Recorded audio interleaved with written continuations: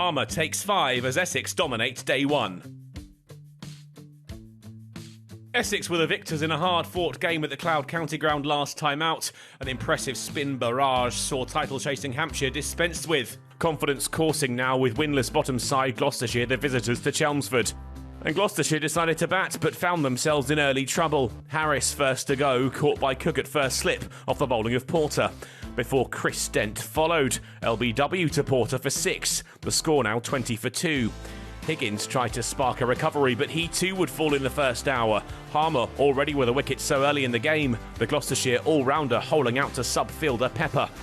And Beard made it 4 in the next over. Hammond misjudged the delivery. No shot offered. Stumps rattled. Bracey and Van Buren steered the visitors beyond 50 runs and for a time kept the Essex attack quiet. A rebuild required. Could they be the pair to start to claw back at the lost ground? They got as far as 74 when Harmer had his second. Bracey caught behind for 12. Gloucestershire's troubles continued. And they went from bad to worse. Ollie Price, Harmer's third victim, out-stumped for just 1. Gloucestershire now 6 down with 10 minutes to go until lunch. A mini fight back before the break. Harmer hammered for 13 off the over. Zafar Gahar allowing the visitors a small sigh of relief as 3 figures went up with a boundary from his blade. They were still in trouble at the break, albeit with the concerns slightly eased. Lunch taken with the score 104 for 6. Confusion reigned after lunch. Van Buren set off for the quick single. Gahar turned it down. He didn't move. And with both batters at the non-strikers end, Rossington's job was easy. Price responded by carting Harmer for 6, but all that seemed to do was rile the spinner, who responded in kind. Price out for 6, flicking a catch to Beard. It wouldn't be long before Harmer had his fifer. Prodigious turn on show to bowl Taylor for 1. Gloucestershire down to their final wicket, which fell to spin 2. Critchley this time with the scalp. Shaw out clipping a catch to Snater. Gloucestershire all out for 136. Largely thanks to another masterclass in spinning from Simon Harmer, who finished the first innings with figures of 5 for 44 from 15 overs. Van Buren's 34 was the top scorer in a pretty sorry-looking batting card, with Gahar's unbeaten 29, the only other return over 20 runs. But if Essex thought their dominance with the ball would translate into a good start with the bat, they'd be sorely mistaken. Nick Brown fell early, caught behind for 6 off the bowling of Tom Price. Cook and Westley made sure that was just an early blip, calmly stroking the ball around as they got the innings up and running in earnest. The score was up to 37 for 1 when they headed in for tea, the deficit now 99. The experienced pairing picked up where they'd left off, and soon enough, with a 4 whipped through the leg side by Cook, Essex had moved to 50. A figure their partnership matched as Westley rocked onto the back foot to Shaw and found 2 more. They were showing their class, the former England captain up to 50 off 126 balls as his edge squirmed away to the third man boundary. And it wasn't long before they had 3 figures on the board thanks to a Westley single off Ollie Price. It was another turn into the leg side from the Essex number 3 that took him to his 50 from a watchful 146 balls. The home side turning the screw as they approached parity. And when they walked off at the end of the day, Essex were just 9 behind with 9 wickets in hand. In charge of the match largely thanks to another exquisite Harmer spell and built on by the experience of Cook and Westley. The hosts will do well to capitalise on this strong position. With a decent second day, this could well be the last time they bat in this match.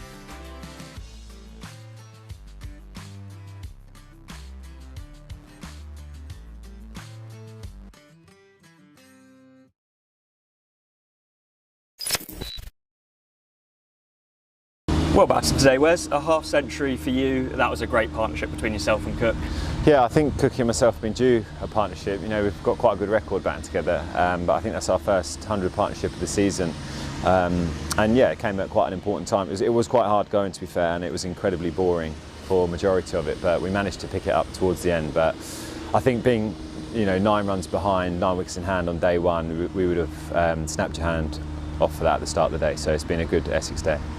Yeah, and it was definitely a different style of batting to kind of what we've seen here in recent times. Over the past 3 or 4 innings played at this ground, we've seen Hampshire play aggressively, and then Gloucestershire again today kind of opted for the attacking route. Was it a change in tactic for yourself and Cook to try and put some overs into this pitch and battle on? To be honest, when we spoke at the break and even when we were taking wickets, we didn't feel that it was actually a bad wicket. I think by their own admission, they played some quite poor shots and some poor cricket. We knew it was going to be tough scoring, but we felt it was a wicket that, you know, if you got in, you could score runs. It's just getting in takes plenty of time because it's quite attritional. There's not a huge amount of pace in the wicket, but yeah, it wasn't really a game plan. You know, Chef and myself with Ed score runs, and thankfully today we managed to get a couple of starts. And Bowling Gloucestershire out for 136, finishing on 127 for 1. That really couldn't have gone much better, especially after losing the toss, which can sometimes be quite a big moment. Yeah, I think we were obviously looking to bat also, which I think is an exceptional effort from our bowlers. I think everyone bowled brilliantly. Obviously Harmy gets the plaudits, and rightfully so. You know, he's outstanding again, but running out of sort of things to say about Harm. But I think Port's coming back in as well, setting the tone, 2 early wickets, and the way the other team has supported him when the batters were starting to play some shots were outstanding. And even Beattie, I know was a little bit expensive today, and he strives to, you know, be a little bit more consistent, but he has a knack of taking wickets, and he could have easily got a couple more. So it was a big day for all the seamers also. Yeah, and on Ports, he's been a little bit in and out of the side for various reasons, but when he's played, he seemed really on song. You must be really pleased that he can kind of contribute whenever he does get a chance. Yeah, I think a testament to Ports this season. Like, he's picked up a few niggles which have been disappointing for him, but he's been a model professional, and he's always team first, and he's someone that you want in your team. Just for whatever reason this year, whether it's selection, overseas, or competition for seam bowlers, he hasn't played quite as much. But I think we're starting to see the best of Ports again, which is a good thing for not only myself but for the club also. And there's plenty of time left in this game. We're certainly not going to lose any of it to rain. Is the plan going forwards to bat big and bat once? Yeah, I think so. I mean, as I've said, it's quite hard scoring, but hopefully the more overs we get in their legs, the more bad balls we'll get and the easier we'll get to bat. But as long as we have a good first hour tomorrow, I think we can get into a position where we could set the game up nicely.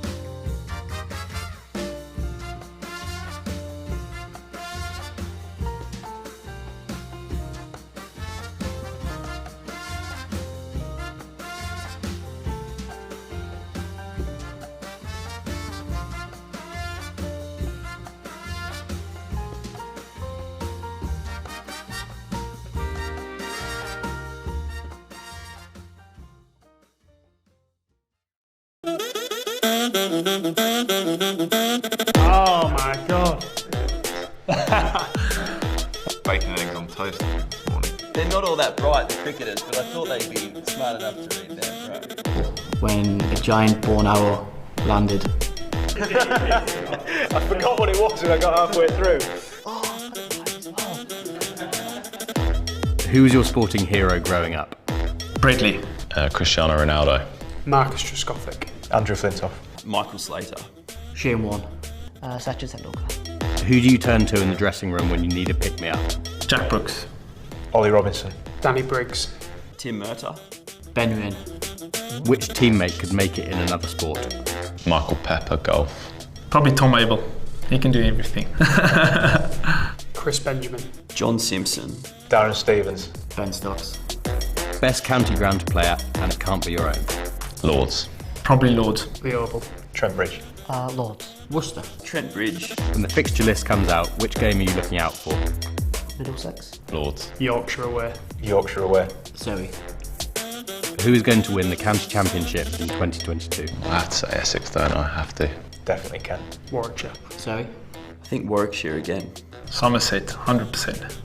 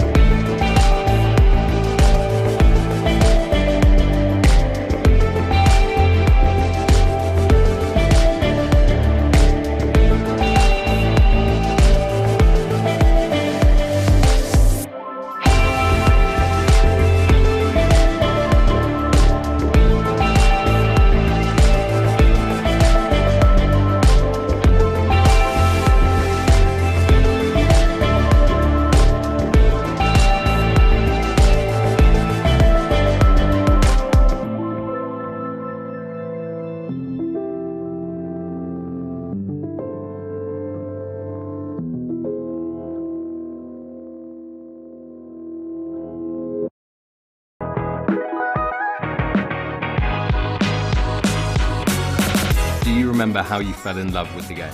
First sort of proper memories were early T20s down at Chelmsford, going to watch and sort of falling in love with the game there, and then with my dad and my brother. Which coach or mentor had the most impact on you? I think my earliest coaches would be Guy Ben Irvin, who's been fantastic. He was the first proper coach I had at Writtle and taught me how to bowl and how to bat and how to play the game in the right way. Why are programmes like Funds for Runs so important for the cricket community? Grassroots level and getting kids into playing sport or cricket specifically, I think the opportunities that we can have, if it's got to be widespread, and whatever background you're from and wherever you're from, you've got to have access to the game. So I think it's extremely important that everyone has access to the game, has access to kit, has access to facilities and coaching. I think that's something that cricket's done well historically, but can always improve on.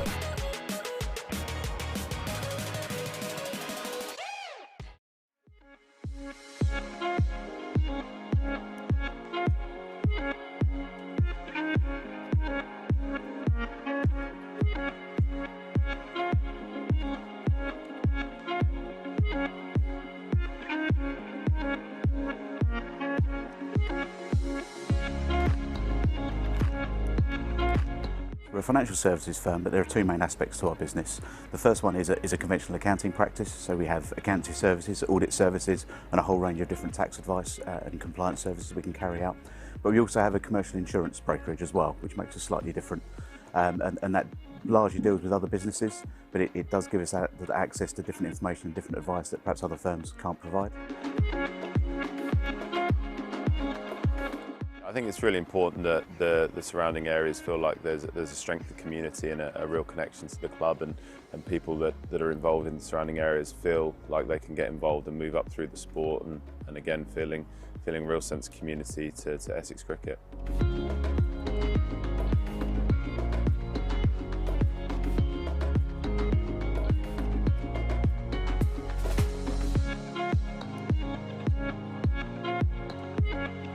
It's got a real mix of everything, so we can sit here at the table and entertain our clients in a very relaxed atmosphere, very spacious. But then also you've got access to the cricket outside. There's a nice balcony. It is the best view in the house. You're in a nice elevated position overlooking the square. You can see the whole ground, you can take in the atmosphere. Or, sometimes we entertain clients that don't really like cricket, and it doesn't really matter, because that can be going on in the background, but there's lots of good things going on in the Premier Suite. There's like-minded business people that you can network with, as well as come and watch the cricket.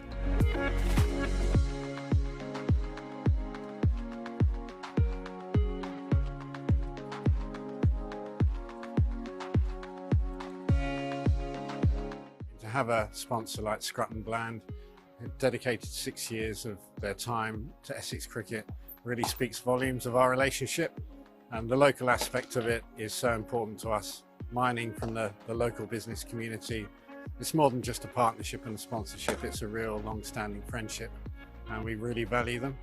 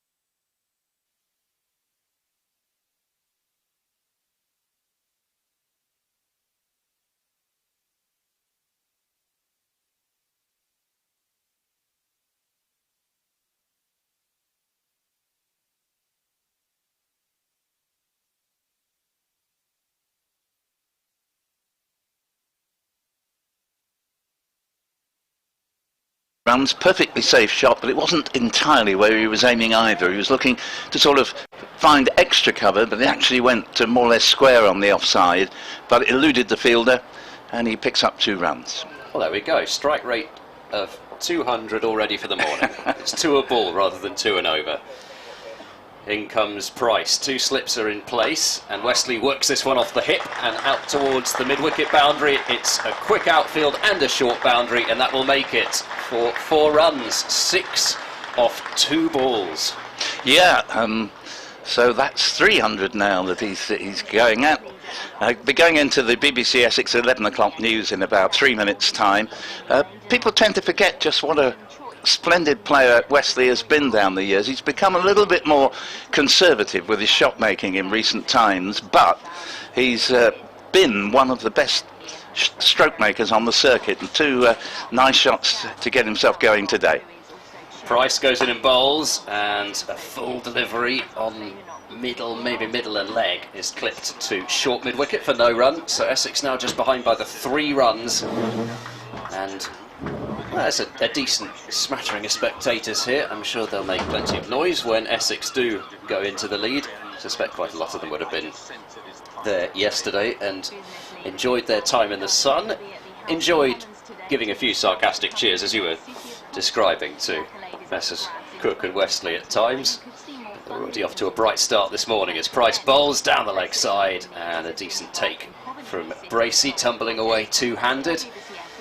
Manages to prevent buys. He's just not quite found his line and length this morning. Now, yesterday was bang on the money from the word go. I'm sure he'll sort it out by his next over. But actually, having conceded 6 from the first 2, he's a little bit fortunate he hasn't conceded another 6 from the next 2, because we had a lovely clip off the pads to short mid-wicket and could have gone for 4. Just coming up, we're going into the 11 o'clock news. Stand by.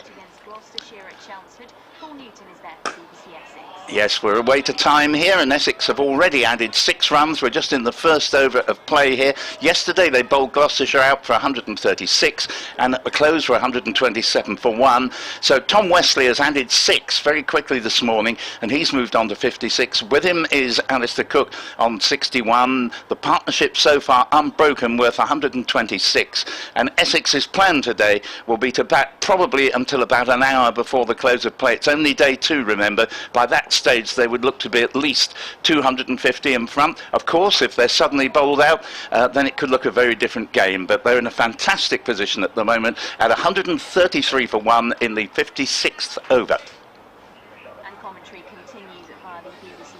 And the last ball of that first over was turned down towards long leg for a single. So that is, and I'm going to sneeze, no I'm not, 7 off the first over. Sorry about that.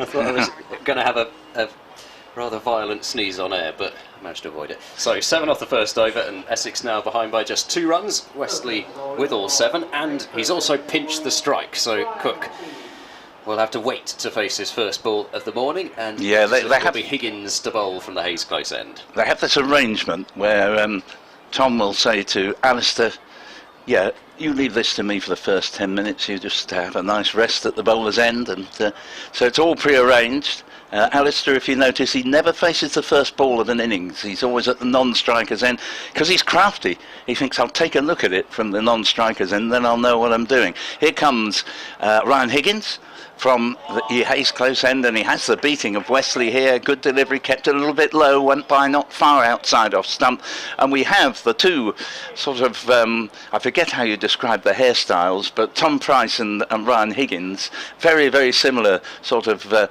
bushy hair. Well, yes, they are quite different when you look at them up close, but I think the thing with Price is that, especially from a distance, he looks like his hairstyle looks like the one that Higgins had last year. And that's a leave outside off stump. I think I heard that somebody on the Kent County stream had described Higgins' haircut as something like short back and broccoli. Yes, very nice. I like that. I went with mushroom cloud, but I think that was probably better than short mine, which is back and broccoli. surprising. If you think of the broccoli sort of upright, as the next ball is played back by Westley, And again, no run ensues, 134 for 1, and Essex within 2 runs of the Gloucestershire total of 136 all out. I'm Paul Newton, with me is Ed Seaborn of BBC Radio Bristol, and like myself also representing BBC Essex, delighted that Dick Davis has recovered from his attack of the collywobbles and will be back with us at 11:30 sharp this morning as Higgins is in bowls, and another lead from Tom Westley, 134 for 1. Sun just about starting to peep through, which will have our equipment quivering.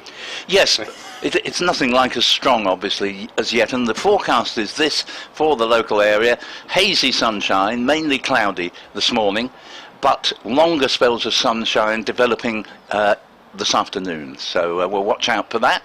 Here is Higgins in bowls to Westley. Westley angles his bat, plays it down to mid-on. 5 dot balls at the start of the second over of the day, with Essex 7 runs to the good on the day, 134 for 1. Yeah, if necessary, I will drape a jumper over the top of the box. Yeah, so I think that's all we need to do. Hopefully, we won't have any breaks in transmission today. I have a carrier bag that can also be used for the purpose, so we may put the carrier bag over the box and then the pullover on top.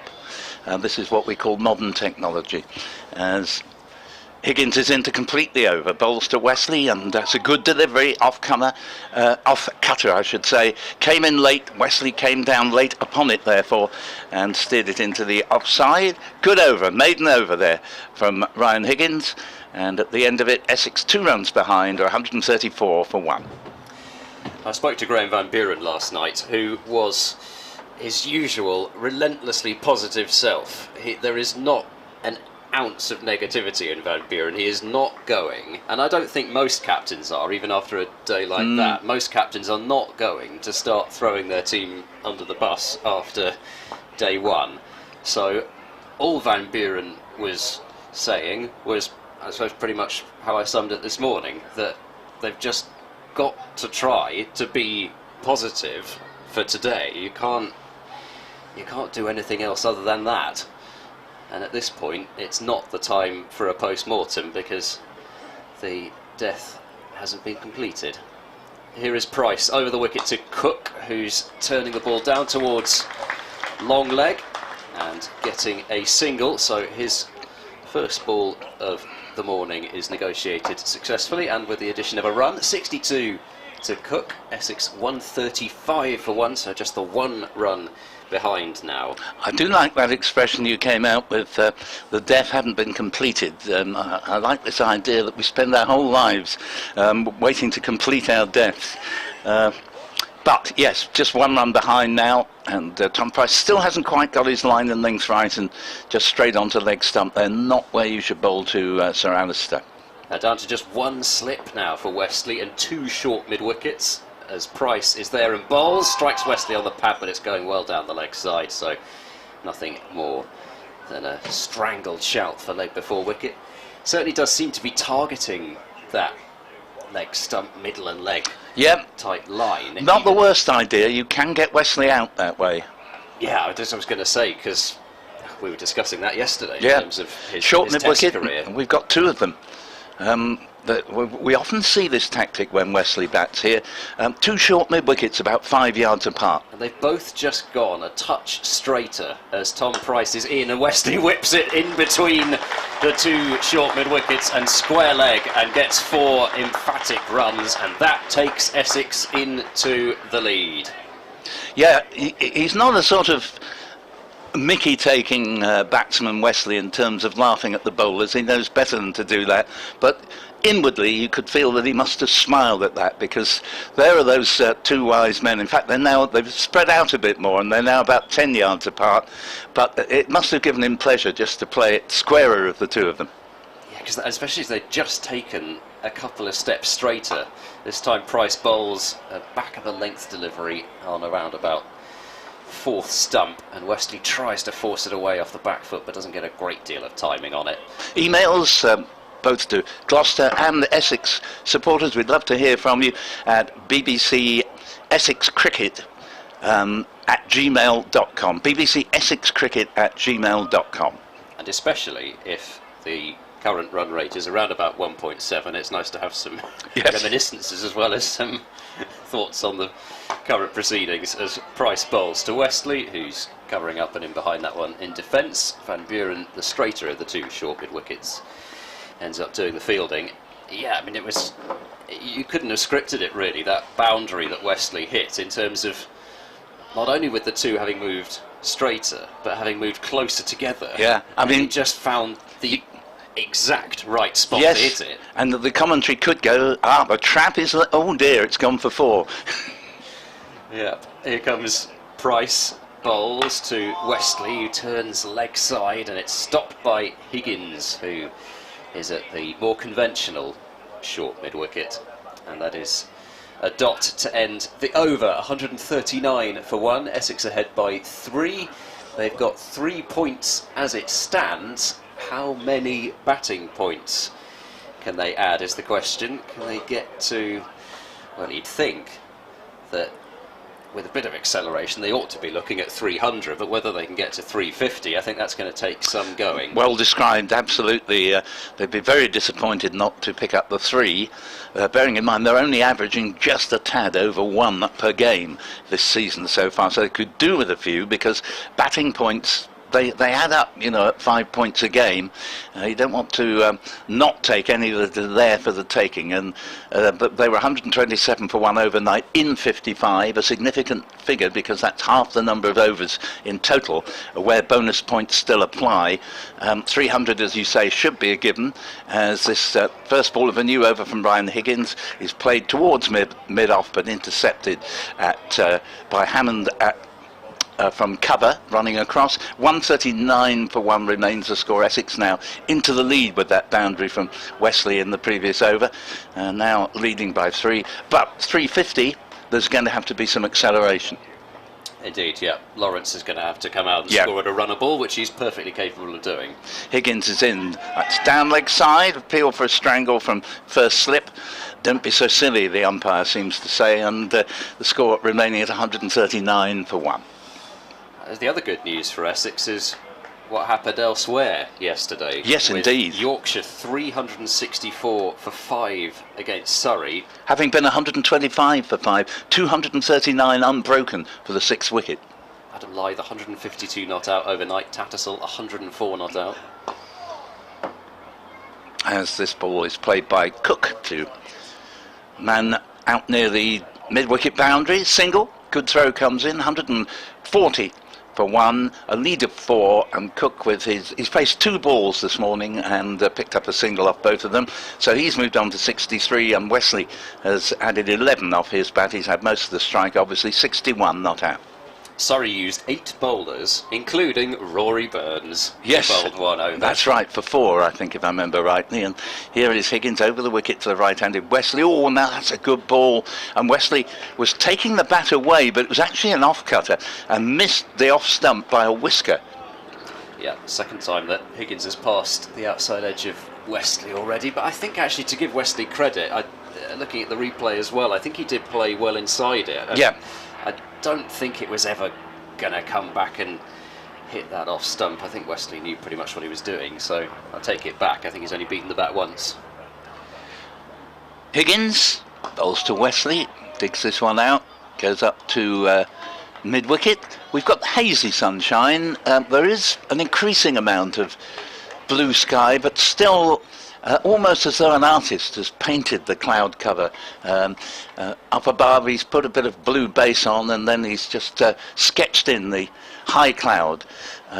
So the forecast does suggest it will remain hazy sunshine up until mid-afternoon as Higgins is in and bowls to Westley, and there's no doubt about the authenticity of his leave to the last ball of the over, and goes through to Bracey. The score then at the end of the 4th over of the morning, 140 for 1, Westley 61, Cook 63. There were some absolutely phenomenal clouds on my way over here the day before the match.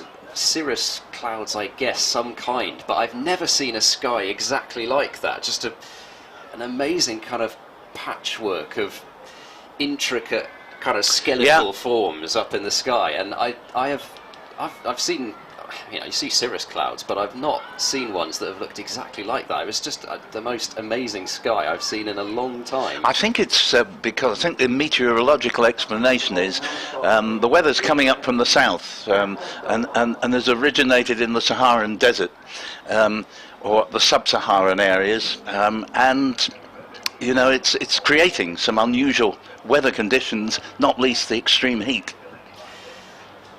Well, we've already got a change in bowling, so Graham Van Buren is not hanging around. Zafar Gohar is into the attack from the river end. That's the one. I had to search around in my mind for a moment for that one. No, that's it. It's Zafar then bowling to Cook. There's a slip and a short leg. Zafar is in and bowling to Cook, who's forward and defending out towards mid-wicket.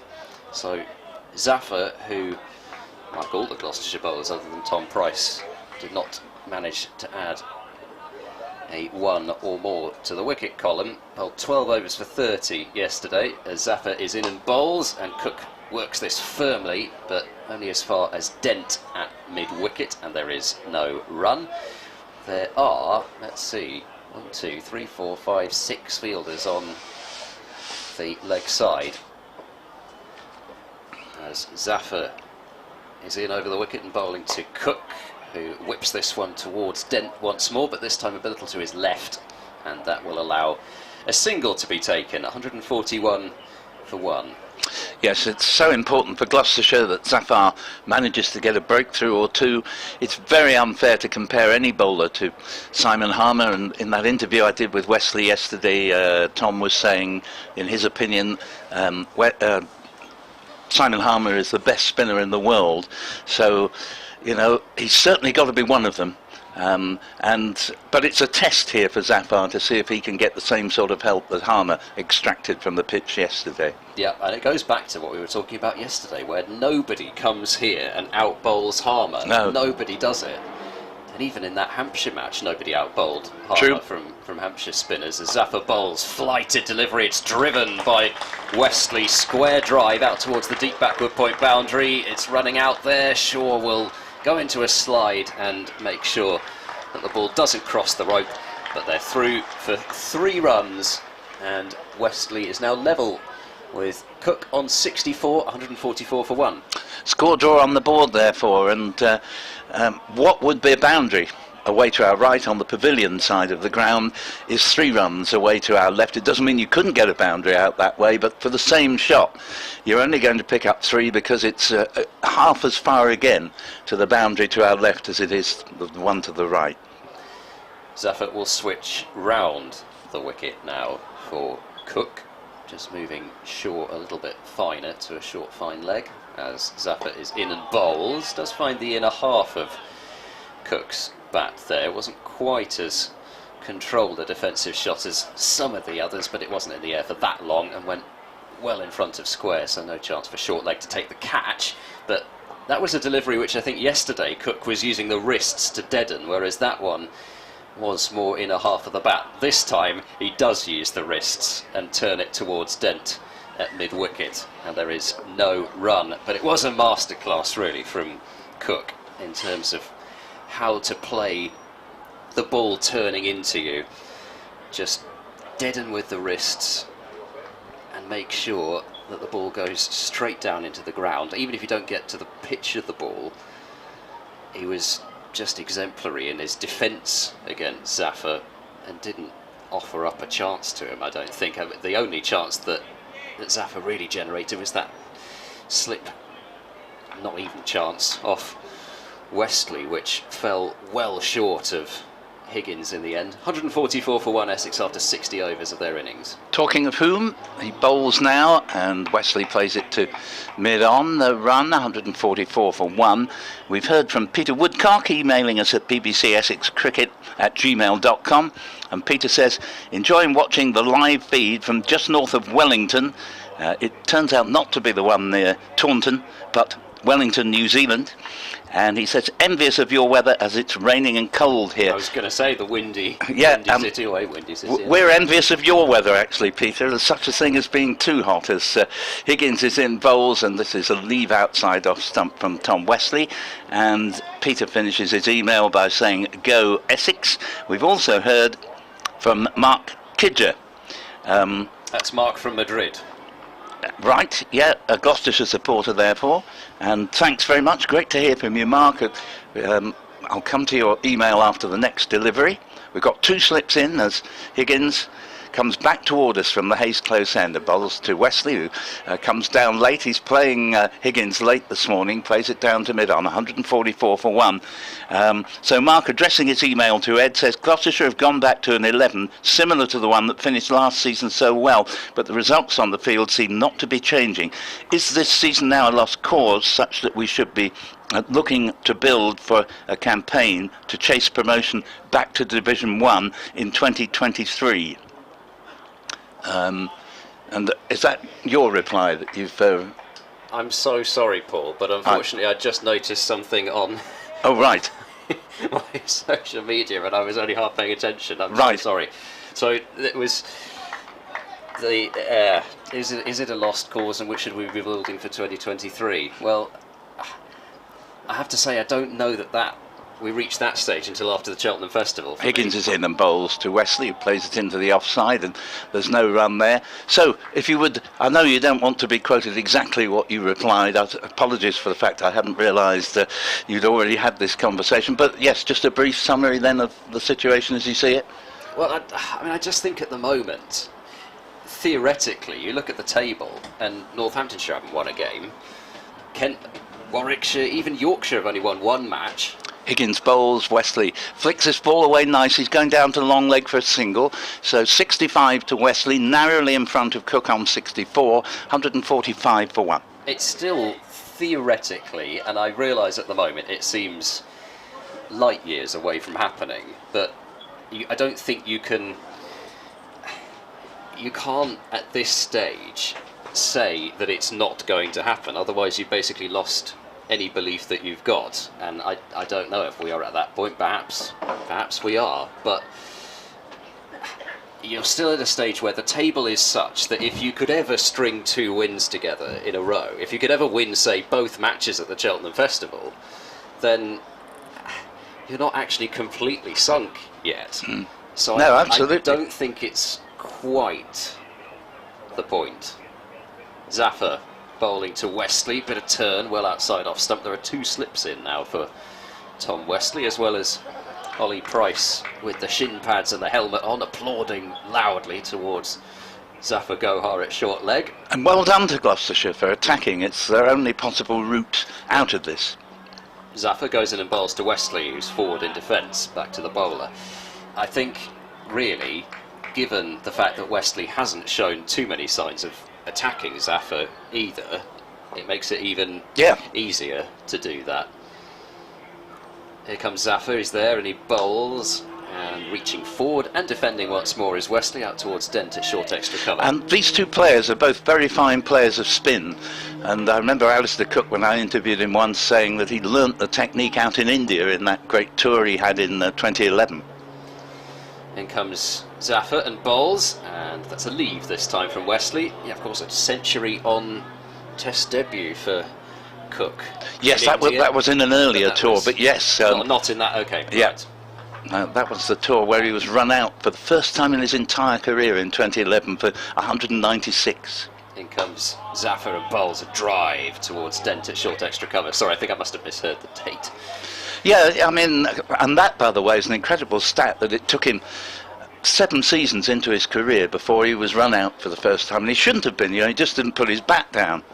Zaffer is in, and Westley defending once more, so that is a maiden from Zaffer, his 6th. He's through 14 overs for 34, and actually just before we go back to Mark from Madrid's email, I think that's another part of that stat that we were talking about nobody coming and taking I think something like nobody coming and taking a 5 for here as an opposition spinner since Harmer joined. Yeah. There's got to be an element of actually the fact that Essex is batters are good players of spin as well. There's got to be some element of that, because you'd think at some point you're going to come in and in Division 1 you're going to be spun out by a quality spinner at some point. You'd think that would happen, but I think it's also testament to, well, they probably Essex's play of spin. They probably face a fair bit of Harmer in the nets. Yes. And that can only help. And Harmer's a very generous man, as we saw yesterday. Tale of him spending an hour with a young spinner.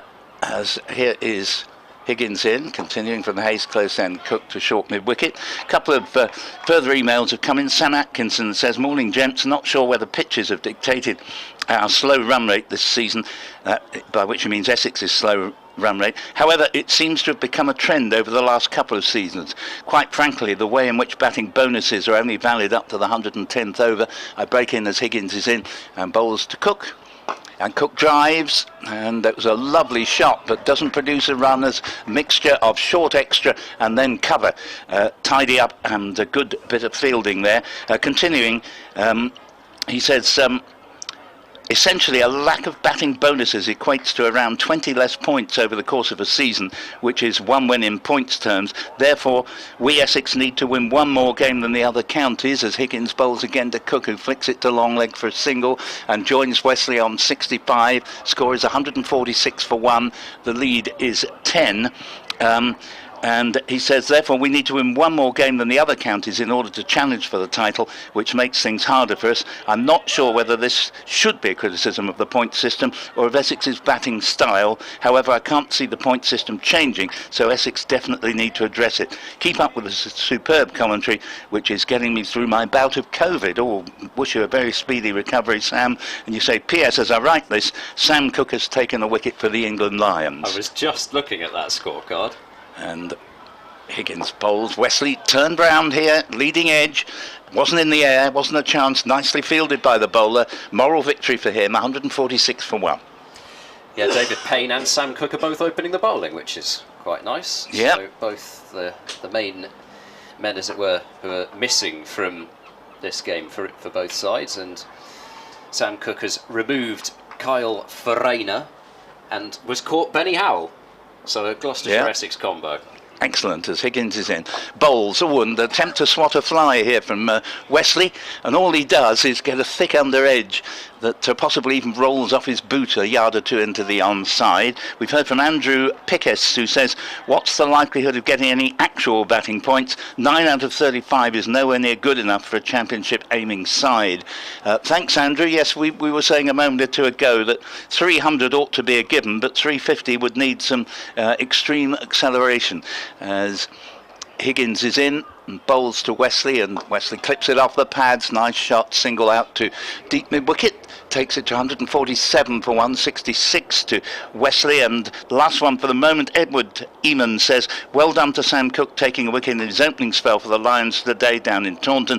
With figures so far, 3 overs, 1 laden, 1 for 4. Thoughts on how little Chef can go in the game, or how far he can go? All the way, basically. Anderson and Broad have to retire at some point. The point I'd always make, it's not your express pace bowlers who take all the wickets. That partnership of Anderson and Broad, 1,150 plus wickets in Test cricket, and those are the sort of bowlers who are really going to take you wickets year after year. So yep, he can go a long way. I'm going to leave you now, Ed, but don't fret, because we're just about to welcome back to the microphone the happily recovered Dick Davis. Well, especially after having spent the whole day together yesterday, Paul. I got extremely worried when you said you're leaving me, as Westley drives out towards cover. There'll be a single because Tom Price is A, quite deep, and B, it's been driven a little to his left. So Westley will move to 67, 148 for 1. I have to say, personally, I look at Sam Cook as almost the ready-made Stuart Broad replacement, because when I watch him, he gets the kind of movement off the pitch as Zaffer bowls to Cook, and that's turned to short leg for no run. Cook, for me, is more the Stuart Broad type than the James Anderson type. But I think that he is a ready-made replacement for him. Down the pitch comes Cook, chips us in the air. It's short of Van Buren at mid-off, or mid-on, pardon me, and then Van Buren shies at the stumps and misses, and there's nobody at cover, so it's gone through for 5. Cook will stay off strike, but he's picked up 5 runs to his total and moves on to 70, and fair to say Zafar Gohar is not best pleased with that. Not just the fact that he completely did Cook there. Cook came down the pitch and actually made it into a full toss, and then chipping the ball just short of Van Buren at mid-on. Van Buren, I think, probably didn't have a chance to affect the run-out, but because they've got that open cover for the left-hander, as Zafar bowls to Westley, who's forward in defence, nobody could get anywhere near it backing up. So that's the 150 up for Essex. They're 153 for 1. And as I say, Cook on to 70. Zafar is in and bowling to Westley, who defends in a half of the bat into the leg side, and Ollie Price will do the fielding from short leg. And last delivery of this Zafar over, 0 for 40 in his 15th over at the moment, as he is in and bowling to Westley. Drives pleasantly down towards Van Buren at mid-off. Get the throw into the gloves of Bracey this time, and that is the end of the over. 1-5-3 for 1, and Dick Davis is in alongside me, and I'm very pleased to see that you're looking your usual... No, don't do that. You're looking at your usual sprightly self. Thanks, Ed, very much. Yes, thank you, and good morning to you, and good morning to all our listeners and viewers and people becoming acquainted with this match by whatever means. So it's going to be Higgins to continue from the far end, with Essex, as my learned colleagues have said, in a very strong position. That is really undeniable, and they'll be looking to strengthen it. I suppose ideally, and none of us lives in an ideal world, but ideally Essex would certainly like to bat out the whole of today and keep the visitors chasing leather in the sun. As Higgins moves in round the wicket to the left-handed Cook, who plays correctly. Well, that's almost an insult to say he plays correctly. He never plays any other way. And out to mid-off. I bet he's played 1 or 2 slogs at some point in his career. I remember seeing him in a charity game in Essex, yes, and nearly every delivery was dispatched for 6, believe it or not. But that was a very, very, I don't like to say trivial game. All games of cricket are good fun. That's just played out to mid-on, just to the leg side of the wicket. Very straight drive. Yes, he is capable, but he reins himself in constantly. I was thinking, so he's got 11 Test sixes. I wonder how many of them he can remember. I bet, you know, I would say knowing him, having listened to him on TMS for a long time, I bet he can remember a large number of those. Yes, I would think so. Yes. And Higgins moves in again and bowls. Well, I played club cricket for 40 years, roughly, and I hit 1-6, and I can remember that one. And that was despite opening, or maybe because opening the batting. I don't think I've ever hit a 6, actually. At least no? not a proper one. Well, not in any sort of decent level game. This one where I hit my solitary 6 was a real postage stamp of a 6.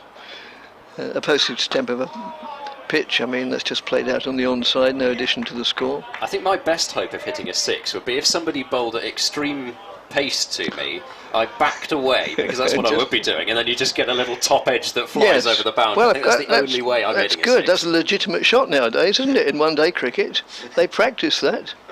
The cultured top edge. Yes. They would say open the blade of the bat rather than the top edge, but as long as it gets there, they don't mind. It's not how, it's how many.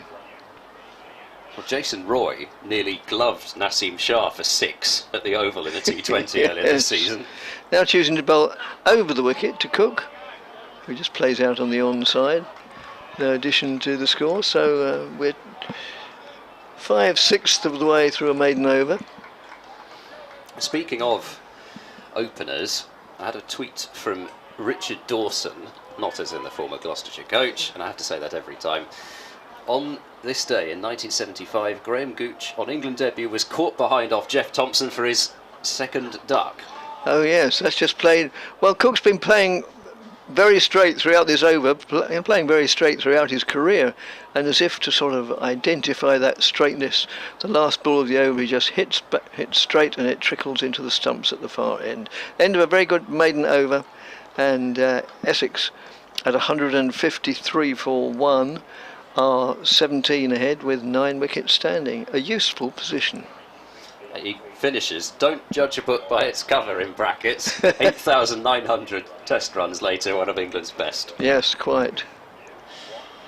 I can remember, yeah, Graham Gooch did go through bad patches, but, you know, understandably, we only remember the good, but yeah, he could be fallible, or was fallible. 153 for 1 as Zaffer continues from the river end and bowls to Westley, who is forward in defence once more, back to the bowler. Westley has also played quite straight, particularly against Zaffer. He's very rarely looked to attack him, and when he has, there've been a couple of sweep shots he's gone for which he missed. He's going to try and attack that one, but it's a cut shot off a short wide delivery which he can't time nor place, and there's no run. There's a fielder at, let's see, we've got a short cover point, a short wide extra, wide mid off. This is testing my powers of description, this offside field, as Westley defends another one to Zafar Gohar's left. He's able to pick up and prevent any runs. We've got a fairly deep set extra cover. I suppose it is a short wide mid off that dents at, more than a short extra, and then a mid off. Anyway, there are some fielders on the offside. We'll go with that. But Westley has driven it through the field this time. That's a really pleasant looking drive. It's going out towards the boundary. Price is just going to stop it. Tom Price, that is. And Van Buren will deliver the relay throw in. Just managed to stoop down and prevent that one from crossing the rope. But it's 3 more runs to Westley, and he's now back level with Cook again on 70, 156 for 1. Yes, it's not often we see the boundary drawn in from the physical edge of the ground here at a fairly small ground like Chelmsford, but it is over on that side in front of the executive apartments. Brought in a good between 10 and 20 yards, I should think. The executive apartments. Executive apartments. They are executive good apartments. Lord, yes, of course. Zafar bowls to Cook, who leans forward and defends back to Zafar, who throws his head back to the heavens after that one. No property developer ever builds a block of flats that is anything but executive apartments, surely. They'd never admit to it. Zafar bowling to Cook, who goes back and turns that one on the bounce to short leg. That's the end of another over. 66 have been bowled, now 156 for 1. I mean, all those apartments at Gloucestershire, I'm sure they're referred to as executive apartments. They're certainly not referred to as retirement. Oh, good Lord, no. Heaven forfend, or the block of flats. That would be at Taunton, of course. Yes. Certainly wouldn't refer to it as a high-rise block of flats. That conjures up the totally inaccurate image. No, so definitely retirement flats at Taunton, but not at Bristol. So it's a change of bowling at the far end, I think, isn't it? Yes, it looks as if Tom Price is going to switch ends. He only had 2 overs from the river end this morning before Zafar came into the attack, so it'll be a switch of ends for Tom Price, and I think this might be the first time that he's bowled from the Hayes Close end. Possibly. Just setting the field with the help of his skipper, Graham Van Buren, and on a day like this, nobody seems in any great hurry to do anything, really. Apart from that extremely loud wood pigeon, which is delivering its thoroughly irritating call across the entire ground at the moment. Probably lost its family. Where are you? Or have they? No, they haven't all flown the nest, because we've got a nest pigeon sitting on a, well, I don't know how many eggs, I don't know how many they lay, but we've got a pigeon sitting on a 3. Tree in our front garden. Usually. Do they? I think so. I think I read this. I think it's 3. It's usually 3. Oh, right. And that's worked away on the onside for probably a couple of runs down to mid-wicket. And yes, 2 runs and only 2 runs. And is that sort of, do all 3 of those generally hatch, or is that assuming that sort of 1 or 2 of them will be duds? I assume so. The 150 partnership is up, by the way, which is why there's the, more than a ripple, warm applause from the crowd for that. It's come in 376 deliveries, I can tell you that much. Scoreboard is very helpful in that regard. Oh, yes. Well, everything and everybody at Chelmsford is noted for their helpfulness, as that's, even if the accommodation for the players isn't among the best. That's just worked away backward of square on the onside. Yes, I suppose you should probably describe that. So Gloucestershire are in a kind of, almost looks really like a hospitality tent. And that's their dressing room. But if they want to shower, they've then got to go across the car park at the back and into another building, which is, well, a decent walk if you're off for a shower after a long day like yesterday away. It is a decent walk. There isn't even a bus route. So, Price T, that is, to continue from the far end. The Hayes close end moves in now right from over the wicket to the left-handed Cook. More runs here, or run in the singular. He's just played backward of square on the onside. Goes down towards the pavilion, but only about 2/3 of the way to it before it's fielded. You can't say something like Price tea on a hot day like this, otherwise I shall start getting thirsty. Yes, it wasn't iced tea, sorry, it was Price Thomas. The elder of the 2 brothers? Yes. Yes. Ollie Price had his 21st birthday on his return to the side, and he scored his maiden first-class 50. Oh, right, yes. Outside the off stump, goes through the keeper. Yes, when during the first half hour, when I was doing a little bit of, I can't elevate it to call it research, but just sort of casual reading, and I noticed that, that Price was born on the 12th of June, 2001, and for some reason I suddenly thought, oh, it's his 21st birthday today. And nobody's mentioned it. I'll have to mention it. And then just at the last minute I realised, oh no, we're not in June, we're in July. As Price moves in and bowls. And, oh no, that's a very optimistic appeal. And Westley are trying to pull it on the onside, hit him about thigh high, and it bounced off his thigh down to first slip. But it was an optimism, an appeal born of optimism or excitement rather than reality. Yes, there would have to be extremely low bounce to be given out stuck on that particular part of the leg. Or an extremely poor umpire, which none of them is. As that's just played solidly, defensively, correctly, and it trickles out on the offside. No addition to the score of 160 for 1, with Westley on 73, Cook on 71. 160 represents a lead of 24. I think Miles Hammond might be coming on to bowl. He's removed his cap, and indeed it will be Hammond. Just wonder whether, with Westley on strike, whether Zaffer might have got one more over, but he's certainly bringing the changes. Yes, he is. Van Buren, and he did that last night as well. So this is the 8th bowler that Gloucestershire has used. Higgins has got through 17, Price T 12. Matt Taylor has bowled 4 overs, 4 maidens, and he's not bowled since. Zaffer 16 overs, Van Buren bowled 9 overs for just 12. They bowled quite nicely actually. Shaw 4 overs, Ollie Price 5, and now it'll be Hammond with his slower off breaks from the river end. So Hammond will give it some air, there's no question about that. And he has picked up this season, he says, hoping that the page will load to remind him, yet the 1 wicket.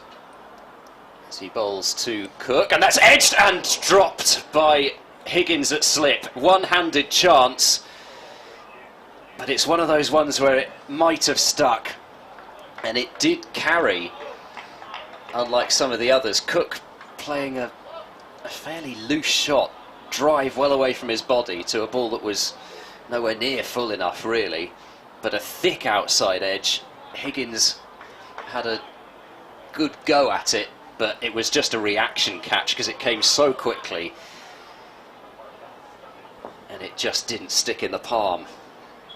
Hammond bowling to Westley, who drives towards Van Buren at mid-off, who doesn't field it cleanly but manages to get enough hand on it to knock it down, and it's another single. They did get a single off the previous delivery, which was off the left hand of Higgins at slip. 162 for 1. Cook 72, Westley 74, and it's Cook back on strike as Hammond is in and bowls, and that's a beauty which has beaten the edge of Cook. Bracey going up in appeal, but this slower off spin, just sometimes Hammond can get more turn than some of the other bowlers because of it. Just gives it more of a chance to rip. And it bounced a bit as well. Yep. In comes Hammond, he's there and bowls, and Cook is beaten by another one, which just turns too much to take the outside edge. You know, I don't always have to remind away supporters, of course Gloucestershire supporters know, but Hammond did start his career as an off-spinner, and it's always nice to see him back bowling. To me, I think he's got a slightly longer run-up as he bowls a short, wide delivery, which is stabbed away by Cook out towards deep point, but it's nicely fielded out on that boundary, and it's just the single. I think it's Zafar out there who has done well to cover that ground on the short boundary and keep it down to the 163 for 1, but you are going to get the odd ball which is there as well as the really good from Hammond as he bowls to Westley, who turns that one with the wrists to Dent at mid-wicket, and that was, yes, he bowled one ball which was short and wide, but that was a terrific over from Miles Hammond, and he gets a hand clasp from Ollie Price for having bowled it. 163 for 1, and Hammond's over going for 3, but the edge found and 2 past the edge of Cook in that over. Yeah, so when you can get 3 comprehensively to beat somebody like Alistair Cook in the same over, then that's a pretty good over. That's Cook going to face up to Price. Now, I've had several emails, thank you, I will get through them during this over as Price wanders back to his mark, moves in now, bowls to Cook. Cook plays defensively. First one's from Mike, who's known as Bradders. Enjoying the feed from Carmarthen. And hoping that Dick's recovered. And yes, I am fully back to, well, I wouldn't tempt fate by saying fully back to health, but I'm back anyway. He says, I can still remember clearly the first time I saw Essex and Gloucestershire competing against each other. It was at the old county ground at Leighton in August 1959, I think. I can recall a magnificent century from Doug Insole as Price moves in and bowls. And that's a super looking shot from Alistair Cook through extra cover, 4 runs. No real need to run from that from the moment it left the bat. And just crosses the boundary by the far end of the community stand, promoting the merits of a big public school not too far from Chelmsford. And the score moves on to 163, of which Cook has 77, 167 now, and 77 respectively. Come back to Bradder's email after this delivery. It was just a little, well, more than a little overpitched. It was very overpitched from it was, yes. Price, but Cook, when he gets a ball like that, he just put the bat there, didn't he? Well, yes, he didn't hit it, no. As Price moves in again and bowls, and more runs here, probably a couple. Well, there will be a couple as it's played out to mid-wicket, and the man at deep backward square had to make considerable ground to retrieve it, which gave the batsman, sorry, the people with the bat in their hand, plenty of time to go through for 2 runs. I apologise for that. The sackcloth and ashes are being prepared at this very moment as Cook faces up to the next delivery. Moves in now and bowls. That's outside the off stump. Get back to Bradder's email if I can find it. But my abiding memory is of Jackie Milner doing a swallow dive to catch Sess Cook, which meant the match finished in a tie. The Leighton Festival was always in the school summer holidays, and my friends and I never missed a day's play. Happy days. Indeed. Thanks, Bradders, very much. Well, they 59, so that's several years ago. What, 43? As the next delivery is played defensively by Cook. Gives us an opportunity to look at the next one from Carolyn, friend of Paul's. I'm using the heat as the perfect excuse for staying indoors in the cold, and I'm watching the live stream and thoroughly enjoying your commentary as usual. My query involves the continuing inclusion of Nick Brown. It seems to me that the couple of decent innings he's played this season have been overshadowed by some lesser performances. Is there nobody else who could be considered to take his place? As Price moves in and bowls to Cook, who plays that quietly and gently just forward of square into a gap, and they go through for a single, bringing the over to its conclusion with Essex at 170 for 1, Westley on 74, Cook on 80. I'll just finish Carolyn's email. And though not necessarily with regard to openers, why haven't we seen anything of Josh Rymel and very little of Ferozi Kushi? Presumably the former is still with Essex. Perhaps one or other would have helped to improve the snail-like scoring rate which seems to have afflicted the county this season. I'll be interested to hear your thoughts. Best wishes, Carolyn. Thanks, Carolyn. Well, yes, there certainly are plenty waiting in the wings, and Josh Rymel's getting runs for the second team. They're sort of, I don't want to use a word as strong as irritating, but yeah, Brown regularly gets runs in the second team. There's a chap called, whom I'd never heard of, but then he says he's never heard of me either, called Nick Garanto, who got a double century for the seconds last week. So there's plenty waiting in the wings. Hammond into his second over, bowling to Cook, very full, flight to delivery, driven firmly by Cook, but Matt Taylor at mid-off is able to get across and stop it. And speaking of the seconds, I should have mentioned this earlier, but the second 11 match, which is taking place between Essex and Gloucestershire at Colchester, Gloucestershire are still batting this morning as Hammond is in and bowls. That turns and bounces, but ends up being a nice height for Cook to cut, and does so out to Zaffer on the boundary at cover for a single. 171 for 1. But young Joe Phillips, Gloucestershire Academy player, is still going. He's 147 not out now.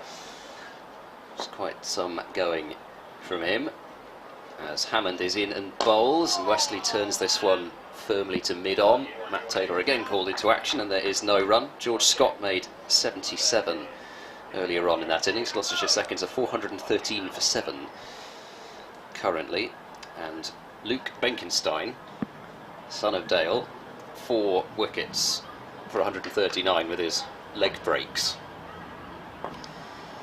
Thank you. Hammond over the wicket now to Westley, who turns this one to mid-wicket for no run. But many congratulations to Joe Phillips. He's a Cornish lad, I believe, but very much on Gloucestershire's academy books.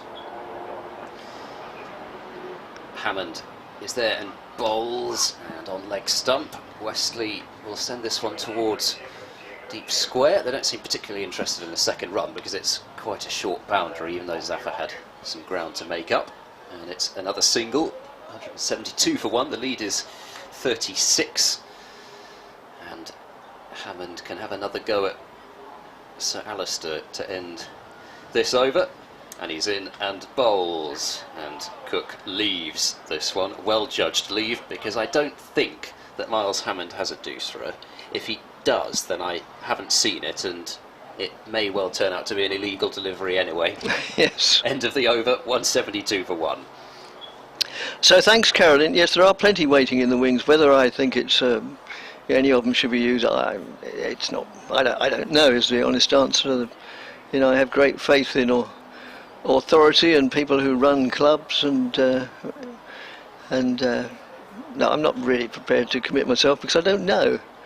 There speaks a man who, before he started cricket commentary, spent many years as a civil servant, where it's ingrained in you never to make a decision, or if you can avoid making a decision, do so. And I'm fully appreciative of that as well. yes. So another change of bowling at the far end. Is this Zafar coming back into the attack from the far end? It is, yes. So Zafar. Also, Michael's emailed. Thanks, Michael. Welcome back, Mr. Davis. Oh, you are a gentleman. I hope you're back in the prime. Well, actually, Mike, I've never had a prime. If somehow it passed me by. When Cook and Brown scored a century each, they used up 100 overs. So only left 10 overs for the team to get any more bonus points. Scored a century each.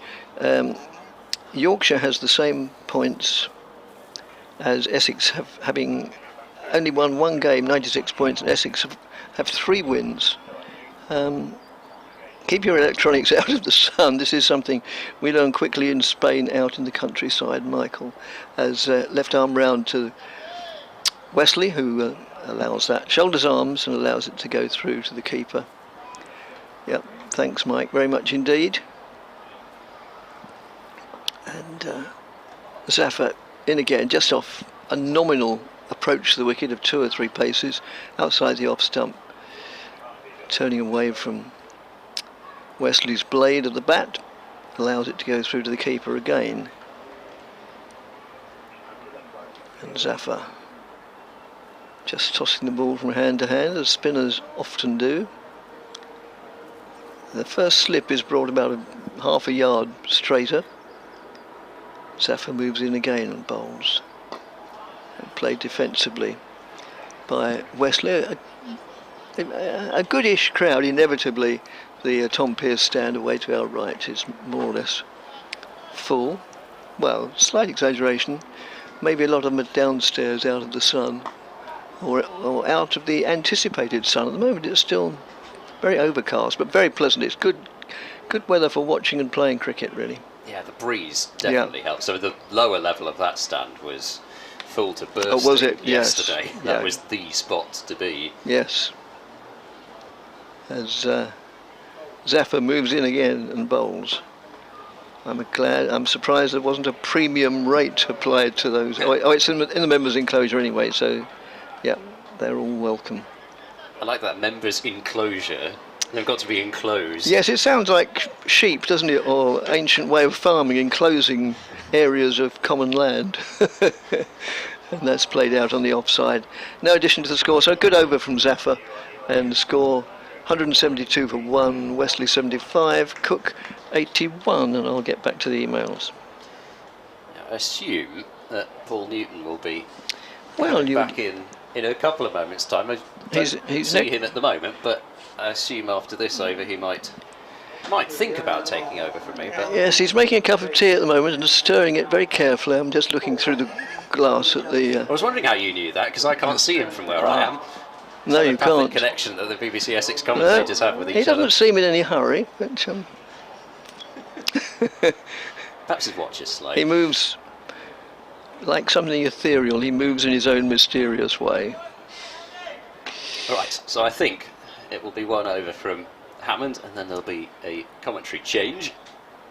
And Cook is waiting because Tom Price has just been moved from a short mid-wicket into second slip, and Ollie Price is gesticulating, and I'll probably have to wait until... No, Cook's not ready. He was gesticulating because there's nobody between mid-on and a sort of long leg position on the leg side. Hammond is in and bowls to Cook, forward in defence, goes offside towards Matt Taylor at mid-off. So I suppose they really are tempting Cook to play against the turn, but as we saw yesterday when Cook played Zafar, and this morning a little as well, Cook just doesn't want to do that. No. Hammond is in, turn and bounce, but Cook will leave alone.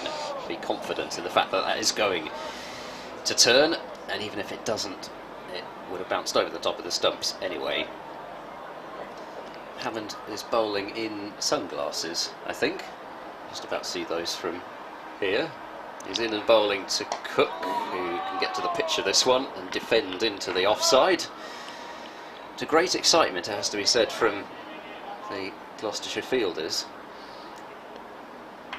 Plenty of wickets still going down at the Aegeus Bowl, I'm just noticing. Warwickshire at 217 all out, Hampshire 79 for 4 now, as Hammond bowls to Cook, who plays this one a little less assuredly back up the pitch, but kept it down. Hammond will pick it up, just a suspicion of something a bit closer to a leading edge there. Northamptonshire bowled out for 303 by Kent in the end, which is some effort from Kent, given that Northants were 205 for 2, and I was singing the praises of their batting lineup yesterday. Hammond bowls a quicker delivery, which is wide and a little short, and cut to deep point for a single by Cook. 173 for 1, but yeah, quite some collapse there really as well from the other point of view from Northamptonshire. Somerset 343 for 6 at Southport against Lancashire. Yorkshire are up and running at Scarborough against Surrey, 374 for 5. Hammond to Westley, who tries to whip into the leg side, doesn't time it. There is no run. 173 for 1 is the Essex score. They lead by 37 runs. And I think I'll have to leave you to do the Div 2 scores or emails or whatever takes your fancy, Dick Davis. It'll be Paul Newton to join you in a moment. Right, thanks Ed, very much indeed. And thanks Gary also for your email, in which Gary of Frinton, I think it is, who also wonders why Brown is persisted with when you're not missing any cricket now, because they're having a drinks break. And we've also had an email from Martin, who welcomes me back. Thank you kindly, Martin. He also says, no doubt Professor Newton needed a co-commentator after yesterday's marathon. Yes, believe me, I felt very, very guilty sitting at home in Leigh-on-Sea, or lying in bed in Leigh-on-Sea, thinking, these poor people. I was going to the game yesterday, but the morning tasks dragged on too long. Today, as it's forecast to be 32 degrees and the advice is stay inside, it seems frivolous to travel, so it's live stream plus the team's excellent commentary. I won't be presenting my Tuesday and Thursday 2 p.m. 4 p.m. programmes of music and comedy. I'm not sure if I can promote a rival radio station. Anyway, he has his own little radio contribution in the Hyams Park area. Let us know how uncomfortable it is in the commentary box, please. Well, at the moment it's not particularly uncomfortable because, quite welcomingly so, the sun isn't shining full beam. In fact, it's very, very overcast, and it's really, at the moment, a very, very pleasant summer today, made all the more glorious by the fact that Paul Newton has just moved in beside me. Yes, thanks, Dick. The professor has been out and tested the temperature, and it's only about 25 or 26 because we haven't had much sunshine yet. It's actually, with a bit of breeze as well, quite a pleasant day just for the moment, and obviously we won't be saying that according to the forecast around about 4 o'clock, when it's reckoned that there'll be lots of blue sky, and that sun really is the difference. It's very, very punishing indeed. Thanks also to Adam for his email. I'll come back to that later, but not a lot later. I don't mean sort of, in the middle of next month or something, but within the next few minutes. At the moment it's Zafar to continue from the far end, and Paul's just moving his menagerie of stuffed animals. I'm just trying to find my... and now he's all's okay in the state of Denmark and in the state of Paul Newton.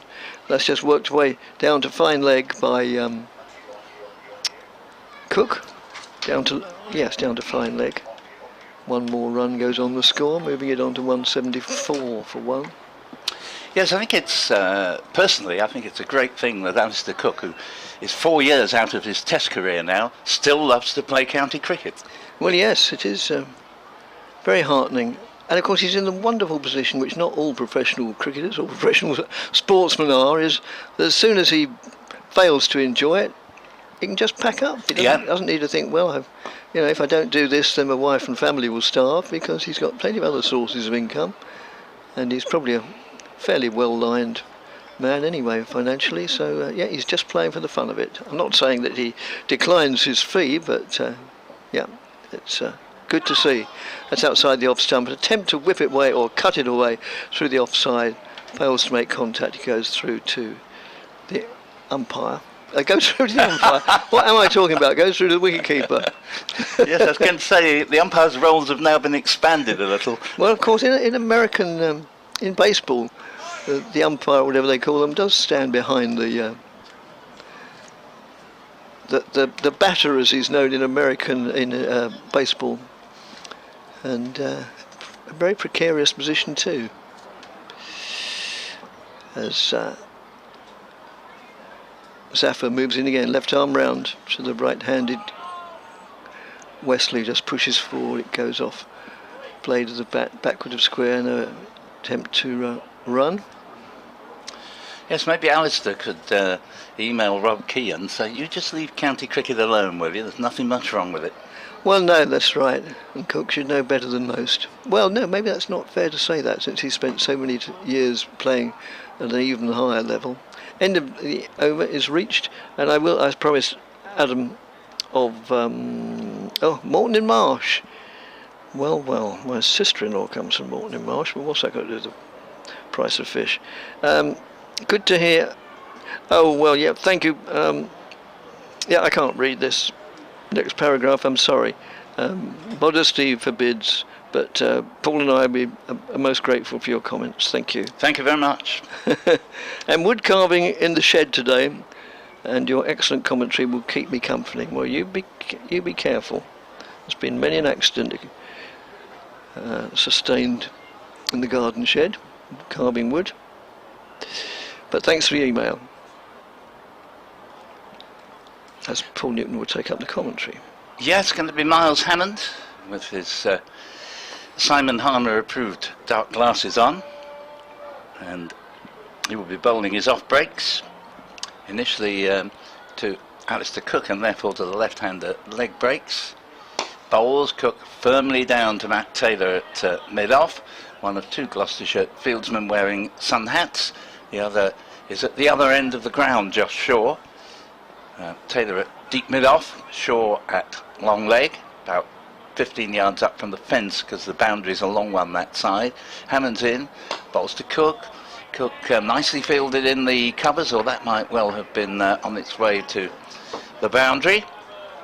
And score remaining at 174 for 1. Thanks, Brian, for your email, who also raises the subject of slow batting. Be interested to hear what Paul thinks about this. Now, next ball turns away from an unproffered blade from Alistair Cook. He wasn't having anything to do with that, and still 174 for 1. As Chris Dent it was, with a very good stop at short extra earlier in the over, and this ball swept round by Cook, chase round for Josh Shaw, will get there pretty quickly at long leg and keep it down to a single. 175 for 1, and Cook to 85. Didn't really reap full benefit from that. It was a poor delivery outside the leg stump, and Cook swept it, but more or less straight to the fielder, where he was probably looking to sweep it a little bit finer. Room for improvement, therefore, in the Knight of the Realm. And this is why he still plays the game. Indeed. Hammered his impulse to Westley. Westley, a nice flick off the pads, but there's Chris Dent at mid-wicket to the right-hander to do the fielding, and he's almost into the veteran stage for Gloucestershire, but still an outstanding fieldsman in those positions at short mid-wicket, short extra. He must have saved his side a good 20 runs in this innings. 175 for 1. Westley, who hasn't had much of the strike recently, on 75, and Cook on 80. 84 it is. The board had gone up sooner than I gave it credit for earlier when I said 85. Oh dear, and it should have been a single, but it's gone for 4 as the fieldsman at short fine leg, Marcus Harris, dived over the ball. And 4 runs to Westley, goes to 79, the score to 179 for 1. Yes, a bit of a posthumous dive to the ball there, which, there again could do better probably. Thanks, Brian of Sudbury, for your email, which, as I say, first of all, he talks about faster scoring rate and how it's costing Essex valuable points, and various complimentary comments about us, and finally, looking forward to the verbal sparring with the other pedant and curry lover, Mr. Newton. Yes, guilty on both charges. Nothing wrong with a good bit of pedantry. The worst of it is that new generations don't even know what it means, let alone, and therefore they're unable to indulge in it, which is really very, very sad. And on the subject of the curries, I mean, when it comes down to a burger, when you're on the motorways, or a curry, I mean, it's just a no contest for people of any taste whatsoever. Quite. And that's just pushed down the offside. Well, my undoing, my wife and I went away for the weekend to the seaside. I live on the seaside anyway, but we went away to a different seaside in Suffolk. And on the Saturday night, we had a meal. Not that we'd starved the rest of the weekend, but that just played back to the bowler, and I opted for this dish which called itself Seafood Delight, an exotic melange of fruits of the sea. That's just outside the leg stump and goes through to the keeper. Now, generally, I suppose on menus, something that is over-described and overhyped, one should treat with suspicion. You know, it's overdoing the selling, maybe to make up for the fact that it's not all that good. And that's just played defensively by Cook. Anyway, it wasn't delightful, and it turned out to have its revenge on Sunday and yesterday. Yes, well, there's a warning to us all. Not necessarily, maybe I'm... Stick to the curries. Yes. So, that's short of a length carved away backward of square on the offside. So Paul, who unlike me is always willing to say, not outrageous things, although that's not unknown, but say exactly what he thinks. That's just pushed out the onside to conclude the over. There's been lots and lots of discussion via our emails, via social media, about Essex's slow scoring rate and how it could cost them the championship if they were ever really in with a chance of winning the championship. That's another subject, or maybe it's not. Where do you stand on this? Well, they could do with scoring more quickly, there's no doubt about that. Just, nothing to do with particular considerations, like it could cost them the tournament. There's no way a side of Essex's talent should be the slowest scoring side of the 18. Because they do have advantages that certain other counties don't have, and one of those advantages is a very high quality of player. They really have got a talented squad, and as I say, I wouldn't really believe if you just gave me the list of the players that they'd ever be the slowest on the entire circuit. As here is Miles Hammond to continue from the river end, driven to mid-on. Matt Taylor's no run, 179 for one, and not least, coming to several of our emailers' point, because in the end it can cost you the title. It really can matter, as Hammond is in and bowls, and this ball is flicked away, and there's no run there. And there've been, to my count, 3 instances in the last couple of seasons where Essex have not picked up a bonus point that was absolutely there for the taking, when the occasions, I think it was at Edgbaston, they wanted 2 off the 110th over and didn't get them. No one can tell me that is good cricket management, as it's a single down to long leg, and they've accepted that. I've spoken to the coach about it, Anthony McGrath, who I hasten to add is excellent. So they could do with speeding up a bit, and look what speeding up a bit's done for the England team since those awful days in the winter. Seems a long time ago now, where they look absolutely without a rudder. As next delivery, it's Hammond bowling, and it's Cook playing it to Chris Dent at short extra. Another good stop from a firmly hit, not drive actually, it was a force off the back foot. 180 for 1, the odd 80 to Westley, 84 to Sir Alistair. Hammond switching round the wicket to the left-hander, 2 slips a back pad, and Cook almost laconically takes a single, and equally laconically takes as long as possible to take the single that is there, in the style of the maestro Gooch, who never he was an incredibly fit man who was up to just about any task, as we all know, but he didn't waste his energy. If there was all day to take the single, he'd take virtually the whole day to complete it. Hammond switching to over the wicket to the right-hander, slip in the back pad for close company. Westley plays this with studious concentration into the onside. Once again, or on that occasion, there is no run. 181 for 1, a lead of 45, and both these batsmen are close enough to consider that if they really play their cards right, they ought to be able to make 100 here, with 85 to Cook and 80 to Westley. Yes, we were talking, Ed and I were talking about Gooch a little bit, about how I think it's the anniversary of when he made his second duck in his debut test in the second innings. Yep. And yeah, we all go through bad patches, and I can recall Gooch had 3 successive innings here when he was out second ball, and after the last one of these, as it's still Zafar bowling, and that just played out to mid-on. Good man as he was, or is, not too long after he was out in the second innings, he came up and joined us on the commentary, and I said something to the effect of it's just pushed out on the onside, no addition to the score. Keep getting out second ball. I suppose everybody goes through a run of bad form, and that's again played out to mid-on, and Gooch had a very good and very dry sense of humour, and still does. He said, I think that's a little unfair, Dick, to say I'm out of form. He said, I never stay out there long enough to find out. Which I thought was brilliant.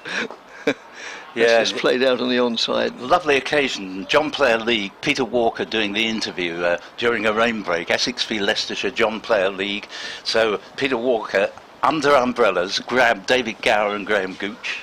As Zafar moves in, left arm round the wicket to the left-handed Cook, who picks up a single here out to wideish mid-on.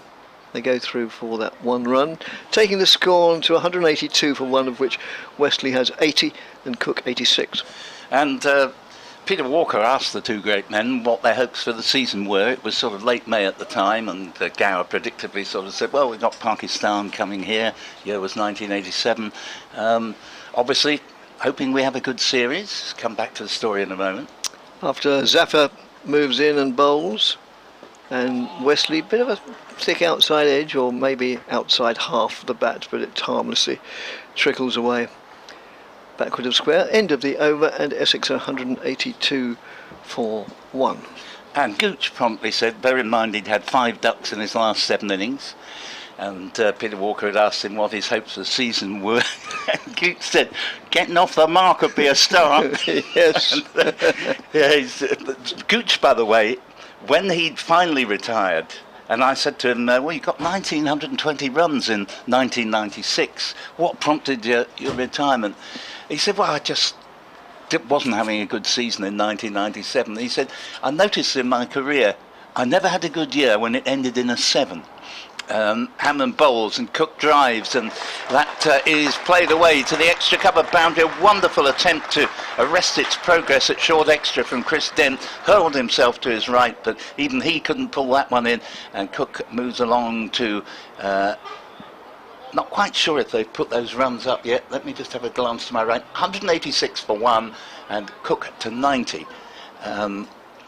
And Yes, when the year ended in a 7, he had a poor season. 1977, 1987, and 1997, he said same thing happened. So he did have his bad periods, as has been said, but they tended to coincide with this hoodoo on him. A lot of people find 7 is their lucky number, but not for the maestro. But something we should bear in mind as well, talking about his test record from earlier, is Hammond comes in, bowls again to Cook, who nudges it away for a single through the point area. 187 for 1, Cook to 91. Is that Gooch missed 3 years of his prime, banned from Test cricket. So he got nearly 9,000 runs, but you can be pretty darn sure it would have been well into 5 figures if it hadn't been for the 3-year ban following his controversial tour to South Africa. As Hammond's in and bowls to Westley. And Westley reaches out and hits a full toss. A friendly delivery indeed. Even I would have got a single from that. Yeah, no, I know it's debatable. But anyway, Westley gets 4 because he's got rather more ability than I have. And he's moved along to 84 and the score to 191 for 1. Enough of this false modesty, it doesn't become you. Well, I think my point was that to hit it for more than 1 would have struck me as an extravagance to which I should not succumb. Meanwhile, the ball's been retrieved from near the groundsman's dugout area as Hammond's in, bowling to Westley, turns it straight to back pad, and there's no run. Ollie Price there with the unenviable task of fielding to a man whose speciality is into the onside, and he'd only be about 5 yards from the bat. So far Wesley's refrained from hitting him as Hammond is in and bowls again to Westley, and that's going to be 4 more somethings. I think it's going to be extras. It was way outside leg stump. In fact, it's byes, and that's a bit hard on the wicket keeper because you know, even the best wicket keepers I've ever seen would have struggled with that. It was way down leg side, it kept low, and Westley wheeled round, which would also have potentially put James Bracey off. Didn't manage to make contact, and it all takes a score up to 195 for 1 in what is now a 3-boundary over. And Hammond is in, bowls, and that might be 4, and indeed is, and I mean 4 boundaries, not just 4 runs. And it wasn't quite as friendly a delivery as the wide full toss, but it was this time an inviting half volley, and Westley, who is reputed to be very strong in the leg side, and indeed is, but no one should underestimate the beauty of his drives into the offside. They were what attracted me to his batting over a decade ago when he first came on the scene. So it's 199 for 1, and there were 17 runs off that over, and this is now punishing for Gloucestershire. They bowled pretty tightly up to that point this morning, but Wesley's raced on to 88 off 229 deliveries, and Cook has 91 off 221. Yes, and apropos Graham Gooch's retirement in 1997, at the end of the month I don't see if celebrate is the word, but commemorates the 25th anniversary of Gooch's retirement, and Victoria Polly's excellent midweek programme on a Wednesday evening from 6 till 7 around the wicket celebrates this in the final programme of the month. So do tune in and listen, please, as Zafir moves in and bowls, and that's worked away for a single. And the applause greets the 200 and a bonus point. And as Zafar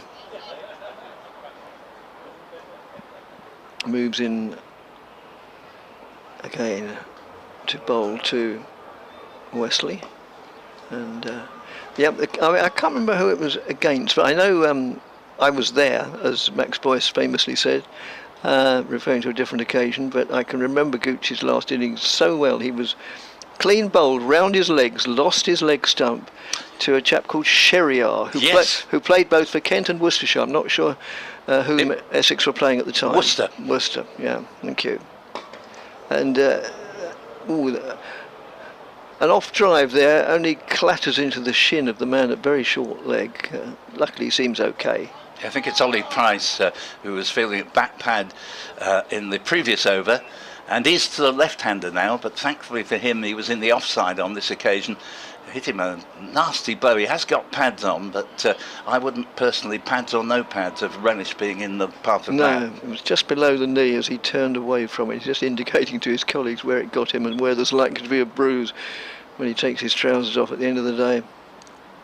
As that's worked away backward of square for a single, down to fine leg. And I can remember so clearly when I think I was commentating at the time when Gooch was out, because it was such an anticlimactic way of getting out, and just for a split second, it seemed like 20 minutes, and it was probably not even that number of seconds, there was a total silence descended on the ground, which was very heavily populated to recognise the event. And I have to tell you, you weren't commentating that day. Well, I was certainly here. Well, I was certainly here. Anyway. Oh yes, I'm sure. And that's played out on the offside for a single.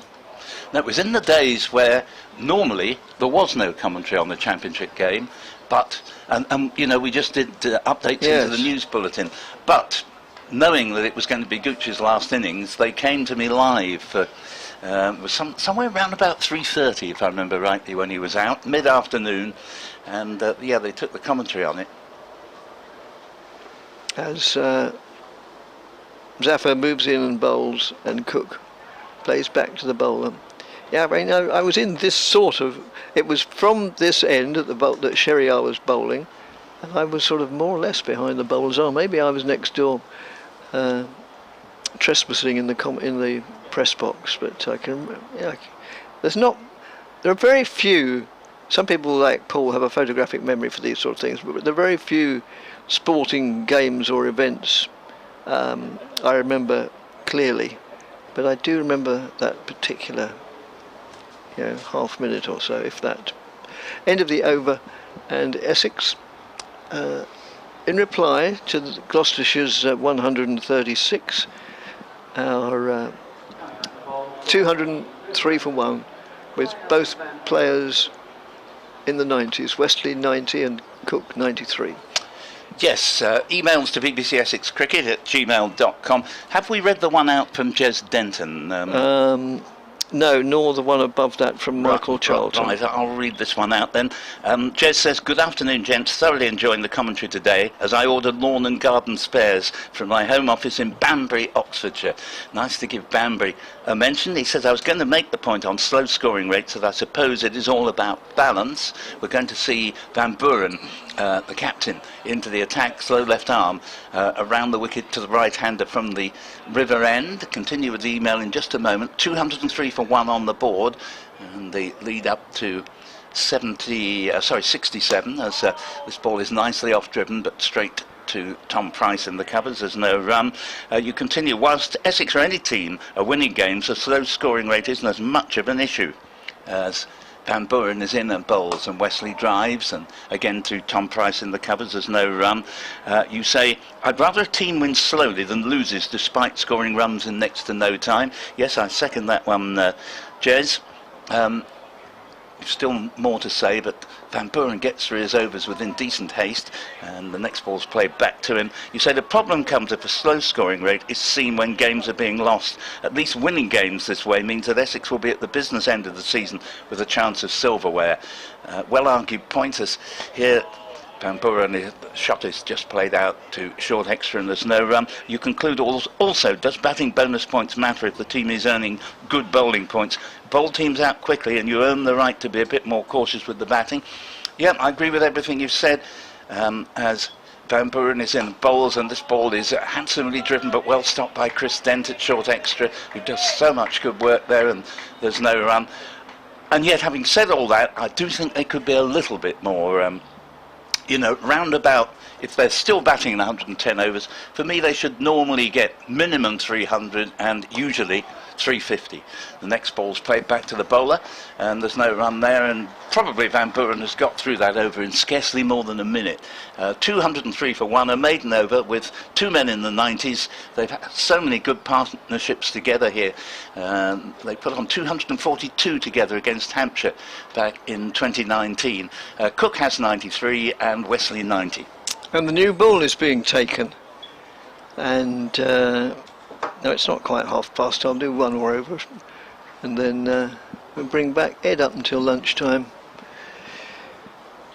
Which reminds me, if you wouldn't mind finding out what's happened, I don't think we've had the meal tickets delivered yet. No, and yet the media man did Oh, this- yes, they have. Oh, they have. All is forgiven. Many thanks to George and his team for, I shouldn't have taken their efficiency, but in vain, mea culpa, and thank you very much indeed, because I'm really looking forward to lunch. Who did you say is the mayor? Sorry? You said somebody is a mayor. Oh no, mea culpa. I thought you were talking like sort of. Yeah, no, I'm not into mayors, I'm afraid. Take that whichever spelling you wish. There's so many. So we're going to see Higgins bowling from the far end, the Hayes close end. With I've just noticed it's a new, improved white sheeting scoreboard, sight screen. For some time it was a very tatty bit of sort of dirty grey material, but now they've replaced it. They've put another sixpence in the laundrette. Well, I think they've all been down to the laundrette in Chelmsford, yes, and fed it through. Mind you, a piece of whatever it is that size would challenge any washing machine, I'd have thought. As Van Buren moves in, straight run, right arm over the wicket to the left-handed Cook, who goes on his toes and then plays it out to mid-on. No addition to the score of 203 for 1. The Grumbler has come through, Dick. And the Grumbler says, as a self-confessed pedant, how much does it annoy you? He's referring to me here because he's put question for Paul. How much does it annoy Paul when an LBW is described as PLUM and not PLUMB? Yep, nice one. Obviously, I'm extremely irritated by that. Well, yes, Paul will always find something to be extremely irritated about, so don't worry, Grumbler, don't worry. It's in my nature. Yes, indeed. And it's bound to be. I mean, you'd be just the same as a fellow pedant. We take these things very, very seriously. Well, I don't, you see. I think language evolves, and if people want to use it differently, then... No, I can't accept that. I don't believe it No, for I a didn't moment. expect you to, really. But I only said it to sort of wind you up a bit.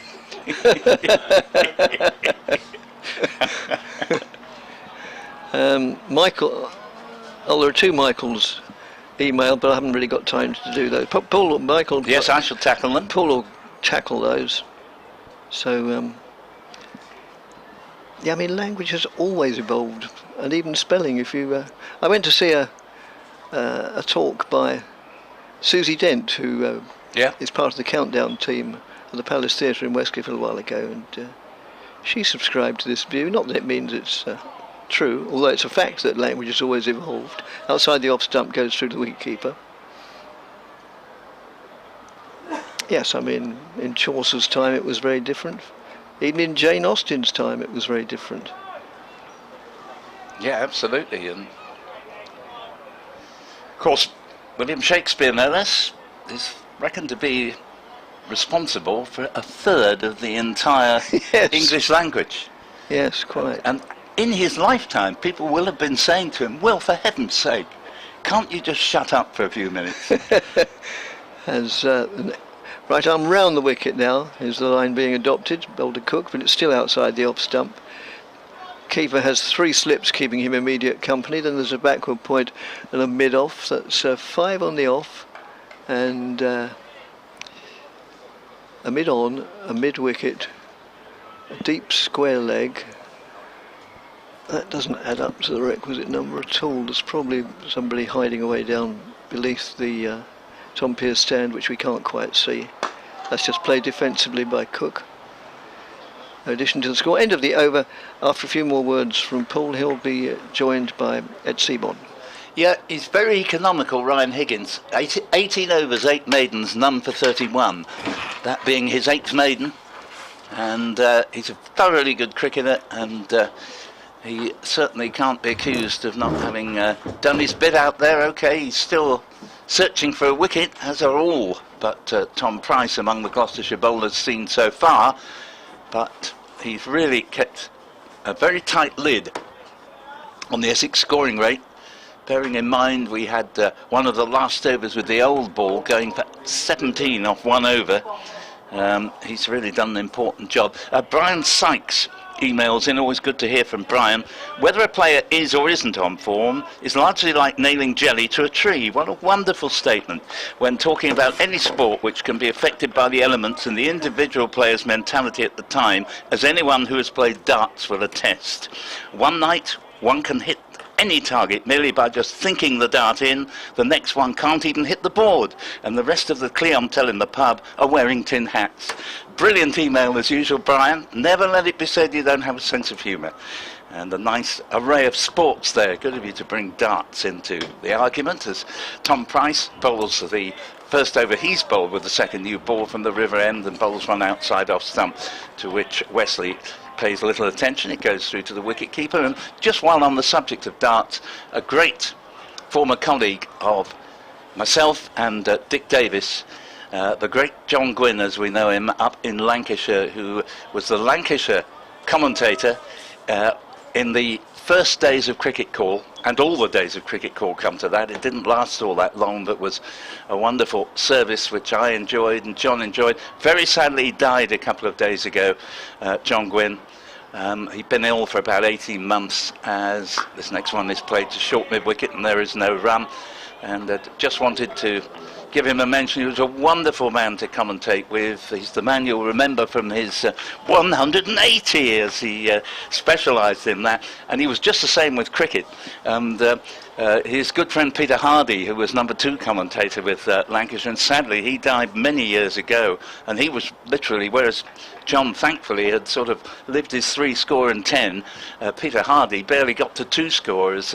Here is the next delivery from Price and defended by Westley, but Peter Hardy would do this takeoff of John Gwynn's commentaries where you get this climactic commentary like someone just getting up on the line to win the Cheltenham Gold Cup, and it was the first ball of the match and it had nearly crossed the boundary, and he sustained this wonderful level. He was one of life's great characters, a wonderful enthusiast, and John fondly remembered, rest in peace. As here is the next delivery. Price bowls and Westley hurries him a little bit. It's an off-cutter. Played again defensively into the offside. No run. Welcome back to Ed. Thank you. Yes, well, I think if this carries on for much longer, then there is definite danger that both Cook and Westley will be on 180. It's not been happy viewing this morning. It wasn't happy viewing yesterday from a Gloucestershire point of view. Unfortunately, well, I suppose they'll have to hope that the new ball does something for them, but at the moment it doesn't seem to be doing anything. Price is in, bowls to Westley. Oh, and that has beaten Westley, and off he goes as the off stump is knocked back. It's very well bowled. We've been saying that Tom Price is easily the pick of the Gloucester attack, although I must mention Ryan Higgins for the economy of his bowling, but he hasn't actually particularly looked like getting wickets, and Tom Price has both that have fallen, and Westley won't be reaching 180, nor indeed 100. He is out, clean bowled by Tom Price for 90. Well, I think I successfully managed to talk Tom Westley out there. Apologies to Tom Westley, but beautiful innings, and it took quite a ball to get rid of him, and it felt as if it was probably going to take something like that, because a lapse in concentration or a rush of blood just did not seem to be happening. And that's the first ball which has really moved, I think, with this new ball, and it's just done enough. Not really much, it has to be said, but it's just maybe left Westley a touch, and I think he may just have lost his off stump a little bit there, because he didn't realise that that ball was going to, peg back off stump. It didn't just nip it, it took a fair chunk of it. So, very good bit of bowling from Tom Price. And I mentioned yesterday, the thing that excites you the most about him is his level of skill with the ball. Yes, he's not rapid. I think he's a little quicker than, say, Higgins, for example. But it's the fact that he can get a ball to do that and also get the ball to come quite sharply in with swing to a right-hander, and it just makes him a lot more deadly than some other bowlers who can only move it the one way. Yes, absolutely. So Wesley's vigil is over, but he's done a great job, and I fully accept people's right to point out the slow scoring of Essex as Price is in and bowls to Dan Lawrence, who's made his way out to the middle and leaves the first ball. He receives the end of a wicket maiden. Very well bowled, Tom Price. And but what I must say in defence of Cook and Westley and Essex's slow scoring generally is that when a side are as careless with their wickets as Gloucester were yesterday, I mean, when I interviewed Tom Westley, he frankly admitted that probably, he said, yeah, we bowled them out, probably 5 of them were given to us. And, you know, he's not a nasty bloke who wants to be critical of other people. It's just true. And what Cook and Westley didn't do is give the wickets away, and it's taken a really good delivery with a new ball to get rid of Westley, so very well played to him. And this isn't actually a particularly easy pitch to bat on, I think you can say that. 3 slips. Over to you, Ed. Higgins then to Cook, who chops that one away down towards third man. It might go to the boundary. I'm leaning out the window to try and see the ball. They'll get 2. They will come back for a third. Lawrence, I say running to the danger end, is more jogging to the not even danger end, actually. No danger end at all, as 3 runs are taken, and Cook moves on to 96, 206 for 2. I think Westley today did look fairly fluent, but he still just didn't seem to want to go completely on the attack. And it wasn't the most fluent innings you've ever seen, but I often say with those innings, and I think I even mentioned it yesterday, that it's the mark of a good batter that they can still score runs when they're not batting fluently. It's the old kind of, you know a good side in football when they don't play well and they still win. I suppose in any sport, really. Higgins bowling to Lawrence, and Lawrence works that one to mid-wicket, where it's fielded by Tom Price, and there is no run. Yeah, came down late on that, slightly across the line, and what I would say is Dan Lawrence, he's going to be a little bit vulnerable. He needs to watch Ryan Higgins very carefully, because he bowls very accurately and a lot of off-cutters, and if he misses one, he's quite likely to be sent back to the pavilion. Higgins is in and bowls. Lawrence leaves that one alone. Suspicion that the bat was left there for a little while. Yeah. Also, you have to say, Lawrence has been sitting there waiting to get in for such a long time as well. I mean, how often do you see after a long partnership? I mean, quite often you see after a long partnership both components of it go at once, but also somebody who's just come in and been sitting there waiting for such a long time as Lawrence comes down the pitch and clips this one in the air on the bounce to Tom Price at mid-wicket. Positive move from Lawrence, but at the same time he didn't choose a great delivery to decide to come down the pitch to, and almost chipped it to Tom Price at mid-wicket. Well, Lawrence is both a magician but also a slight enigma from the point of view you can get him early. You know, he makes a lot of single-figured scores. Once he gets going, he's a terrific player. Higgins in and bowls. Lawrence flicks this one off the hip more conventionally this time, but straight to Tom Price at mid-wicket again. I think it was 2 things really. One was the length that Higgins bowled to the ball that he had decided to come down to already. It made it quite awkward for him. Yes, indeed. Then also the fact that he decided not only to move down the pitch, but he also decided to move a long way outside his off stump, so he was then reaching almost to the leg side of him, as it were, to play the ball, as Higgins delivers a full ball this time, which Lawrence I think gets the bottom part of the bat on, really. Just about managed to squeeze it away into the leg side, and that is the end of the over. 70-run lead for Essex, but at long last Gloucestershire have managed a breakthrough this morning, and it's not much of a surprise. It has to be said that it was Tom Price who was able to provide it. 2 for 38 for him now from 14 overs, and he's got a new ball in hand and a chance to try to nip another one out before lunch. Yes, certainly Gloucestershire have made good use of the new ball so far, with Ryan Higgins bowling yet another maiden. Essex finding it difficult to get him away, so 206 for 2 with Cook now. One more boundary would see him through to a century, and he's on 96 facing Tom Price up from the river end. 3 slips, Crouch bowls, and Cook has flicked it into the onside. He'll get at least 2 of the 4 he needs here.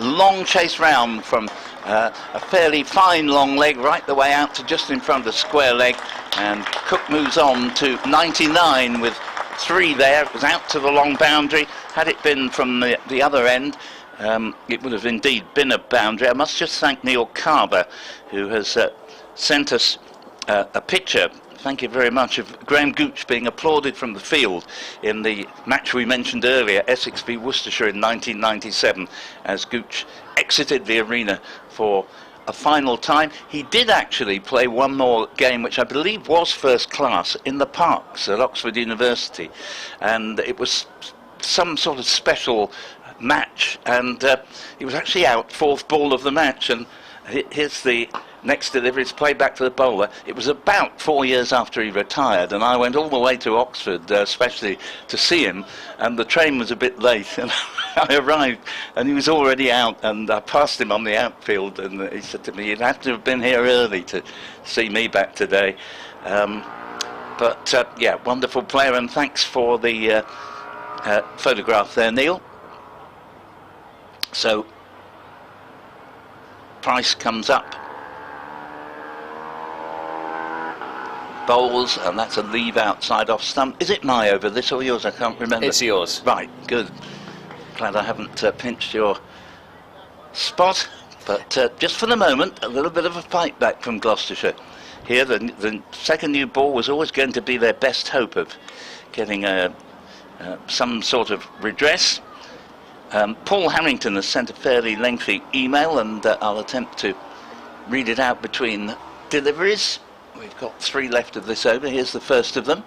3 slips and a short mid-wicket, the attacking field. Price bowls to Lawrence, who looks for his first run but won't get it. Goes down to Matt Taylor at mid-on. Good afternoon, Paul, Dick and Ed. Paul says, Paul Harrington, nice to hear you on commentary again and discussing the merits or otherwise of the slow scoring. Fortunately, we've only just added another coat of Dulux to the living room wall, so one can enliven proceedings in between by turning away from the screen and watch it get progressively less wet. Only kidding, of course. It's a pleasure to hear your commentary and watch quality cricket at any time. Very witty there, thanks, as the ball is played back to the bowlers, no run. You say, apropos a technical question from yesterday's proceedings, have you mentioned already, or did you notice that the wrong man was actually given out in the run-out dismissal? Yes, we did notice. It shouldn't have been Graham Van Buren. It should have been Zafar. If you look very carefully, Zafar left his ground at the non-striker's end and was still loitering near it as Van Buren hurtled towards him, looking for the quick single. Zafar made the brave, if possible, career-threatening decision to return to his ground and thereby sacrifice the innings of his skipper. As here's the next one, and that's played off the pads by Lawrence, who's off the mark here. It'll take a very good save to stop it going for 4. It was a very good attempt down there by Josh Shaw, but he hasn't managed to stop it going over the boundary. 4 runs to Lawrence, takes the score to 209 for 2. Meanwhile, just to continue with this email, however, Van Buren actually grounded his bat at the non-danger end before Zafar put his one back in the crease. I believe, therefore, that according to the very best traditions of the laws of cricket of the past 2 or 3 centuries, it was Zafar who should have paid the forfeit. I doubt very much that it would have influenced the course of the Gloucestershire innings. Next ball, Lawrence with this typically magnificently wristy shot gets it to square leg off middle stump, and there's no run. The over ends with Essex.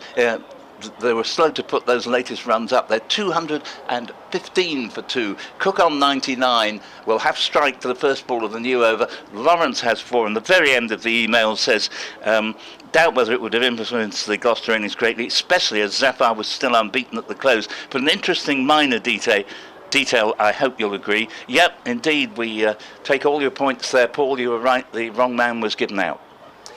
Yeah, indeed, we noticed that yesterday, and I think he's absolutely right that it wouldn't have altered the course of the innings that much, but I suppose the only thing was Van Buren was probably the most fluent of the Gloucestershire batters. I think you probably better have this, Paul. Well, thank you very much, as Higgins is in and bowls to Alistair Cook on 99, and he stays on 99 there as he rolls it down to mid-off. And one thing we can say about Cook, you wouldn't know he was on 99 from the way he's playing. His attitude will be, if it comes, it'll come when it comes. And that would be his philosophy, and I hasten to add a very good one. I've seen people behave in a totally different way to the 99 runs they have scored. Why not stick to what's worked as Higgins bowls to Cook? Oh, and there's a bit of an appeal for LBW, and he was pretty adjacent, but I think I heard a double noise there, and I think it was an inside edge. I think it was really bat rather than Yes, most yeah. other things. It was just the if you had missed that type shout. Yeah, it was. We've seen the replay and inside edge, but all he'd done was just move across his stumps, not forward. So Higgins will always keep you on your toes with his accuracy and a little bit of movement as he comes and bowls again to Cook on 99 and a leave outside off stump, and it won't worry Sir Alistair in the least if this is a maiden over. Now, the first ball of this over from Higgins was the 100th dot ball that he's bowled. And as you say, the one thing that you tend to know with Higgins is that he's going to keep the run scoring in check. So even if he only picks up 1 or 2 wickets in an innings, in a lot of overs, he's not going to go for many runs per wicket. Cook on 99 has played this ball away, and there's his 100. It's going to disappear down towards the third man boundary, may or may not quite reach it, but Cook is already completing the second run and doesn't go for the third because the ball has hit the rope and just bobbled over, as if he'd managed it absolutely perfectly, just to have enough on it to reach the boundary with a typical Alistair Cook shot, just letting the ball come onto the bat and playing it down to deep backward point. Alistair Cook, 103 not out, gets a standing ovation, and Essex move on to 219 for 2. Well, it's always a privilege to watch the best go about their business, and Alistair Cook, in recent times, as far as opening batters go, has to be right up there among the best. So that's really what you want to see at county cricket, isn't it? At county level, you want to see the best. I'll tell you what, I've taken 4 balls of the over. I'll do the other 2, and you have the whole over up from the river end as Ryan Higgins is in bowls, and that goes through outside the off stump for the wicket keeper. And thank you very much for allowing me to describe yet another Cook century.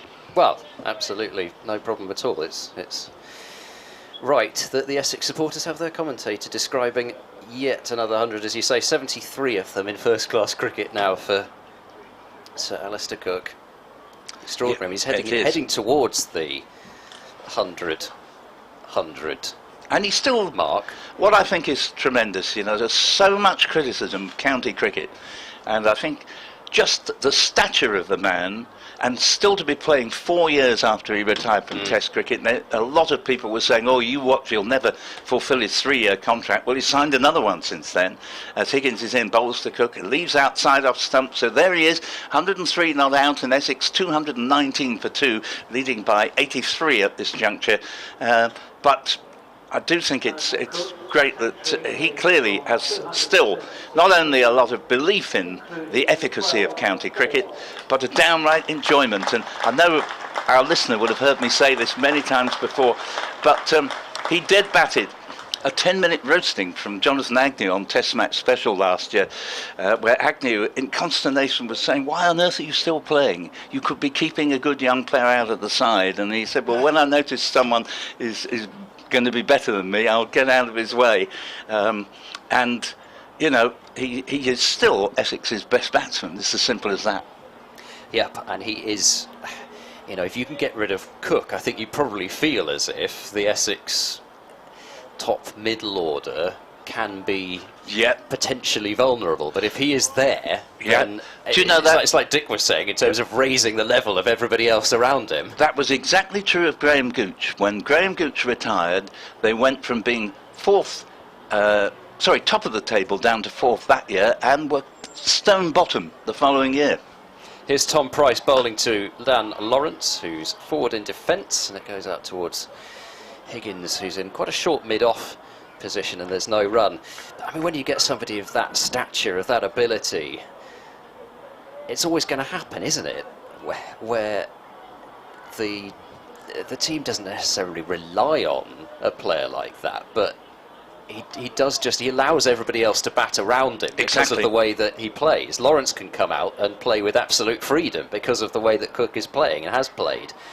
And he gets a short ball here, which is pulled up in the air. This has gone high up, should be taken, and is well taken by Zafar Gohar at mid-wicket, and Tom Price gets a third. Lawrence trying to pull that one away.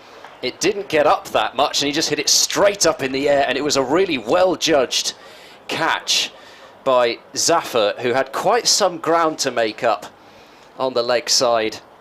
And Lawrence departs for 4, it's 219 for 3, and I think it has to be said that shows a couple of things. One, as we've been saying, it's not easy to play shots on this surface, so just saying go on, just accelerate the scoring rate can lead to dismissals like that. The other thing is that Lawrence, as we've been saying, has been waiting an awfully long time to get in. I mean, he may have played an innings like that even if he hadn't been, but he just didn't really look too settled out there in the middle, and it's a third for Tom Price. Essex are 219 for 3. They still lead by 83 runs. Yes, but there's finally something for Gloucestershire to cheer about this morning. What I'd be saying to Lawrence is potentially you are a very good test player, but you're not going to make it into the side very often if you keep getting low scores, single-figured scores. Now, what was wrong with that is that it was an attempt to hit the ball for 6 over mid-wicket. And there's nothing wrong with attempting to hit a ball for 6, but there is something wrong with trying to do that before you've got your bearings and played yourself in. And we're on the stroke at lunch, which is another thing that was wrong with it. And I have to say, if I were running the side, I'd be a little bit cross and just feel, you know, matey, you've so much talent. One guy's almost got 100, another guy has done. You should have been the third in line, and you've, you know, failed to reach double figures, and it happens too often. And for me, if he spent longer getting out of single figures, he would eventually reach double figures and then possibly even 3 figures far more often than is actually currently the case. Got an email from Colin Seegers. Could slow scoring be on instructions so as to avoid losing players to the test teams as Price comes in and bowls to Paul Walter, all 6'7" of him? At least I assume it's all there, and he's played this ball back past the bowl. He's having a great season, Paul Walter. 219 for 3, and at the risk of talking Walter out, he is not prone to trying to go after the bowling too soon, and rarely fails to reach double figures. Yeah, the email goes on, thus preserving full strength throughout the county championship season so as to increase the win rate for points. Well, it's an intriguing conspiracy theory, but I don't think it's that, quite honestly. We've got 4 slips here now. Price is in. Bowls, ooh, and that goes through. Second bounce to the keeper. It kept pretty low, and Walter, unsurprisingly, wants to have a good prod at the pitch after that. Indeed. I mean, it's a nice line and length from Tom Price, but it has not got up a great deal. Just wondering whether it also deviated a bit off the surface. It was a bit difficult to see because of the glare off our monitor, but yeah, I think it has. I think that's kind of behaved like like an off break. Sorry, I pinched your delivery there. My apologies. It's been a terrific over for Tom Price, but he's probably got the wicket with the worst ball that he bowled in it. He's coming in now to the left-handed Walter and bowling, and that's driven by Paul Walter as far as mid-off, and there's no run. Van Buren picks the ball up, and Paul Walter actually top scored in this fixture last year. He made 96, which I guess is one of his higher scores in. Yes, you've put that very politely, because it was only this season that he got a century to go past it. Right, because I had a feeling it was his career best, but then I suddenly noticed highest score 141, but I thought maybe I was just playing tricks on me. Yeah. Tom Price is in and bowls full and straight. Walter reaches down and defends back to Tom Price. That's a wicket maiden, and his figures just continue to get better. 16 overs, 5 maidens, 3 for 47, and there's just no doubt about it. Tom Price has been the standout for Gloucestershire over these last 3 matches that he's come in and played in. Very much so. We've heard again from Brian Sykes. Can we expect recognition in Boris Johnson's resignation honours list for Sir Paul Newton and Sir Richard Davis for services to pedantry? I wonder, Brian, it would normally Dick and I would turn down such an honour, but for that reason, if it were strictly for pedantry, I think we'd be rather proud to be remembered in that way. We've also heard from Mike Garton-Sprenger, and come back to your email in just a moment. We're waiting for Ryan Higgins, who's going to come round the wicket and bowl to the left-handed knight of the realm, who plays it down to mid-off and there's no run. Good afternoon, you say. Very much enjoying your commentary and hoping Essex batters will start taking a few more risks given the state of the game. I remember being in the very full Tom Pearce stand when Gooch emerged from the pavilion for his last innings. We all stood up as one and clapped. Rather than lifting his bat or hand to acknowledge the commotion, Graham looked over as if to say, as the next ball is clipped to mid-wicket and there is no run, as if to say, what's happening over there? A modest and characteristic reaction from a great player. I'm glad you mentioned that, Mike, because Gooch is a tremendously modest man. If he's sort of having retired, if he's on microphone with you and come to join you in the commentary box, he will never mention any of his innings careers unless you specifically ask him. And here is a ball outside off stump, and there's no run there, score remaining at 219 for 3. And one of his bywords is he doesn't come out with stuff like in my day or anything like that. He sort of watches the game that's in front of him and confines his comments to that. Yeah, and that is admirable, because it has to be said that's not something that's always shared by former greats. No, absolutely. Going into the 1 o'clock BBC Essex News during the lunch interval, Cook gets a single into the covers, a rare run off Ryan Higgins, 220 for 3, 104 to Sir Alistair, and he will be very cognizant of the fact that lunch is upon us, and Gloucester may get him out, but it won't be through a piece of over bravado or carelessness. No, he'll probably be quite happy just to assume that posture we were talking about yesterday, leaning on the bat, standing there at the non-striker's end and watching Walter negotiate the last 2 balls. So Walter stands rather like Graham Gooch used to, erect with bat raised. Nowadays Johnny Bairstow's rather like that. And here comes Higgins bowls, and well judged by Walter. It's a no ball, so 2 on to the total. And is it an underhand way of seeing if he can make double Nelson work in Gloucestershire's favour here? Very clever, yeah. He is an exceptionally intelligent cricketer, Ryan Higgins, so yes, I think we'll go with that. The other thing is we've got through 32 overs in the morning session of exactly 32. How often does that happen? Yeah. So Higgins is in bowls, played down to mid-off, and there's no run there. We've heard from Edward Eamon, who says, countering the point about Lawrence's test status, Stokes has been very clear that county players need to recognise the style that the... Sorry? Sorry, I was just agreeing with the point. Oh, right. That the team is playing and stats make less impact. It's going to be interesting seeing how county players will respond, given it may cost them a place in their county side. Here is Higgins in and bowls and played to wide mid-on for no run, and Walter makes sure he puts his bat back in the crease and wanders off, unbeaten on naught.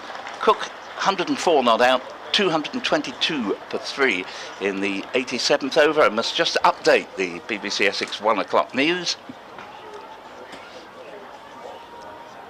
Yes, it's been another good morning for Essex. They resumed on 127 for 1, just 9 runs behind Gloucestershire's seemingly meagre 136 all out. And at lunch, they're just leaving the field now, having added 95 in the session. They are 222 for 3. The only wicket to fall, sorry, 2 wickets have fallen in the morning session. Firstly, Westley, but not until he reached 90 before he got an absolute beauty from Tom Price, who has all 3 wickets to have fallen. And then Dan Lawrence came in and decided he would try and hit Price for 6, got too much under it and was very well caught at deep mid-wicket for 4, but Lawrence might reflect that perhaps he might have taken rather longer to play himself in and dismissed on the stroke of lunch. Paul Walter has joined Alistair Cook. Walter yet to get off the mark, but the story of the morning, yet another century for Sir Alistair, who is 104 not out. Essex at lunch, 222 for 3.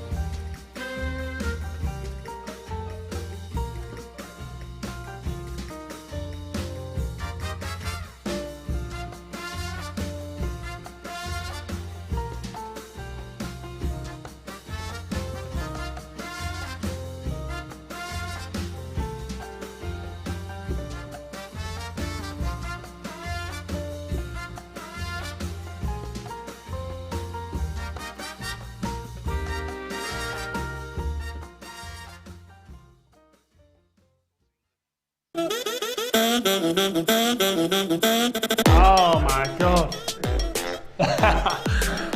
Bacon and eggs on toast this morning. They're not all that bright, the cricketers, but I thought they'd be smart enough to read that, right? When a giant born owl landed.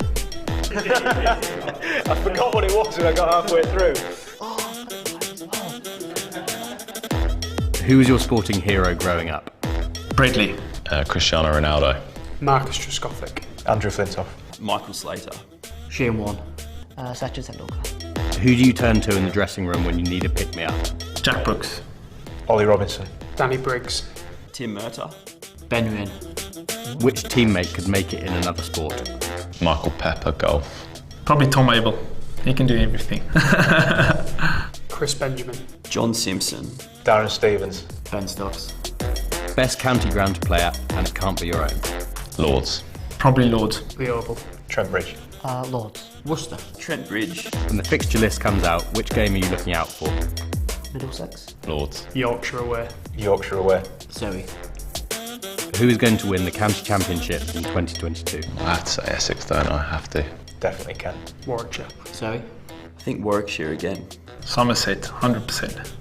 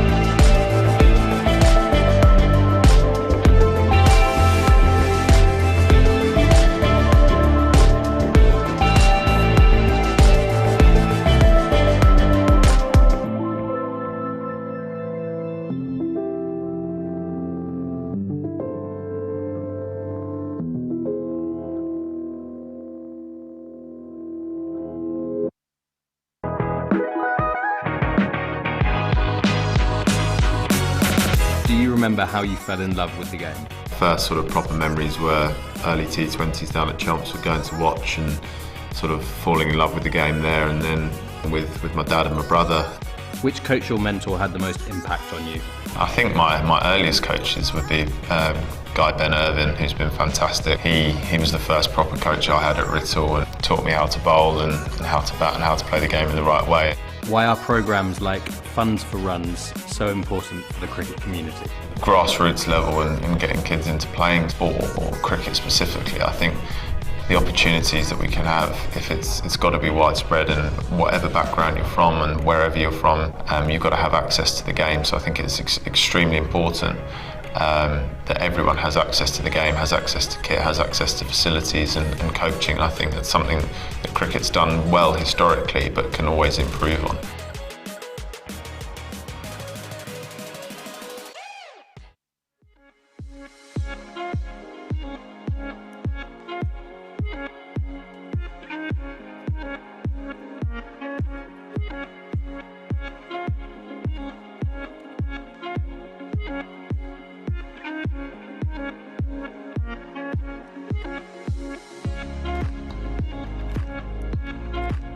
We're a financial services firm, but there are two main aspects to our business. The first one is a conventional accounting practice, so we have accounting services, audit services, and a whole range of different tax advice and compliance services we can carry out. But we also have a commercial insurance brokerage as well, which makes us slightly different, and that largely deals with other businesses, but it does give us access to different information and different advice that perhaps other firms can't provide. I think it's really important that the surrounding areas feel like there's a strength of community and a real connection to the club, and people that are involved in the surrounding areas feel like they can get involved and move up through the sport, and again feeling real sense of community to Essex cricket.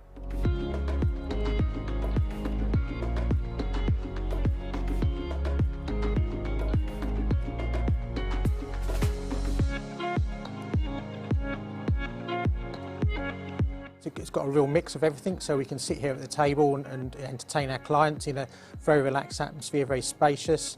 But then also you've got access to the cricket outside. There's a nice balcony. It is the best view in the house. It's a nice elevated position overlooking the square. You can see the whole ground, you can take in the atmosphere. Or, sometimes we entertain clients that don't really like cricket, and it doesn't really matter, because that can be going on in the background, but there's lots of good things going on in the Premier Suite. There's like-minded business people that you can network with, as well as come and watch the cricket.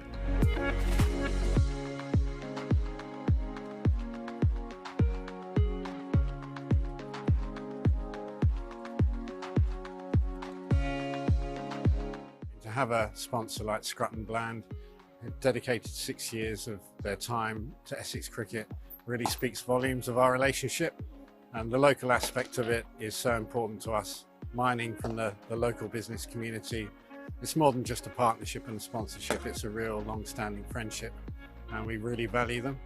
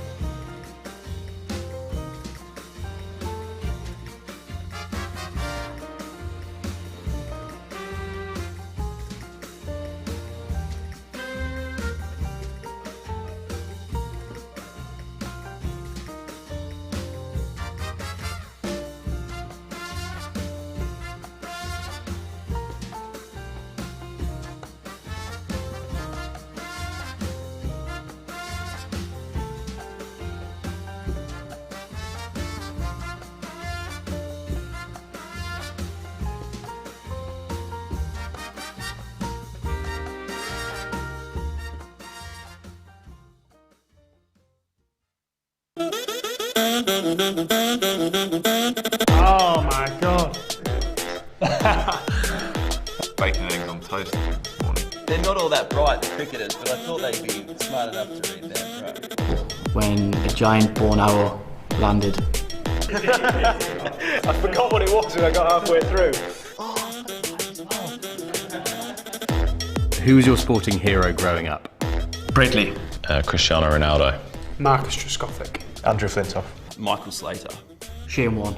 Essex and Gloucestershire. Who do you turn to in the dressing room when you need a pick-me-up? Jack Brooks. Ollie Robinson. Danny Briggs. Tim Murtagh. Ben Nguyen. Which teammate could make it in another sport? Michael Pepper, golf. Probably Tom Abel. He can do everything. Chris Benjamin. John Simpson. Darren Stevens. Ben Stokes. Best county ground to play at, and it can't be your own. Lords. Probably Lords. The Oval. Trent Bridge. Lords. Worcester. Trent Bridge. When the fixture list comes out, which game are you looking out for? Middlesex. Lords. Yorkshire away. Yorkshire away. Surrey. Who is going to win the county championship in 2022? I have to say Essex, don't I? Have to. Definitely can. Warwickshire. Surrey. I think Warwickshire again. Somerset, 100%.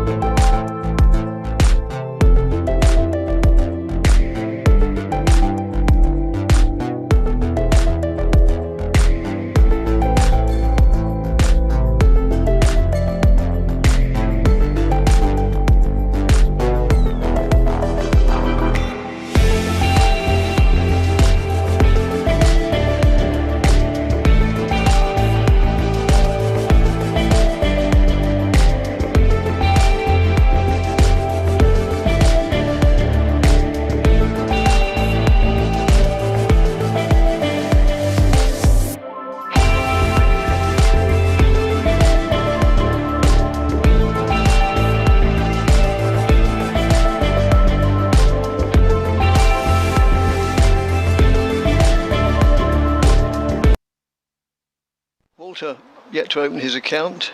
Alistair Cook 104 not out, and the two batsmen out this morning were Tom Westley and Dan Lawrence, who played rather an imprudent shot just before lunch, and I haven't actually got the full details of those two wickets, which I was trying to bluff my way through and have failed dismally. So perhaps Ed, who's with me, Ed Seaborn, would actually tell you about those two dismissals. Indeed, unfortunately, and listeners who were with us yesterday will know this, but my laptop battery, unfortunately, has had to be removed. But I think from memory, I can tell you that Tom Price bowled Tom Westley for 90 with an absolute beauty, and Lawrence was on 4 when he pulled a ball from Tom Price way up in the air, and it was really well caught by Zafar Gohar running across from mid-wicket, sort of halfway to the boundary. It'll be Tom Price to open proceedings from the river end, and first ball hits Cook quite high up on the pad, so there wasn't much of an appeal, but it was a ball which seemed to cut Cook in half a little and came back at him from round the wicket, but was too high and going down leg side to be given out LBW, but immediately Tom Price picking up where he left off before the break. Yes, well, Westley was bowled for 90 by Tom Price. His off stump knocked considerably awry, and then Lawrence was out for 4. Then comes Tom Price round the wicket to Cook. It's a no ball, and it's flicked out to deep square leg for a single by Cook, so that will be 3 on to the Essex total. 225 for 3. One other thing that I should have mentioned, but I don't know, I always forget that the first bowling point is after 3 wickets. But if Gloucestershire lose this match, they will not be coming away with 0 points. And I think it's safe to say that because the over rate is currently sitting at +7, so they will not have any deductions for the over rate. They've already had 3 points deducted this season for a slow over rate, so it looks as if That at least will not be happening in this one. Price is now over the wicket to Walter, very full, and Walter jams down on it and gets a bottom of the bat on it really, but he sent it quite sharply up to Matt Taylor at mid-off, but there is no run. Tom Price in his 17th over. Higgins has bowled 21. It'll be quite intriguing to see who bowls from the Hayes close end. Matt Taylor was doing some bowling in the break, as was Ollie Price, as Tom Price is in, and that's whipped down the ground. That's a beautiful shot from Walter to get off the mark. A wristy on punch from Walter off the front foot, beats the dive of Higgins and away to the boundary for 4. So Lawrence was caught by Zafar, wasn't he? Because the website rather unhelpfully says he was caught by Khan. Now I can well believe that is one of Zafar's names, but then they list him only as Zafar Gohar. So yeah. Yeah, so one of the vagaries of some systems where he comes up as Khan, and several other players like that as well, then for similar reasons. As Tom Price is in and bowling to Walter, it's full and straight, and Walter defends out to Van Buren in the covers, and there is no run. I mentioned Matt Taylor was doing some bowling. A couple of questions in the break about, was Matt Taylor injured? Well, if he is, then he's been out there on the field all this time and has actually been bowling during the lunch break, so I don't think so is the answer to that. 4 overs, 4 maidens, and hasn't bowled since quite early on in the piece. You'd have to guess that he would be getting some sort of a spell whilst this ball is still new, but then Josh Shaw has also only bowled the 4 overs for 20. Tom Price over the wicket, bowling to Walter. That doesn't get up masses, but for a tall man, Walter got down with remarkable agility to cover the lack of bounce and just work the ball away to Tom Price in his follow through. It is a long way down for Walter. Yes, one of the tallest, if not the tallest, on the county circuit. 6'8" or so. It'd be interesting to see him next to Dom Goodman, actually. I suspect he probably would be taller than Goodman, which can't be said of many, as Price is in and bowls. That one catches the shoulder of the bat of Walter and loops harmlessly in the end behind square on the leg side, but more evidence there of Price's, well, I say Price's ability to get the ball to behave, or misbehave I should say, probably off the surface, and probably because of the low bounce earlier on in the over, that's why that one, which I think just bounced normally, just struck him on the shoulder of the bat. But he did manage to roll the wrists on it and keep it down, and that's the end of the over. 229 for 3 are Essex. That's a lead of 93. And Matt Taylor's going to open the attack from the Hayes close end after lunch. An interesting email from Ian in Brentwood. I played Essex League cricket with Lawrence's father and uncle some years ago, and sorry, it's rather small on the screen. That's it. Let's blow it up a bit. And would love to see him become Essex's next great, I quote, England batsman. However, aside from the suspect shot that got him out on the last ball of the 84th over, he wristily played a full-length ball on off stump round to square leg. Just looking up to see if Taylor's on his way, not quite. It is fine doing that against county seamers, but I suggest that playing such shots against, as Taylor moves in, goes by outside the off stump, playing such shots against Cummins, Bumrah et al. Recognise that 2020 is driving an evolution of batting, but batting techniques, but is it too harsh to suggest that Lawrence may need to reassess his game if he is to make it at Test level? Well, I would agree with you 100%, Ian. I think there are several, maybe almost in double figures, above Lawrence in the queue, or taxi rank as they now refer to it, to get in the England Test middle order. But you know, it's up to him, isn't it? He probably recognises that by now, although maybe he doesn't. And yeah, I think the game is getting more and more so that, you know, one-day sides in either version, but especially 2020, probably will bear very little relation to sides in the longer form of the game, as Taylor left arm over bowls to Cook, who goes forward. Just wants, and afterwards he says, I just want to say that son number one came good on my recent birthday present, and we had a lazily enjoyable day watching yesterday's proceedings from Hayes Close End. Haven't done that in far too long. And although your live stream commentaries are of the highest quality, watching Sir Alistair grind down the willing and maybe wilting Gloucestershire attack as Taylor moves in and bowls. Loud appeal for LBW, doesn't meet with the approval of umpire. I think that's Pollard at the far end. Gloucestershire attack yesterday afternoon was a perfect antidote to life's stresses and strains. Keep up the good work, Ian from Brentwood. Yeah, well, thank you. Oh no, I agree. Nothing is quite like. I think the best way to appreciate cricket is to play it. The next best way to appreciate it is to go to a game, and not far after that is listen to the likes of Paul, Ed, and me. So thanks, Ian, very much. And yes, as I say, I don't think Lawrence is quite test class material. That's just pushed out on the offside.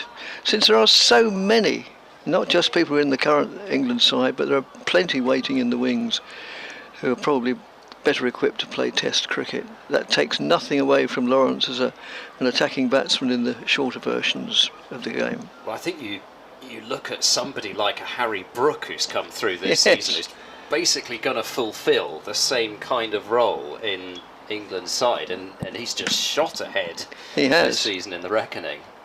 Taylor moves in and bowls, and Cook plays it out to mid-on, end of a very good over, and in fact it was a maiden over. He's still not conceded a run. No. What you mean, not just that over? No, his entire Oh yes, five overs, five maidens. Yes. Well, can't do much better than that.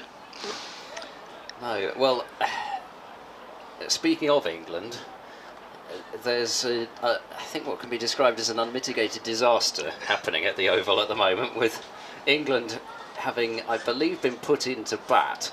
They're 28 for 5, with Roy, Root, Stokes and Livingston all out for ducks, and Bairstow made 7. Jasprit Bumrah has figures of 4.2 overs, 2 maidens, 4 for 7. And the new era of England white ball cricket, because everything has to be a new era now. Oh, of course, everything's a new era, yes. It's not started off the best, I think it's fair to say. And it's transferring to the ODI stage as well. In comes Tom Price, and he bowls to Walter, who's forward, defending the ball on the bounce back. Yes, I mean, we were led to believe that England were really, you know, the bee's knees as regards the shorter versions of the game, and it was the test game they needed to improve. Now, they had a very good summer so far. Good Lord, we're only beginning of July so far in test cricket, and yeah, other versions are rather disintegrating. It has been, though, fantastic to kind of see the, as it were, I'll come back to this because Tom Price is already in and bowling. Does so now to Walter. That's turned to mid-wicket, where Van Buren picks up, and there's no run. I genuinely get the impression that this summer has captured so many people who've not had, they've either not followed or they've not even had a sort of a consciousness of Test cricket for quite a few years. Yes, quite. It's felt so much more like 2005 than some of the previous summers have. And I'm not saying it's quite the level of 2005, it certainly isn't. But it feels as if the love for Test cricket has come back a little bit from a lot of people, as Price bowls and beats Walter with a gorgeous ball, which is still able to generate some carry through to Bracey there. But I just wonder whether this new style of batting in Test cricket will work in the winter on tour. Well, indeed, yeah. I think what you'd say is you'd like to hope that they're in a better position to adapt than they were before, but then at the same time they're going to need to adapt because, like you say, they're working on these types of surfaces which just seem to get flatter and flatter. Yes, and they don't break up, they're not very fast. Price there and bowls to Walter, who turns this one wristily wide of mid-on. Higgins is in fierce pursuit of it. He might just get there, and no, he's going to have to give it up right at the last moment. And that's 4 more to Walter, who scored both his boundaries in a very similar region, and both equally impressive shots. 8 to him now, 233 for 3. But I think if we're in building an innings, then you've got to be flexible throughout that innings. You know, at some stage, then, you know, going almost all-out attack is fine, but then at other stages you have to recognise that a solid defence is the way to play the game, and I don't think you can go into an innings, you know, all or nothing. I think it sort of also goes back to what Brendan McCullum's actually been saying, that this condensing it all down into one term, one philosophy is actually wrong. That's not what it's about. Price bowling to Walter, who defends and then raises his back towards Sir Alistair Cook in demanding fashion, as if to say, get back. Not that Cook had gone anywhere at all. No. Yes, I mean, you've got to, all the coaches will say, but you're never quite sure if they really mean it, you know. You've got to give responsibility to the players. You know, once they get out there, the game is only theirs. And if you go, if the coach says to the players before they go out, we are going to attack or we are going to defend, then that sort of gets ingrained in their mind. It's better to say we've got to think for ourselves. Last ball of the 90th over as Price bowls to Walter, who cuts, and that's a good stop. At point, at Zafar Gohar in action again in the field. Took a terrific catch to get rid of Lawrence, and he's just saved Tom Price and Gloucestershire 3 runs, because that's only going to be the single in the end. 234 for 3 Essex, so the lead is 98. Walter will keep the strike on 9. Yes, I think Zappa's going off because I think he just hurt his hand. Oh no, maybe not. No, he's just handing the helmet. No, he is carrying on. No, he's not. No, he's taking up his fielding position on the boundary. The way he shook his hand as if in pain, I thought maybe he was going off to get it mended or plastered or some other form of medical treatment. Right, so it's Taylor, yet to concede a run, moves in, bowls to Cook, who allows that to go through to wicketkeeper Bracey, who has keeping him company Chris Dent at first slip. And then at second slip we have Ollie Price. Wonderful having numbers on the backs. Well, it's also good because on a day like this nobody's going to be wearing a cable knit sweater, but Gloucestershire, several members of their side do prefer that style. Yes, and quite. Therefore there's no numbers on the back of them. No. So it does make my life a little bit tougher at certain points, but it makes the life of the opposition commentator 10 times harder because they don't know yeah, that's so much about what the players look like. But have you pointed this out to them? If you did, maybe they would... I don't think anything that I say would hold any, and nor should it, would hold any sway.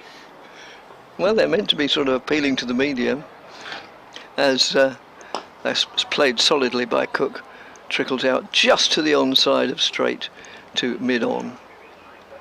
Also want to give an update on the second 11 match between Gloucestershire and Essex seconds at Colchester, where young Joe Phillips, Gloucestershire Academy prospect, is 195 not out now from 297 deliveries. Gloucestershire seconds are 517 for 7, so just 5 short of a double ton.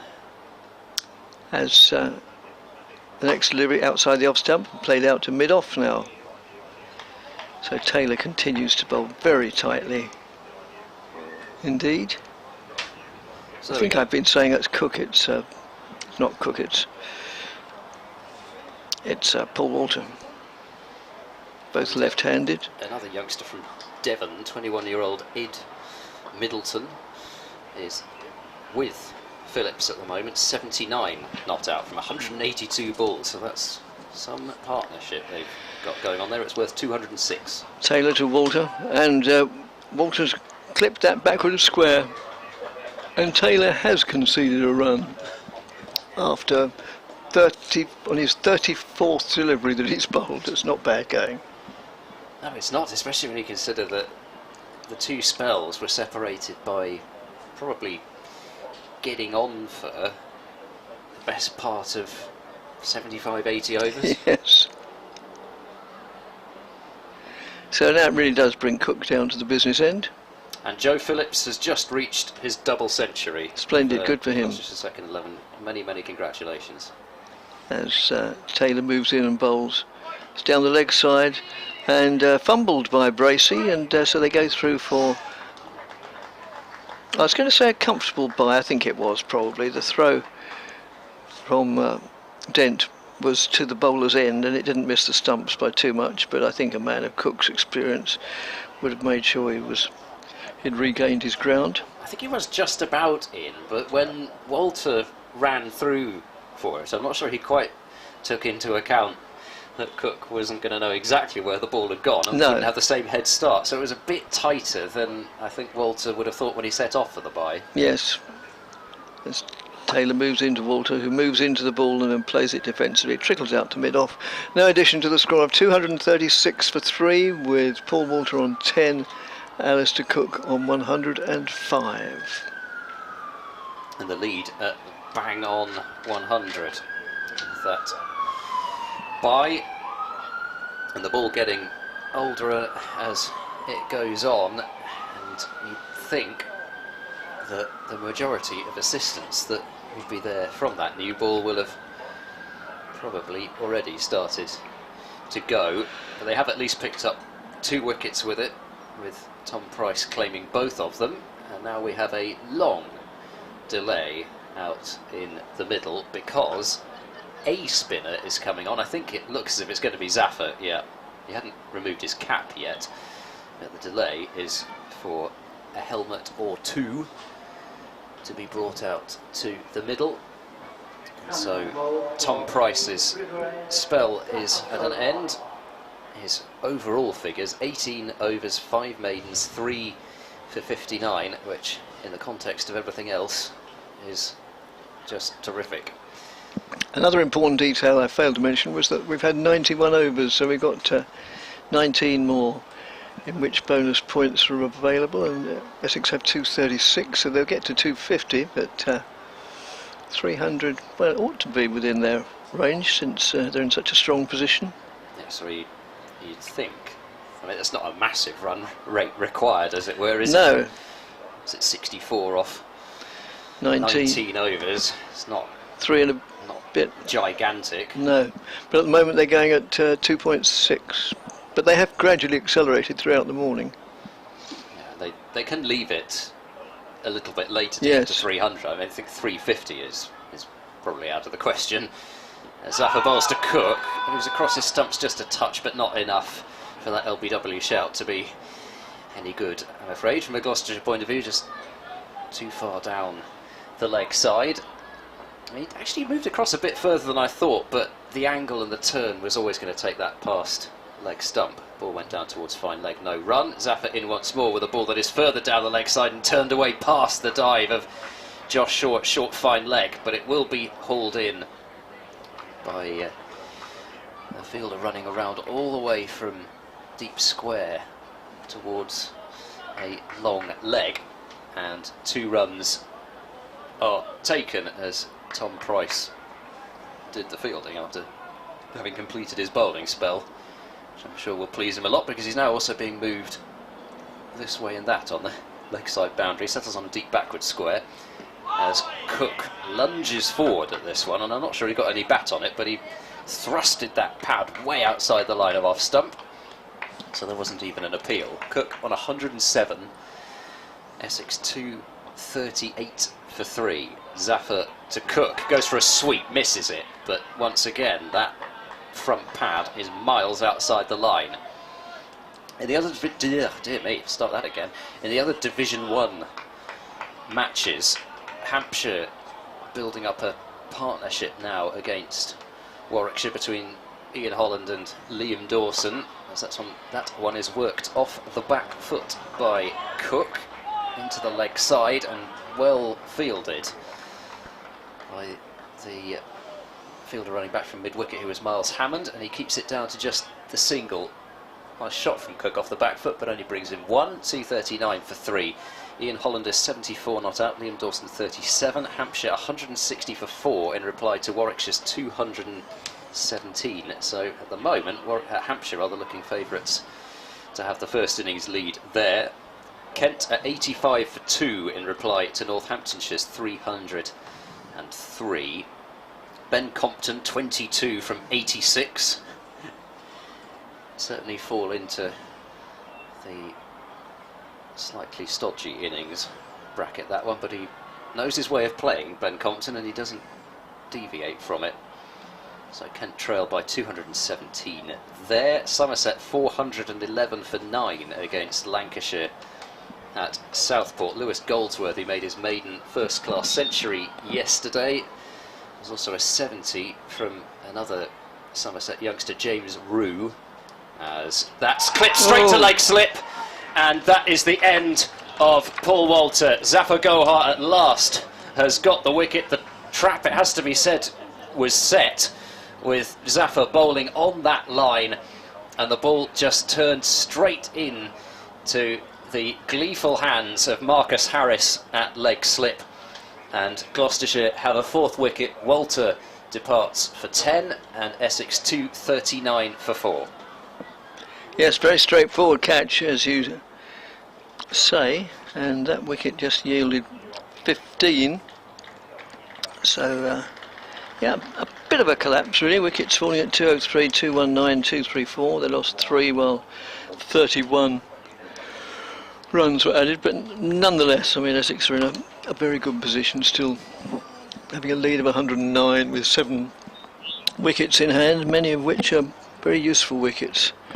Not least the man coming to the crease now, who certainly should be Matt Critchley, and he's proved to be an inspired signing, as seemed quite likely before the season started. Yeah, I was going to say, you always look like a good signing, somebody who would fit right into yes, quite. Yeah, I mean, not just as regards Essex, but a lot of sort of pundits of all county cricket were saying that could prove to be the signing of the season, and well, he certainly hasn't disappointed so far, either with bat or ball.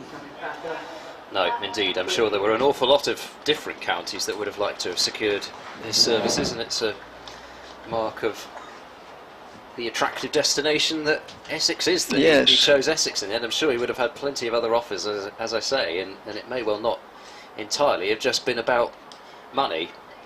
No. I mean, interestingly, I had a long chat with him pre-season press day, and he said he was very impressed with the fact that when Essex were playing Derbyshire up there, he approached Simon Harmer looking for some tips, wondering whether the great man would say yes of course, or see that door, and apparently he spent a long time with him and helped him enormously, and he said we had long chats. So I can't help but wonder whether one of those chats that's included, how about, it's very nice down at Chelmsford. And we were talking yesterday about Simon Harbour doing that for Ollie Price. Yes, he's very, very generous man. Fixture. Spent a good 45 minutes to an hour talking with him after that match had finished. Well, if you want to learn the art of spin bowling, then there are a few better than Simon Harmer to tell you. That was the last ball of the over. So even despite the new regulations, it will be Cook who faces Taylor. For those who are not aware, the new regulation is that whatever happens to take a wicket, the incoming batsman goes to the end where the previous one was. That's outside the off stump, goes through to the crease. When I use that word, you know what I mean, the man with the bat in his hand. I think I've just felt a couple of drops of rain. Really? Extraordinarily, it is spitting with rain as Josh Shaw has replaced Matt Taylor from the Hayes Close end. And I wonder about that, because it's only 2 overs that Matt Taylor has had, and Josh Shaw is into the attack. As that's just played out into the well, I was going to say covers, more like wideish mid-off area. I can see Dom Goodman is on the field at backward point, so maybe there was something more than just the fact that Gloucestershire wanted to go with spin for the majority of the latter part of that previous ball's life. Maybe Matt Taylor is dealing with a niggle or something because he's gone off the field. Yes, quite. So Shaw, right arm round the wicket to Cook, strays onto leg stump, and Cook takes full advantage of it, clipping it away to the mid-wicket boundary for 4 runs. Classic. It was. Mr. Cook, wasn't it? It is. It is. It's It not was. really that leg side-ish either. Looking at the replay, it's middle stump maybe, but it doesn't have to be that straight when he's got his eye in. No. It's just going through that region. It's just ridiculous, isn't it? Sitting here in kind of 30 degrees, or late 20s at the very least, and yet we've got cloudy skies. And we've got large droplets of rain falling. Yes. And again strays onto leg or middle leg and clipped away, but not with the same authority as the one that preceded it, and it just goes out for a single. I keep forgetting we've got replay, we've got the screen. It's only about 3 feet away, and that's until Ed referred to it, was the first time I'd looked up at it. I can tell you also, by the way, at Scarborough, the partnership between Adam Lythe and Johnny Tattersall was finally ended on 305. That was the partnership. Lythe made 183 before he was out. Tattersall is still there on 161, and Yorkshire are 489 for 7 from just 125 overs. Have you ever been to a Scarborough game? I have, yes. Yeah, I was telling Paul yesterday, I was at the game between Essex and Yorkshire in 2017. Oh, right. Mohammed Amir rattling through Yorkshire. Yes. As Shaw moves in and bowls, and that's down the leg side. What prompted you to go there then? Well, I have a good friend who's an Essex supporter, Oh, so right. I went up and camped. Yeah. But ended up only seeing a day and 3/4 of cricket because that was as long as the match lasted. Yes. It was fairly typical of Essex in those times, and may well be more typical It was. in these times as well, given how this game is going. Yes, but perhaps and, not quite with that level of brevity. Some of the local tradesmen weren't too happy about it being over because, you know, a lot of their income is based around a 4-day match at Scarborough. That's just played defensively, trickled down the offside, no addition to the score of 244 for 4. And then last year, Gloucestershire had a match against Durham at Scarborough in the Royal London Cup. There was some agreement in place that Gloucestershire were to play.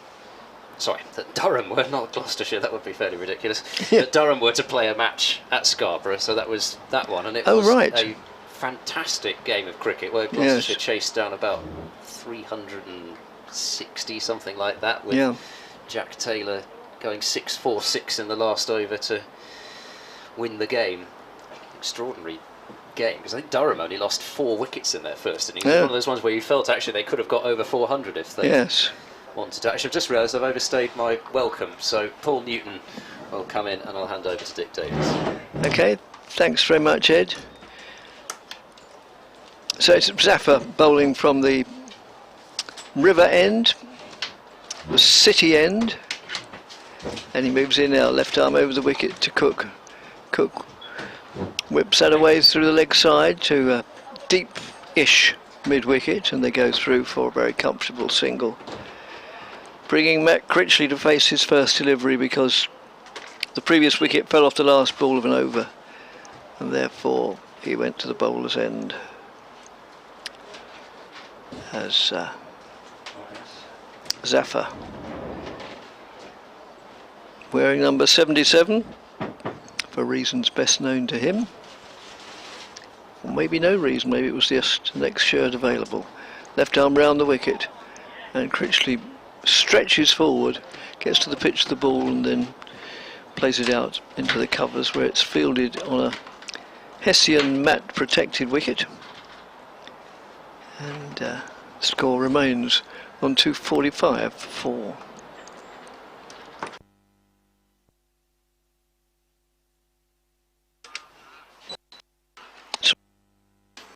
for some reason my mic cut out then. I won't blame Paul Newton then, although his mic isn't on. That one's not on. Right now they're all on. No, I had switched mine on. Yeah, and it went off. Oh. That's what I'm saying. Oh. And mine went off as well, so... Mysterious. Oh, the reason is that we're no longer on air. Well, that's a good spot.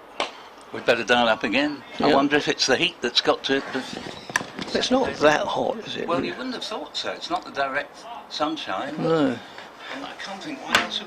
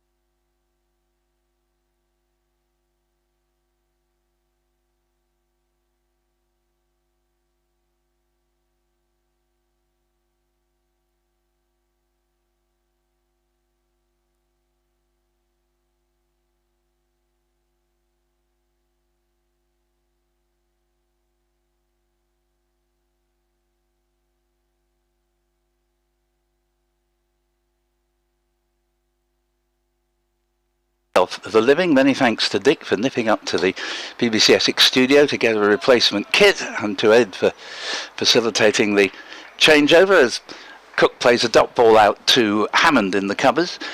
Score's gone on to 293 for 6, so you've not missed a great deal. Cook's on 141 and Rossington on 17, and the interest just at the moment is that there are 3 overs left after the one currently in progress for Essex to score currently a further 7 runs and get their 3rd batting bonus point, and Cook is going to pick up the first of these needed runs with a single to square leg. 142 to him, 294 for 6. That is the end. No, it isn't, I beg your pardon. I'm fooled by the fact there's a great deal of commotion for the field to change over for the right-handed batsman Rossington to come on strike. Well done, Ed. Well, thank you very much. Yes, that's a relief, it has to be said. Ooh, that was as quick as I could do the change. Yep, we could do the change, I should say. Well done, as Higgins is in and bowls, and this ball's hit firmly into the covers by Rossington. And Essex have 3.2 overs, 20 balls in which to get the 6 runs, so it shouldn't really be in question, but a couple of wickets might affect that calculation. Cook, meanwhile, rests on his bat at the non-striker's end with a magnificent 142 not out, scored from 303 deliveries, and Higgins tirelessly comes in again, bowls, and that's flicked off the pads very nicely by Rossington to deep backward square leg. Tom Price, and just a single, so that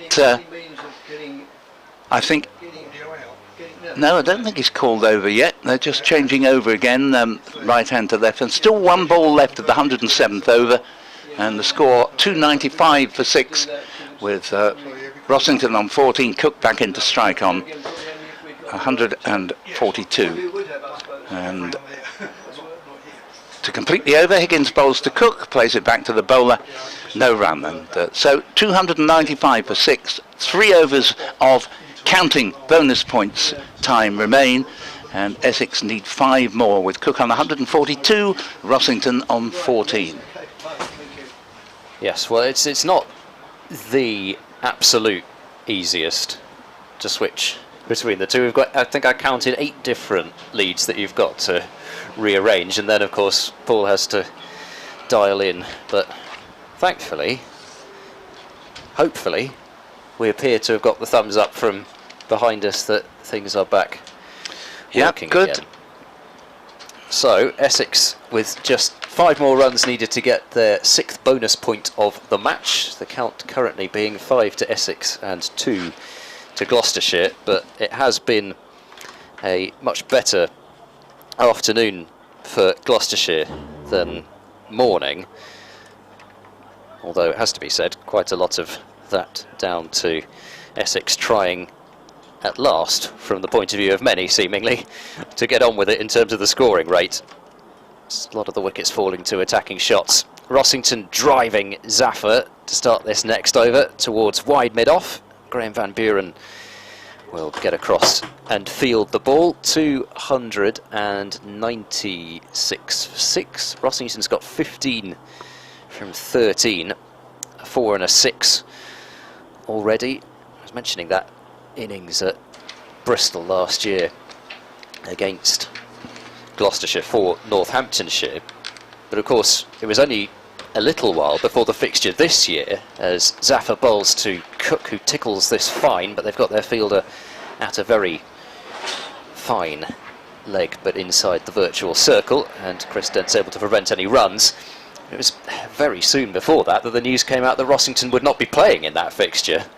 Zaffer in and bowls, and Cook works this towards mid-wicket, and there's no run, and because of that innings the previous season from Rossington, it must be said there was a certain sigh of relief that Rossington would not be playing in that game. As it was, they got Lewis McManus on loan, Northamptonshire, as Cook goes back and cuts a ball which turns appreciably into him, but he's dealt with it very nicely and only just doesn't pick up 4. Miles Hammond with good speed to get near the boundary rope to slide and stop it, and 144 now to Cook, 298 for 6. Just 2 more needed for the extra batting bonus point. Zaffer bowling to Cook, who clips firmly towards mid-on, fielded by Matt Taylor there, and there is no run. I would not want to be sliding on this outfield. I would not want to be fielding on... I mean, it's not nothing against this outfield, it's just the incredibly dry weather we've been having, but combined with how good the drainage is. As Cook turns this one, leg side, little dribble out towards deep backward square leg. Cook will keep the strike. Zaffer's bowled 30 overs now, 3 for 78. Essex 299 for 6 with a lead of 163. But you know, there's nothing that can be done about it. But sliding on a surface like this, you're getting carpet burns every time. Yeah, well bowled to Zaffer. As I say, it's not fair to compare his figures with Simon Harmer's, but he's got 3 wickets. Simon Harmer had the advantage that the worse and rather poor shots played by the Gloucestershire batsmen on that first 3 hours when they were bowled out for 136. And meanwhile, Ryan Higgins indefatigably will continue from the Hayes Close end. It's overcast today, so that little bit cooler but rather oppressive. Cook plays the ball to short mid-wicket. Ollie Price, and there's no run. Gloucestershire seconds have had enough, by the way. They're declared on 606 for 7, so that is an unbroken partnership of, I make that, 294, with Phillips 250 not out and Middleton 111 not out. Well, you'd have thought they could have let them get 6 more to put up the 300 partnership. That's edged and Cook has gone. And that was a rare poor shot from Cook, who didn't really move the feet at all. The ball moved away from it. It's a well-deserved wicket for Ryan Higgins, let it be said. And he rather just pushed the bat in the way of the ball and gave the wicket-keeper catching practice. Cook is caught by Bracey off Higgins for 145 from 310 balls. A superb effort, and the crowd stand for a splendid innings from Alistair Cook up 145, and he faced 311 balls and hit 17 fours. It's amazing, isn't it, the difference that 5 runs could have made. I suspect if he got his 150, be walking off, lapping up the applause of the crowd, raising his bat to all corners, as it was, having played that shot and falling 5 runs short of the 150. He was looking down at the floor and just raising his bat a few times in not quite cursory fashion, but certainly not in the manner that he would have done, I suspect, had he reached the 150. And it was a very un-Cook-like shot. He's played so far away from his body there, but really, after you've been out in the middle for, what, 410 minutes, I think it might have been in the end, certainly 409, it's understandable that occasionally you're going to have a moment like that when maybe you play a shot that you wish you hadn't played. But this time, God, it must have been a thin edge. I must admit I didn't actually hear it, but Bracey doing the rest, and a superb innings from one of the best in the business is over. So Simon Harmer has made his way out to the middle and is just jogging around to loosen himself up, and Essex are 299 for 7. You wonder how much, knowing that just 1 more was wanted to post the final bonus point, affected Cook playing an uncharacteristic shot well away from the body. Higgins to Harmer. Harmer plays the ball just down in front of him. Harmer has a peculiar record, a lot of ducks and very, very low single-figured scores, but if he ever reaches double figures, he shows what a good batsman he in fact is. So again, the just getting going is his challenge, if you like. And the lead is currently 163. Not as great as Essex would like it to have been. Oh, that's a good delivery from Higgins. Beats Harmer comprehensively as he pushed forward outside off stump, and really has bowled well to say that he's only just got his first wicket in the innings. Always proved very difficult to get away. A score 299 for 7. We're in the 109th over. So Essex now have 8 deliveries from which to score a single and register a third batting bonus point. And Gloucester now will just be saying, well, if we can nick another couple out in the next few deliveries, we might even pick up maximum bowling bonus points.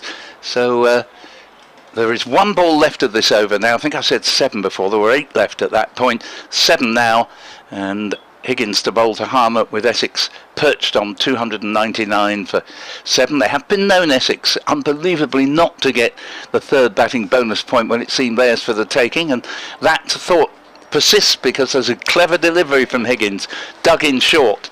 Harmer not to be tempted, calculating that there are still 6 deliveries of the 110th over for Essex to pick up this single, but they finished that over from Higgins on 299 for 7.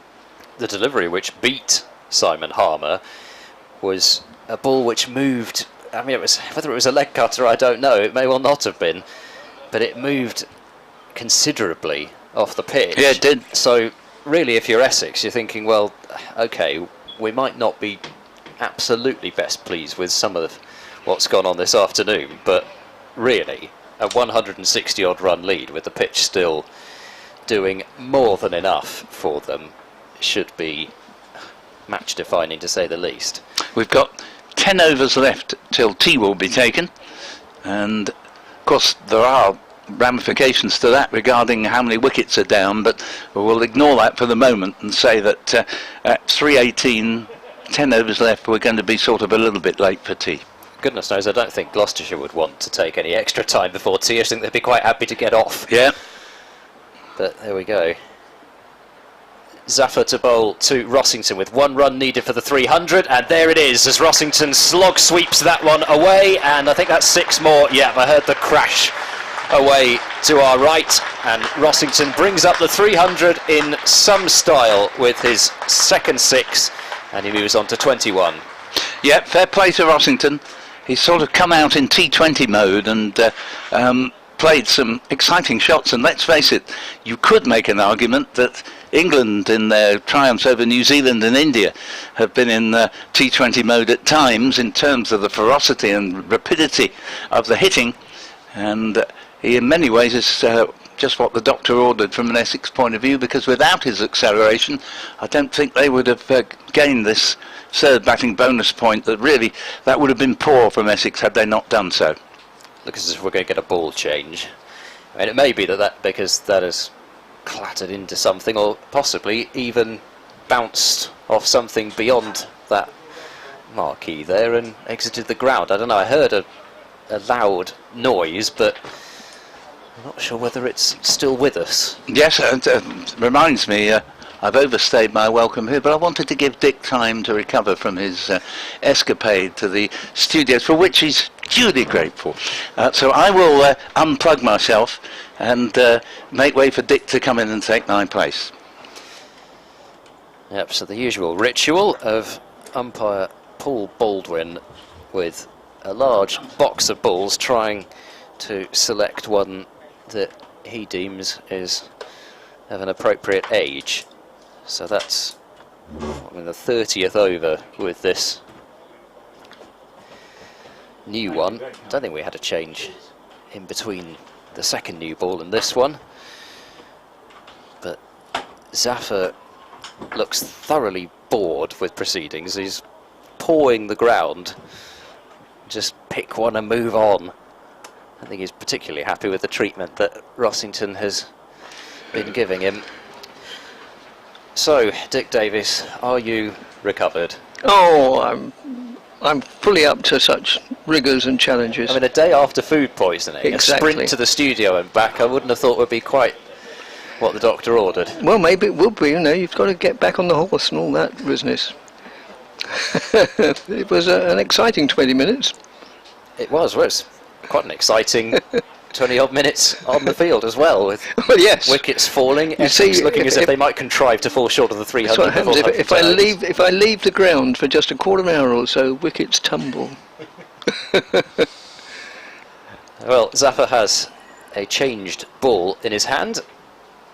There is a fielder out at deep mid-wicket now because Gloucestershire aren't trying to tempt Rossington over the top, and he leaves that one alone through to the gloves of Bracey. That one didn't turn that much, it has to be said, but it still passed off stump, so I suppose it was still a perfectly decent leave from Rossington. I think Bracey tried to kind of bring it closer to off stump to make it seem closer than it was. There's a big shout for late before wicket here, out.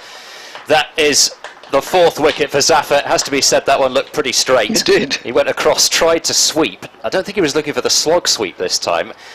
I believe he was trying to send it possibly along the ground between backward square leg and deep mid wicket, but he missed it. It made a loud thud as it crashed into his pad seemingly in front of middle stump, and Rossington goes for 21 from just 16 deliveries. Essex are 305 for 8, and it looks rather as though they'd quite like to get bowling at this point. Yes, I think so. And it also looks as if, bearing in mind that the wickets now have fallen at, apart from the first one, which fell when the score was 7, they've gone 203, 219, 234, 267, 269, 299, 305, with no partnership in that range bigger than 37, apart from the second, of course.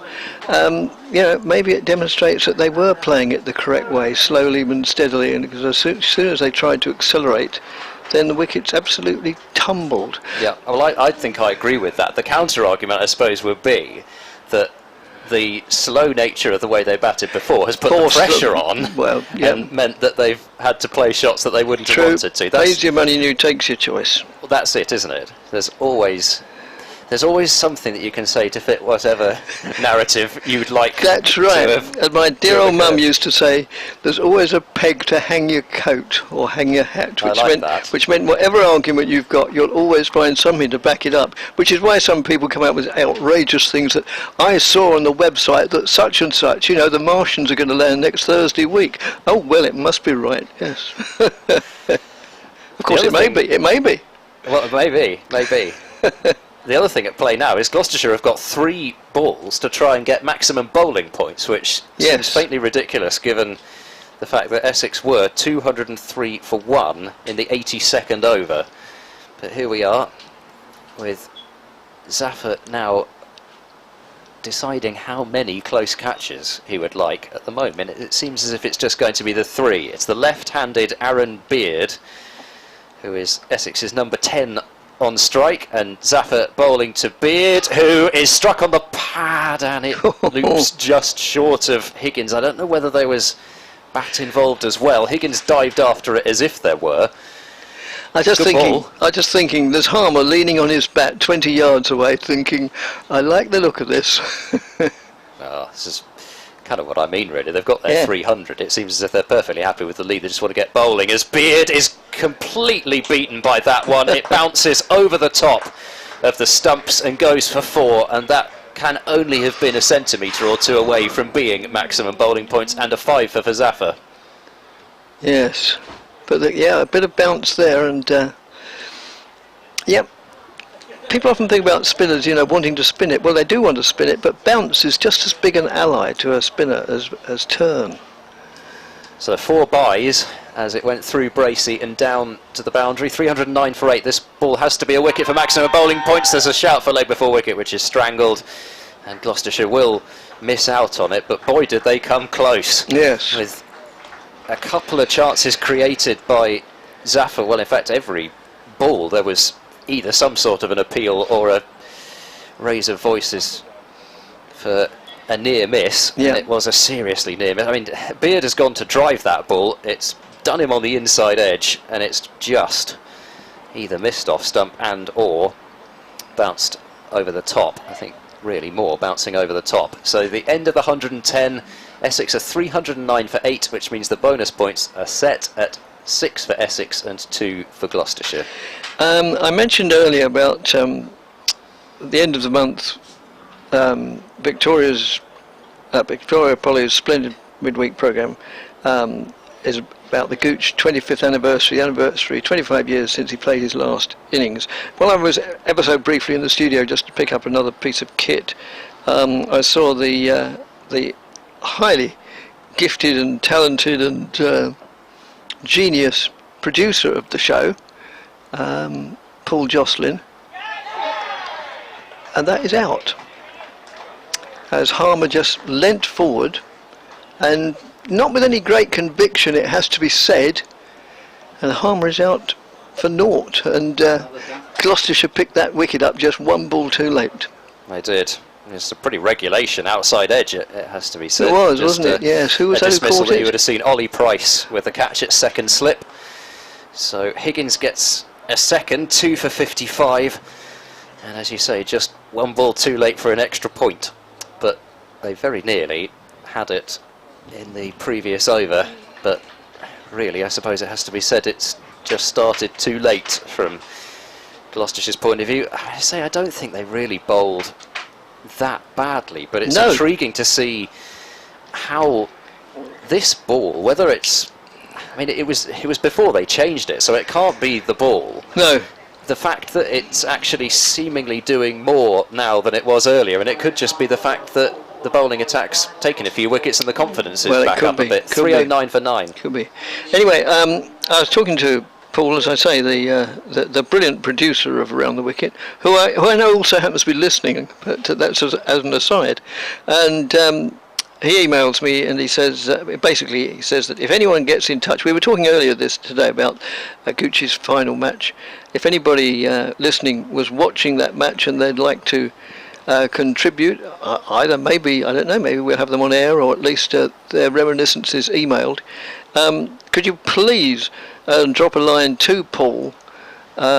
His email address is Paul, P-A-U-L, don't think there's any other way of spelling Paul, P-A-U-L, there might be, .Joslin, J-O-S-L-I-N, at bbc.co.uk. I'll repeat that several times because, just to make sure the message gets across. Paul.Joslin at bbc.co.uk.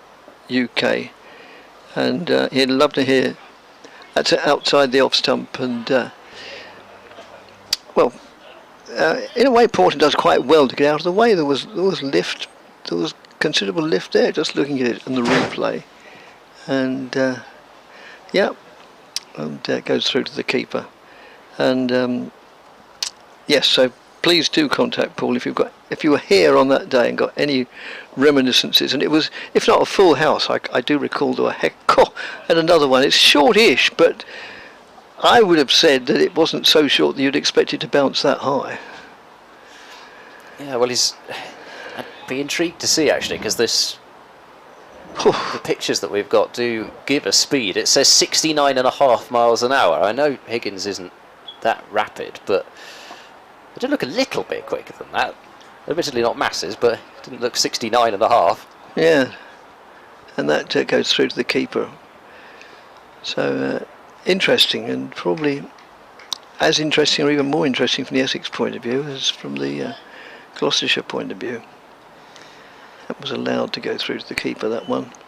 So it's Higgins to continue to bowl to Jamie Porter. Moves in now from the Hayes Close end, bowls, and that's tucked away off his legs for 1 run, down to long leg, down towards the scoreboard. So I'll just repeat that once more. Well, I'll probably repeat it several times, but I'll repeat it immediately. If you've got any reminiscences of Graham Gucci's final match, or ideally final day when he actually played that innings and got out in a bit of an anticlimactic way, considering all that had gone before, then do drop a line to paul.joslin at bbc.co.uk and you'll make a valuable contribution to Around the Wicket on Wednesday. I can't work out what date it'll be, the last Wednesday of the month, as the next delivery comes in, and that's just played defensively. Calendar says the 27th. 27th, oh thank you. Yes, today's the 12th, therefore tomorrow's the 13th. You add 14 onto that. Yep, the auditors agree. The 27th. One more time, paul.joslin at bbc.co.uk. Thank you. So Higgins has graciously allowed Zafar a chance to try to claim his 5-wicket haul, and it will be Porter on strike with his first run in the last over. And so the right-hander for Zaffer to have a go at. 2 slips, second of which has got a helmet on, and Ollie Price at short leg. Matt Taylor is out on the deep mid-wicket boundary, so if Porter does fancy a big heave into the leg side, there is a catcher out there on the rope potentially. Chris Dent looks as if he may be going back to long on, in fact, maybe deep mid on. It's kind of hard to tell exactly how deep he is because of that balcony. Zaffer bowling outside off stump, and Porter will not have a heave at that one. There's a substantial difference, it has to be said, between the records of these two out there at the moment. Beard averaging 20 and Porter averaging 6. And Yes. He's played and missed at that one. Tempted into having a poke at it, but it turned away from him and went through to Bracey as he missed it. So Zaffer would certainly feel he's got a prime opportunity for the 5 for he's in and bowling to Porter, and that one's turned past the outside edge of Porter. And I think it's fair to say many top order players would have struggled with the amount that one yes, turned. I mean there is a heck of a lot of turn there, and I keep talking about Harmer, but Critchley is no mean practitioner either. So No, true. if they operate Wrist spinner. if they operate in tandem. Dent coming up to mid-on as Porter cuts in the air, should be caught. Easy catch for Van Buren at cover, and that's a 5-wicket haul for Zaffer Gohar.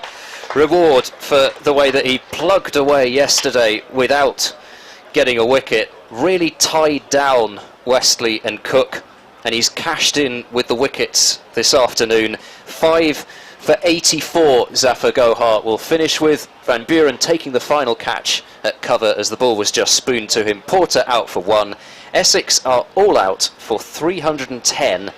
That's a lead of 174 runs on first innings. Very useful, very useful.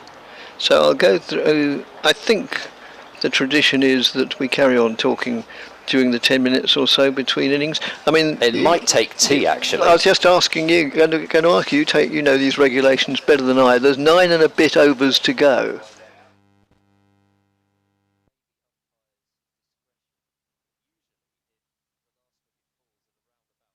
Job was easy. Price responded by carting Harmer for 6, but all that seemed to do was rile the spinner, who responded in kind. Price out for 6, flicking a catch to Beard. It wouldn't be long before Harmer had his 5-fer. Prodigious turn on show to bowl Taylor for 1. Gloucestershire down to their final wicket, which fell to spin 2. Critchley this.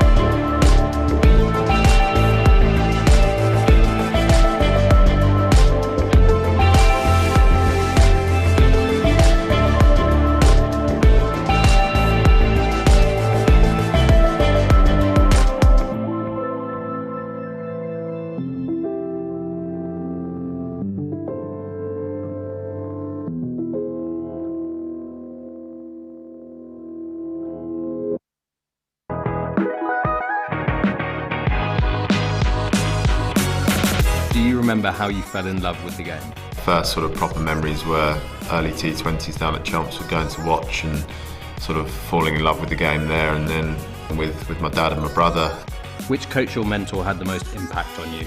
I think my earliest coaches would be Guy Ben Irvin, who's been fantastic. He was the first proper coach I had at Writtle and taught me how to bowl and how to bat and how to play the game in the right way.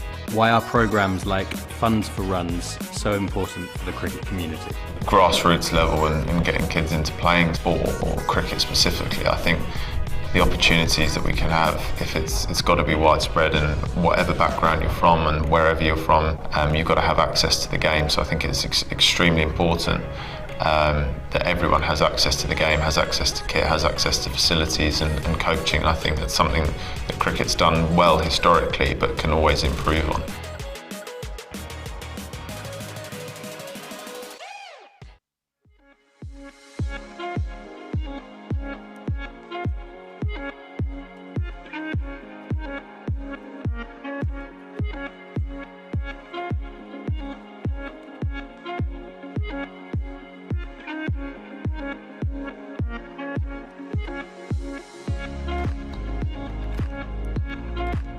We're a financial services firm, but there are two main aspects to our business. The first one is a conventional accounting practice, so we have accounting services, audit services, and a whole range of different tax advice and compliance services we can carry out.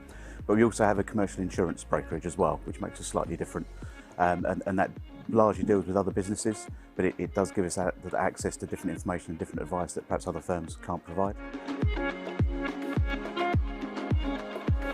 I think it's really important that the surrounding areas feel like there's a strength of community and a real connection to the club, and people that are involved in the surrounding areas feel like they can get involved and move up through the sport, and again feeling real sense of community to Essex cricket.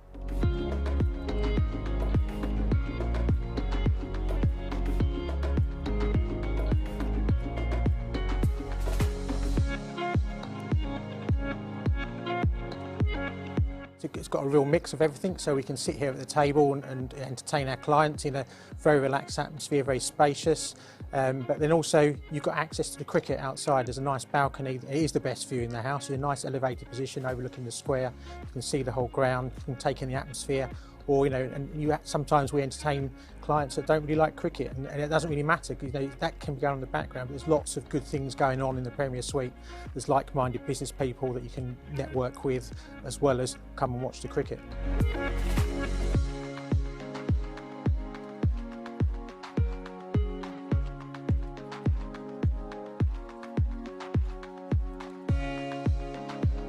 To have a sponsor like Scrutton Bland, who dedicated 6 years of their time to Essex cricket, really speaks volumes of our relationship, and the local aspect of it is so important to us.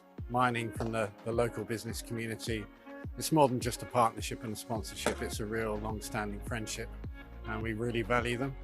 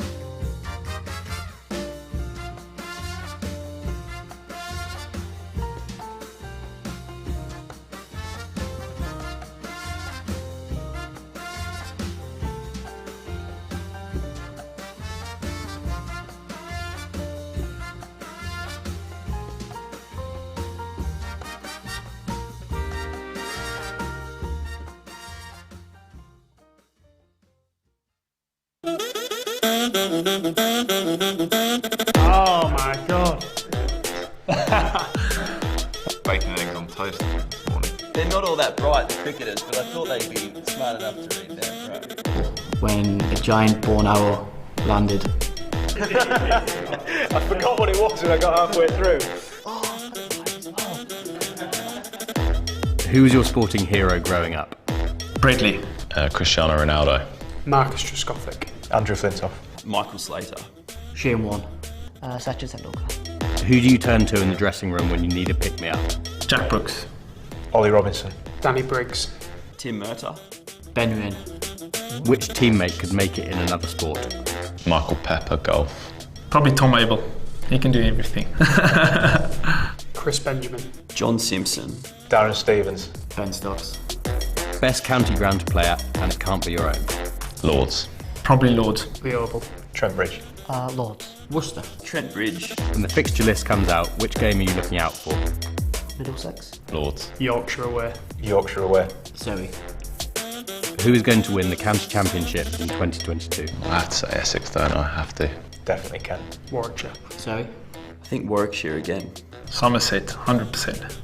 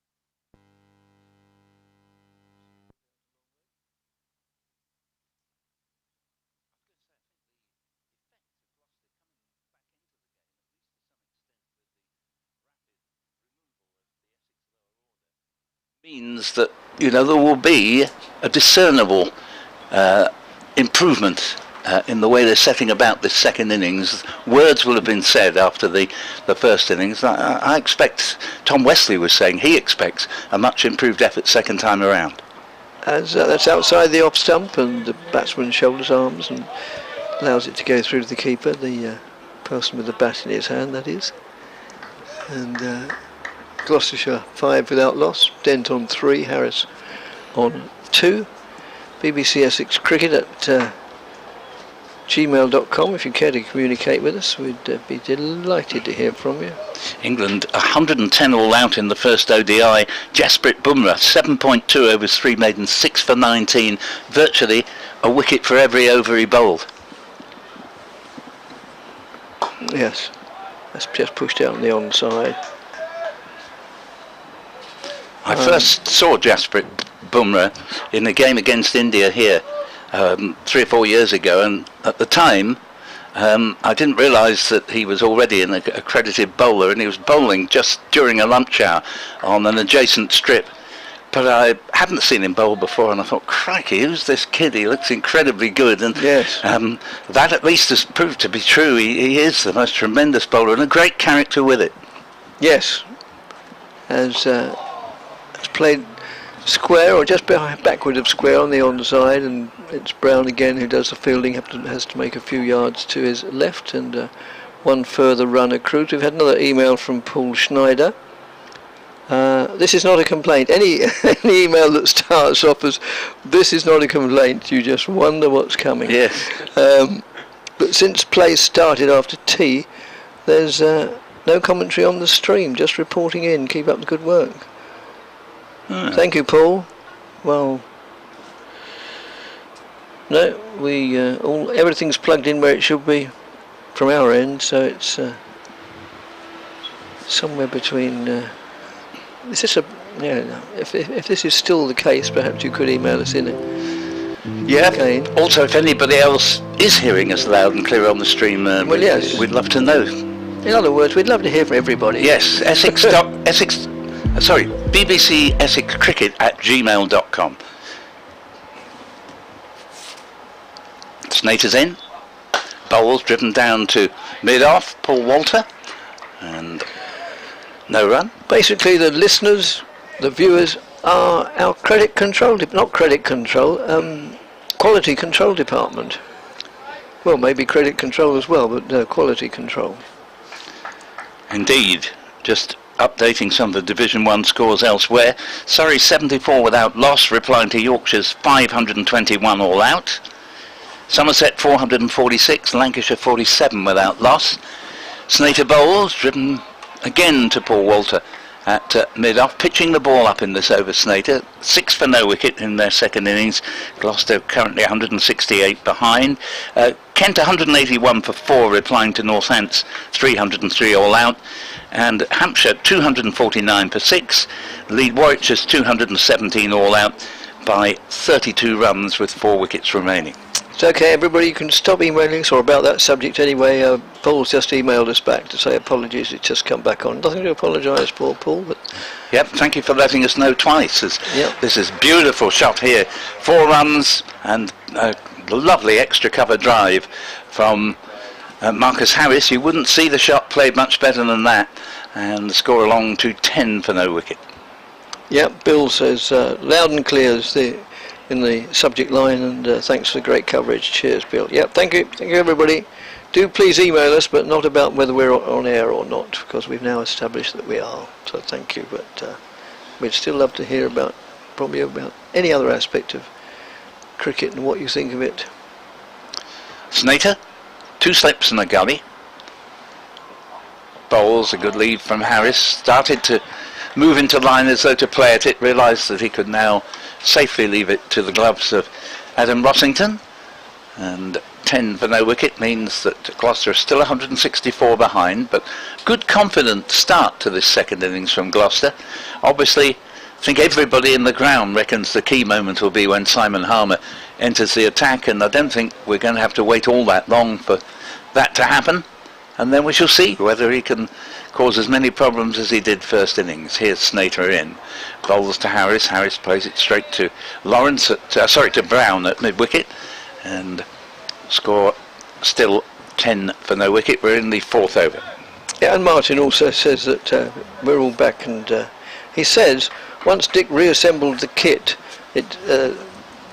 everything came back. Well, I didn't really assemble it. I was merely the courier, but having run non-stop about 3/4 of a mile there and 3/4 of a mile back, and then carrying the kit back, I wasn't in a state to do anything else. Snater's in and bowls, and this ball's again before more, I think. Fieldsman chasing it out to the cover boundary, do very well to keep it in. Well, he does quite well, but not well enough. It's 4 runs, it's 14 for no wicket. Harris moves along to 11. Yes, without the courier service, it wouldn't have been possible to assemble the kit at all. And certainly I have heard that Mo Farah has been giving you coaching lessons in yes. How to improve your stamina. And so various courier companies are ringing up at this very moment offering me jobs. No thank you. Men and women work their socks off. Oh, I think I admire any member of any courier company or the people at the sharp end, because they get given X number of deliveries to be made in a day, and basically their day isn't over till they've delivered them, and sometimes they're working up to 11 o'clock at night. Yeah, and they've got traffic hold-ups, for instance, exactly. to encounter. Porter moves in and bowls, and that's just pushed out on the offside in addition to the score. Sometimes they get stick, because instead of leaving the parcel with me, it was left with my next door neighbour. If they'd waited another 7 minutes, I'd have made my way back from the bottom of the garden. But they've got a heck of a tight schedule. Sounds like a heck of a gardener as well. Well, yes, or a very slow gardener, or both. I think we've covered all bases now as Porter moves in from the far end, the Hayes Close end, and Dent just lays bat on ball, and it's picked up by Critchley. Yes, he wasn't too sure where that had gone. No, it wasn't. It rolled square with the wicket, so it'd be wrong to say it nearly trickled into stumps, but he had to just be aware that there might be a possibility if he didn't just check.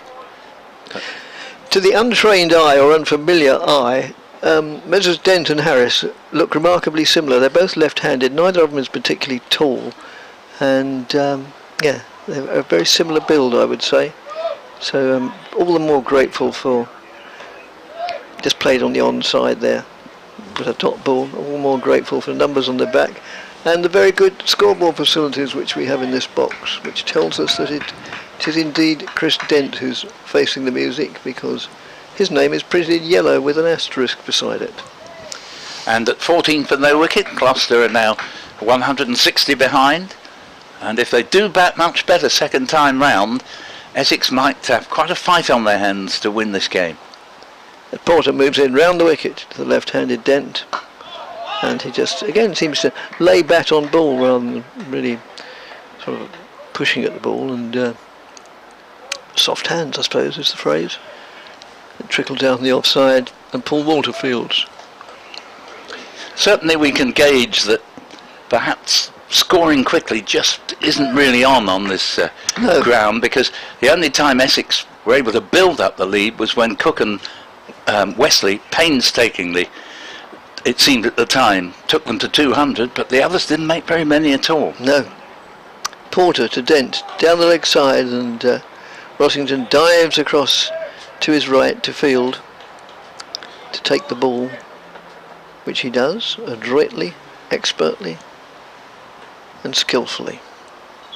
That'll do for the adverbs for now. Others available. Of course, adverbs are largely missing from the vocabulary of professional footballers. It's always "we done great." Not to stereotype, of course. No, of course not. It's just that most of them don't use adverbs. So, that's just played defensively by Dent, and it trickles out on the onside. The end of the over, and Gloucestershire needing 174 to make Essex bat again. are, and as soon as one says that, the score goes off the board. 14 without loss. Yes, it's in the days I used to write sketches, Dick, I'd occasionally have a thought nowadays, what will I do if I was still writing shows? And one of them would be an interview with a professional footballer where the interviewer actually interrupts on the point of "we done great" and says, "Excuse me, that's not quite right." But no, I don't think it's ever going to happen. Simon Harmer is on in over 6, and I don't think any of us would be greatly surprised. I think the Professional Footballers Association at this moment are consulting their legal department with a view to taking you to court for defamation of They won't do it. character. They know my record, it's unbeaten in that department, and if anybody wants to take me on, it'll be a great pleasure. Well, Paul, Simon Harmer into the attack already after only 5 overs. So here he is. He's bowling to left-handers, which he loves. Coming round the wicket to Marcus Harris, the Australian, and beats him straight away. And that's the first moment of sort of panic, you might almost say, in the Gloucestershire ranks. They've played the quicker bowlers admirably and not looked in a moment's bother. But this is looking a bit of a different struggle here. We've got a slip and a silly gully and a bat pad. And Harmer's in, river end as always, bowls, and this ball is played a few yards into the offside, and there is no run, score remaining at 14 without loss. Aaron Beard, the fieldsman, in the covers there. And Harmer bowls, gives us plenty of air, it's played back to the bowler, score remaining 14 for no wicket.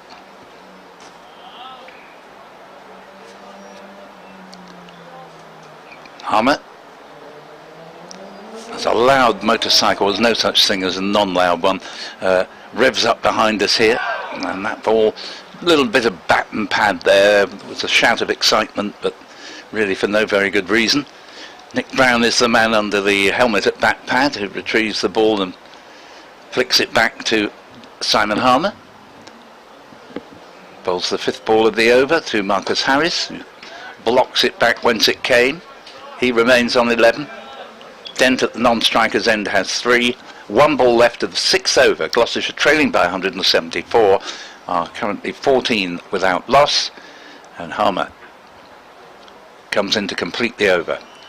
Plenty of air, but nicely confronted by Harris there, who stretches right forward, kills any possible turn, plays it out to Beard in the covers. Predictably a maiden over, but no breakthrough for Essex, and 160 behind. Gloucestershire's second innings, 14 for no wicket. Yes, well, apart from that first delivery, which certainly did get the better of Harris, then he coped with the other 5 admirably, well, as you'd expect or hope. He was out to Jamie Porter first time round, causing the slips by Alistair Cook. In fact, neither of these two fell to spin, they both fell to Porter.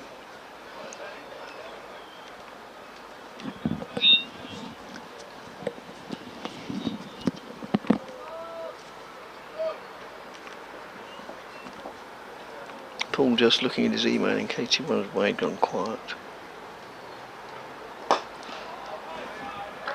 As Porter moves in and bowls, and that's just played out on the onside, no addition to the score. Porter so far has figures of 3.1 overs, 1 maiden, no wicket for 6. As Porter turns again, moves in round the wicket, and that's just nudged down to fine leg for a single. The umpires changed ends at after they do, which they do after the second innings, which means I think that it's Paul Bolton at that far end and Paul Pollard this. But that's only what I think. I wouldn't bet the mortgage on it. No, I think you're right. Paul Baldwin at the far end. Baldwin, what did I say? Bolton, didn't I? That's for some right, reason. yeah. Well, they both begin with B. They do, yes. Afraid if people want superior service, they have to pay the extra. Yes. Another motorbike goes, may be the same motorbike coming back. Oh, and that squares the batsman up a little. In fact, Porter has a bit of a half-hearted appeal, but well, obviously we couldn't see exactly what happened, but we now can on the replay. And Thought it was going over the top, I must say. Yeah. Somebody emailed earlier on, presumably, I don't remember reading it out, so presumably you did, Paul, but somebody commenting that haven't heard the usual cacophony, I think was the word he used, of emergency vehicles. No, it's true. I think we've only had a couple. Yeah. And that's just played out solidly, defensively to mid-off, fielded by Paul Walter. Still a goodish crowd here. What is it now? It's just gone 20 past 4. Some of them going home for tea or whatever reason, beat the rush hour. And Porter moves in again, elbows flailing, and that's played out square on the offside, or fractionally in front of square to Dan Lawrence. No addition to the score. Many of the fielders and both of the umpires wearing floppy white hats, as befits the weather. Could be an interesting day tomorrow. I'm not working, but I think I'll come up here and have a look.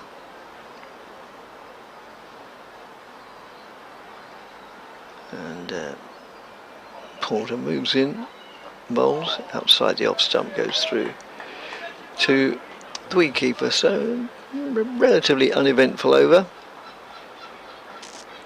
But yeah, so under these circumstances, sort of everybody, well, I say everybody, you know, Essex fans and maybe even subconsciously we, the media, are inclined to sort of concentrate on Harmer, but you know, Porter is no mean practitioner, and he can pose a considerable handful at the other end. When Essex won the title in 2017, Harmer had 72 wickets in his first year with the county, and Porter 74, and there was quite a rivalry between them. Sadly, Jamie Porter just had one or two more difficult seasons since then. Yes, he has. Great to see him still looking very keen as Harmer's in bowls, and nice bit of wicket keeping from Rossington there, but the fact is that Chris Dent was leaving that. We've heard from Kevin Menhinnick, who says, listening to you, my back garden here in the heart of beautiful Suffolk countryside, enjoying the commentary. What has happened to Sam Cook? He's with the England Lions at the moment, Kevin. This next ball is played out into covers. Aaron Beard feels there's no run. And Kevin continues, I watched Norfolk hammer Suffolk yesterday and cannot understand how Sam Arthurton failed to play county cricket. He's a hugely talented batsman. Harmer's in again and bowls, and forward comes Dent, returns it whence it came. Sent from Kevin Menhinnick, formerly Chelmsford boy, exiled in Suffolk. Yes, now I thought Arthurton did have one or two games for Essex a few seasons ago. I'll look him up. But yes, he gets a lot of runs in club cricket as well in the East Anglian Premier League. Harmer bowls, and this ball is just played a few yards out into the offside, and there is no run. Dan Lawrence from a sort of silly gully is just nips it back to the bowler, who's in again. Harmer bowls to Dent, cuts this into one of the two fieldsmen there, Cook at first slip and Lawrence at silly gully. I didn't just notice which. I think it was probably Lawrence there, and the ball rebounds off him. Might well have gone for 4 actually had it not hit the fieldsman. Harmer is in again and bowls to Dent, and Dent again chops this, but only finds Snaper at backward point. The over ends, and Gloucestershire, trailing by 174 on first innings, have knocked 15 of them off without loss. We've now had 8 overs completed. There are 11 to Marcus Harris and 4 to Chris Dent. Yes, so yeah, there do seem to be a heck of a lot of very good young players lurking in minor counties, second 11s, club cricket. The future is looking reasonably good. but the pool obviously is becoming smaller, with fewer and fewer schools taking cricket seriously, for reasons which are totally understandable. As Porter moves in, bowls to Harris, who whips that off his toes, but straight to Brown, who tumbles over in fielding it at mid-wicket. No addition to the score. We have an email from Matt, who says, "Hi there, I know that Adam Wheater decided to retire at the end of the season and Rossington has signed permanently for Essex, but it seems a pity that Essex don't have the benefit of Wheater's services for the rest of the year. What has happened? He'd be a fantastic asset even as a batsman in the red ball and white ball formats." Couldn't agree more, as Porter moves in and bowls, and that's just pushed out to mid-off, and they go through for a comfortable single as Walter makes a good stop, diving away to his left. Well, yes, the mystery surrounding Wheater is much like that surrounding the Mari Celeste, really. We don't know what led up to. I'm sure there's what they would call a backstory or something. There's a story lurking there, but I think very few people must know what the true story is, and we are certainly not amongst that small clan. But there's obviously a lot more to it than meets the eye, because he's not even playing club cricket, I noticed, as that's just played defensively, nor second team cricket. Since he announced his retirement, he just seems to have disappeared. I've heard it said that, you know, he actually said to the club that, you know, he just didn't feel the same commitment of the past at the start of the season. So, and the fact that he isn't playing any sort of cricket does perhaps back that up a bit. Matt finished off saying, "I can't seem to find anything about his retirement coming early." So has he just fallen out with the county? It would be a sad end to his career if he's gone already. Porter moves in again and bowls, and that's worked away off about hip height by Dent for another single. A lot of runs being picked up, albeit only in singles on the leg side. But certainly, not so much in his second period with Essex, but in his first period and again with Hampshire. He was a wonderfully aggressive batsman who played some absolutely terrific innings back in the day. He was a little bit more defensive in his approach to batting when he came back to Essex for a second period. Porter to Harris, plays defensively, trickles back down the stumps and down the wicket. I remember, Dick, a wonderful innings from Wheater of 97 against Hampshire, which is probably why Hampshire signed him eventually, where one more boundary and Essex would have won a game from an impossible position, and I thought it was desperately unfair when reportedly, you know, he got a right rollicking for having played a silly shot when he was on 97, but you know, they'd never have got near it without him. No, quite. Porter moves into Harris again, pushes it out on the onside again, and there's another single. So Gloucestershire are 18 without loss now. I just wonder how many of those have come from singles pushed on the leg side, either in front of, behind, or behind square. End of the over. Gloucestershire 18 without loss, 5 to Dent, 13 to Harris, and this is all against the backdrop of a deficit of 174 on first innings. Martin Levin says, "Hallelujah, at long last Paul and Dick mentioned good grammar. Attached is my lists of cliches and poor grammar. Welcome to the club." So I'm just ferreting around to read your detachment. And Harmer meanwhile is in and begins a new over, and has the complete beating here of Marcus Harris, and it didn't miss the stumps by much. Nicely taken by Rossington. 18 for none, 10th over of the innings being bowled. First innings deficit was 174. Harmer once again bowls and left by Harris, and we're a little bit in that well-worn instance of loads of cries of anguish from the fieldsman, as though the previous ball very nearly took a wicket, but in this particular case it wasn't true, as Harmer's in again. Bowls, and this ball's hit into mid-wicket. In fact, Paul Walter runs across from mid-wicket in front of the skipper at mid-on, Tom Westley, but then decides he'll leave it to the captain anyway. And the score remaining 18 without loss, halfway through the 10th over of the innings. Already the third bowled by Harmer.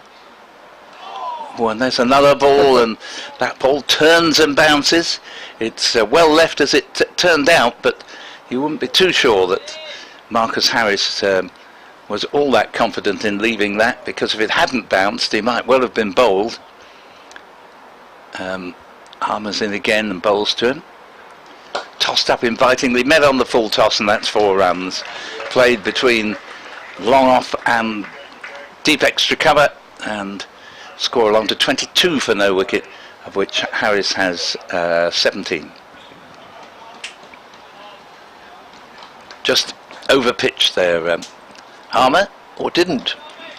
Yes, indeed, he didn't pitch at all. That was the problem. But what's his riposte going to be? Bowls the last ball of the over, and he gets it goes wicket. That's what his riposte is going to be. He has bowled him, and Harris, okay, he hit the full toss well enough, but he was basically bamboozled, Dick, on at least 3 occasions in that over, and you sensed that his demise was a matter of time, not a question of if. And he departs for 17, bowled by Harmer in the 10th over, and that is rather ominous from Gloucestershire's point of view. Just let me get through a bit of the email on offensive words, misnomers and cliches from Martin Levin. Absolutely is defined as a cliche word. Its use is often tautological, which is true. Clearly a cliche word. That is to say, the word clearly is a cliche word. Its use is invariably unnecessary. It should be used only in connection with weather forecasts. On no account should it start a sentence, as then it is used as an aggressive adverb. The word elected is defined as the sovereign invites the First Minister to form an administration of government. This is mostly comprised of those spokespeople who have been elected by their constituencies to represent their geographical interests under the Representation of the People's Act, members of Parliament. And I just want to interrupt with a typical bit of unnecessary English at this point. As I drive along the A12 in an 8-mile stretch where we're reduced to 40 miles an hour while the central reservation is repaired over a period of 6 months minimum, whenever there is a bridge coming into sight, there is a warning put up, and the warning doesn't say warning a bridge, it's warning overhead structure. So simple English dies the death. So Porter to continue from the far end, and he will be bowling to Chris Dent, and right arm round the wicket, and let's just play it slightly over pitched, and Dent, man of vast experience, took full advantage of that and just drove through the delivery, and the ball went away to long off, crossing the boundary just between the 2 sight screens, one being white and the other being black. And the next piece of language that Martin doesn't like, industrial action, which he describes as a total misnomer. Here are 2 positive words intended to make a negative. Disruptive it may be, we'll come back to that. That's just played out on the onside. Disruptive it may be, but industrial it is not. And if it's not a derivative of manufacturing, any withdrawal of labour is a strike. Right, okay. I speak as a former trade union representative and convener and branch secretary, but yes, he's entitled to his opinion, of course, as we all are. Yes, it's rather a long email, Martin, so we may not have time to read all your thoughts out, but thank you very much.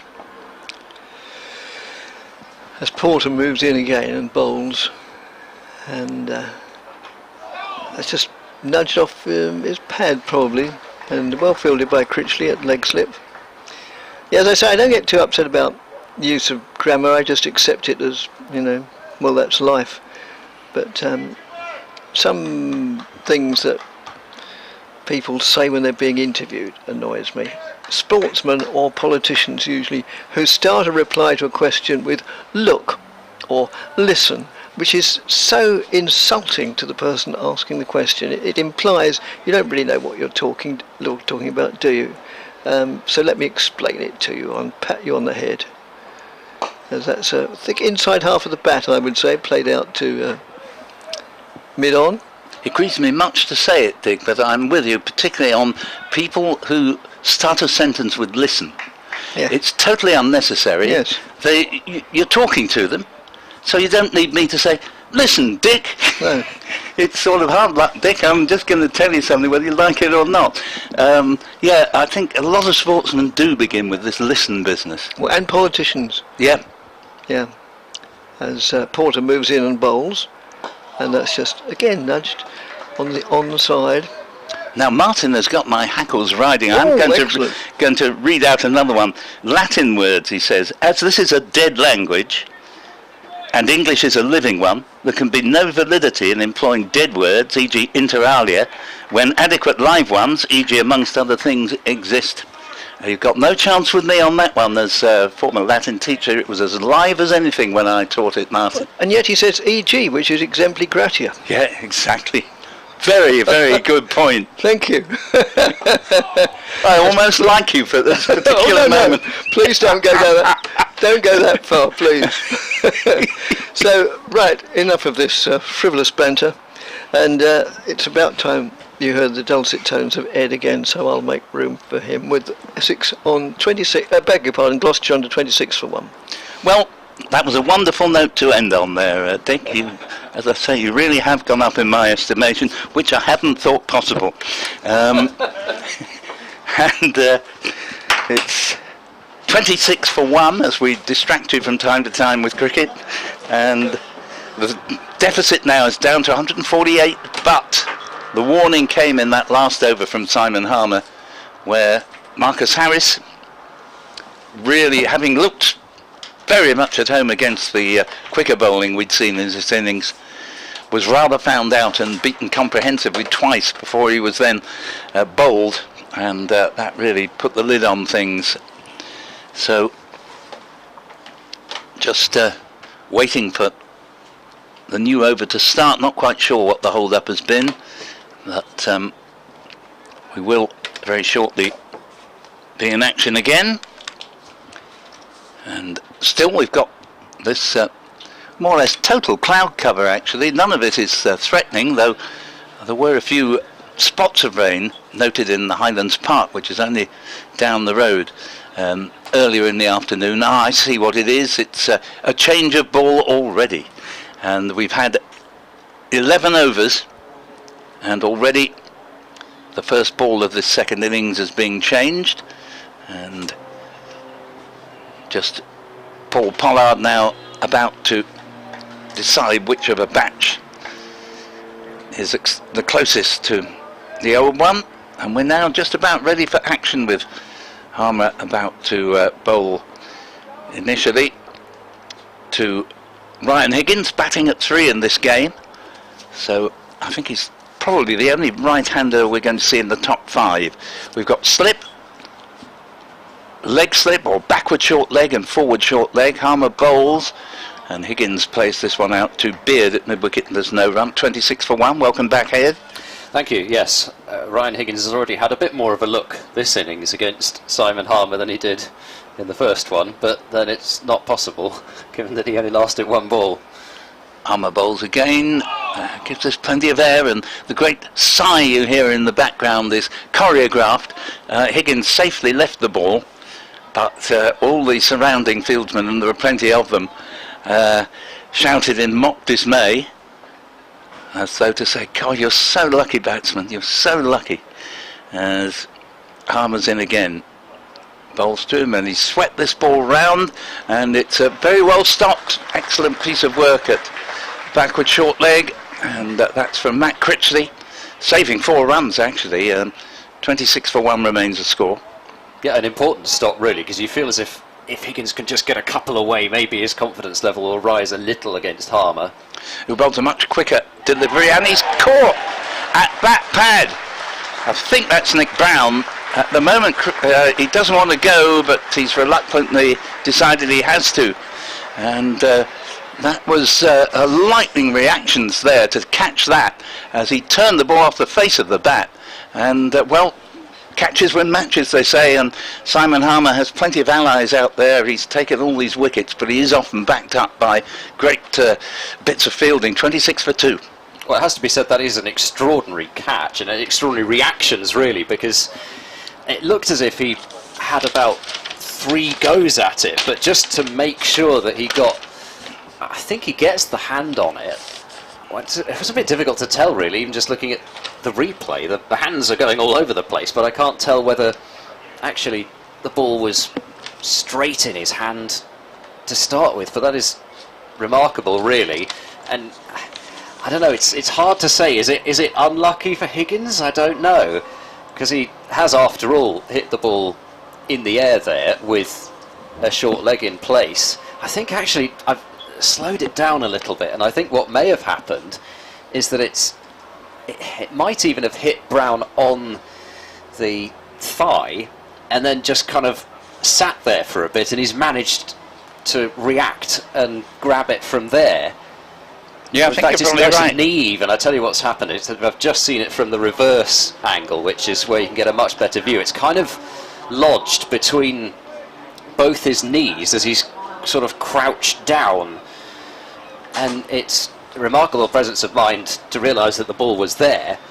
But yeah, a bizarre dismissal, and one which Gloucestershire could certainly ill afford, having got off to what was a pretty decent start against the Seamers. As you both said, they looked in very little trouble against Porter and when he was bowling Snater, but as ever, Harmer has come on and changed things. So 2 wickets already to Harmer, and this ball is steered out into the offside, and no run there. Yes, there was a catch similarly, I think could even have been Ben Folkes, for example, but where a wicket-keeper caught it between his knees. No, I think it was perhaps Billings quite recently as Harmer bowls, and this ball is stabbed out in front of him by Hammond, who's come in to replace Ryan Higgins. 26 for 2, 148 behind, and it has to be said that's 12 overs that have been bowled now, and we have, in fact, they've just taken how many there are left today off the screen. Tell you in a minute. 4 overs. There's 27 left. Right, 27 left. 4 overs, 3 maidens, 2 for 4. So if we make that 35, it's not impossible, if Harmer continues to create mayhem, that the game could be over tonight. Indeed, yes. I was just doing a similar calculation and then gave up. So a change of bowling, as Porter, having bowled 6 on the bounce, is going to be replaced by Shane Snater from the Hayes Close end. Snater having bowled just the 2 overs with the new ball.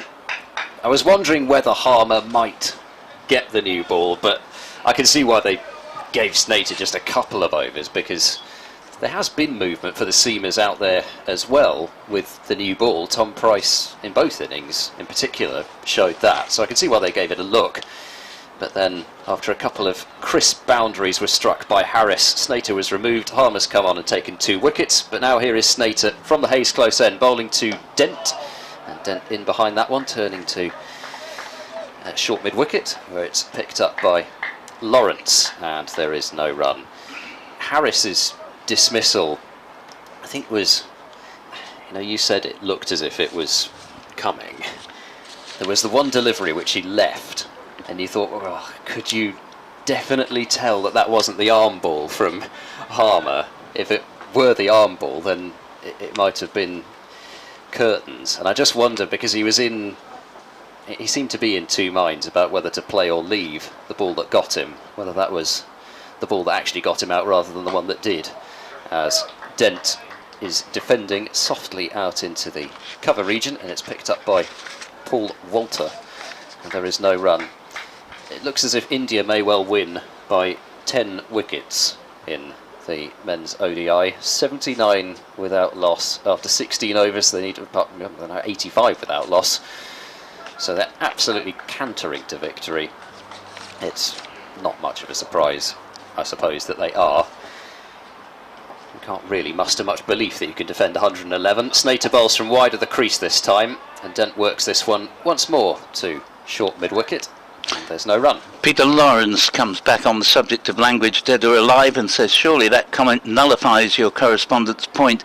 If one listens to a phrase uttered 200 years ago in perfect English of that time, it would sound somewhat odd now. Therefore, all of most of his examples, and in most cases your agreement, are just a criticism of natural evolution. I'll think about that one overnight, Peter.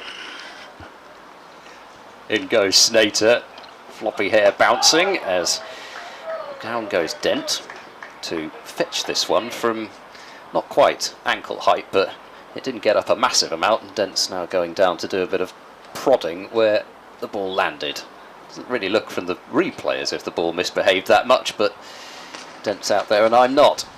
But anyway, he managed to block it and send it up towards mid-on, and there's no run. I must admit my mind was going straight towards seeing if there was any EGs in there as soon as you said it, and then Dick kindly obliged, as that's full and straight, and Dent will defend off the front foot away into the covers. But I do appreciate the level of that email.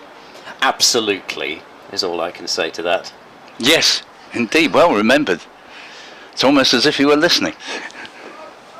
But no, I consider Latin, dead language or not, is a terrific form of education and creating a logically thinking mind. Snater bowls. Nice looking drive from Dent, wide of mid-off, but he may only get the single for this, because mid-off is quite deep actually, and can make sure that he cuts off the angle, and Dent gets another single, 10 to him, 27 for 2, but unfortunately for him, he's managed to pinch the strike for Harmer, so he's now going to have to face the next over from Harmer. It's almost as if the non-striking batsman is saying, are you sure you meant to do that? Was it wise?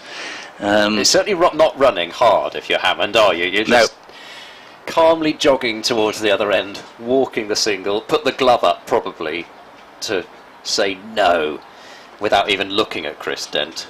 So this brace of consecutive Chelmsford fixtures for Essex has so far produced 22 wickets for Harmer, who took 8 for 46 and 7 for 161 against Hampshire, 5 for 44 in the first innings here, and currently 2 for 4 as he comes in now and bowls to Dent, and he's very possibly been caught, but he's been given not out.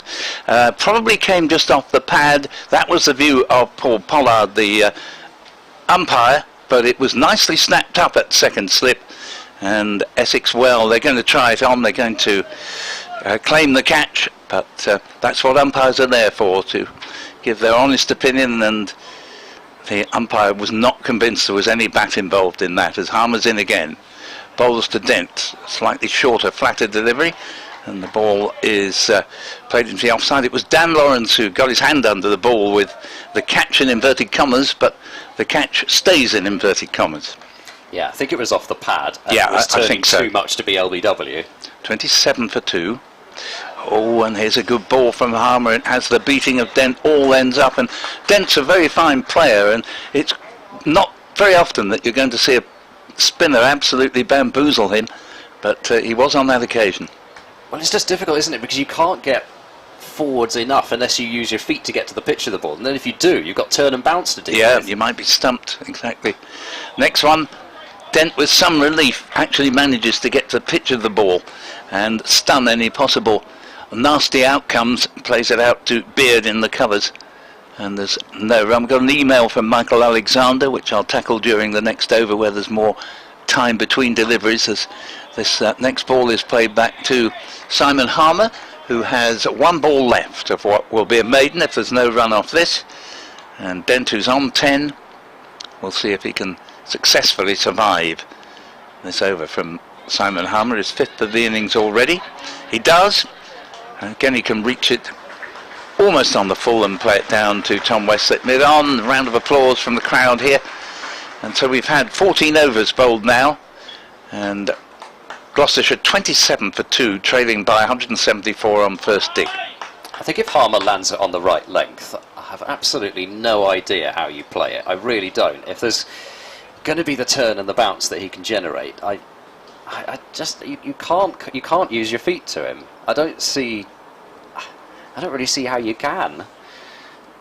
Perhaps somebody would come in and do that, and that might be the way to go. But on the face of it, it seems impossible to do that. And yet, of course, you can't really play him off the back foot either, or get right to the pitch of the ball off the front foot, because that's the length that he's bowling. It's right in between the two.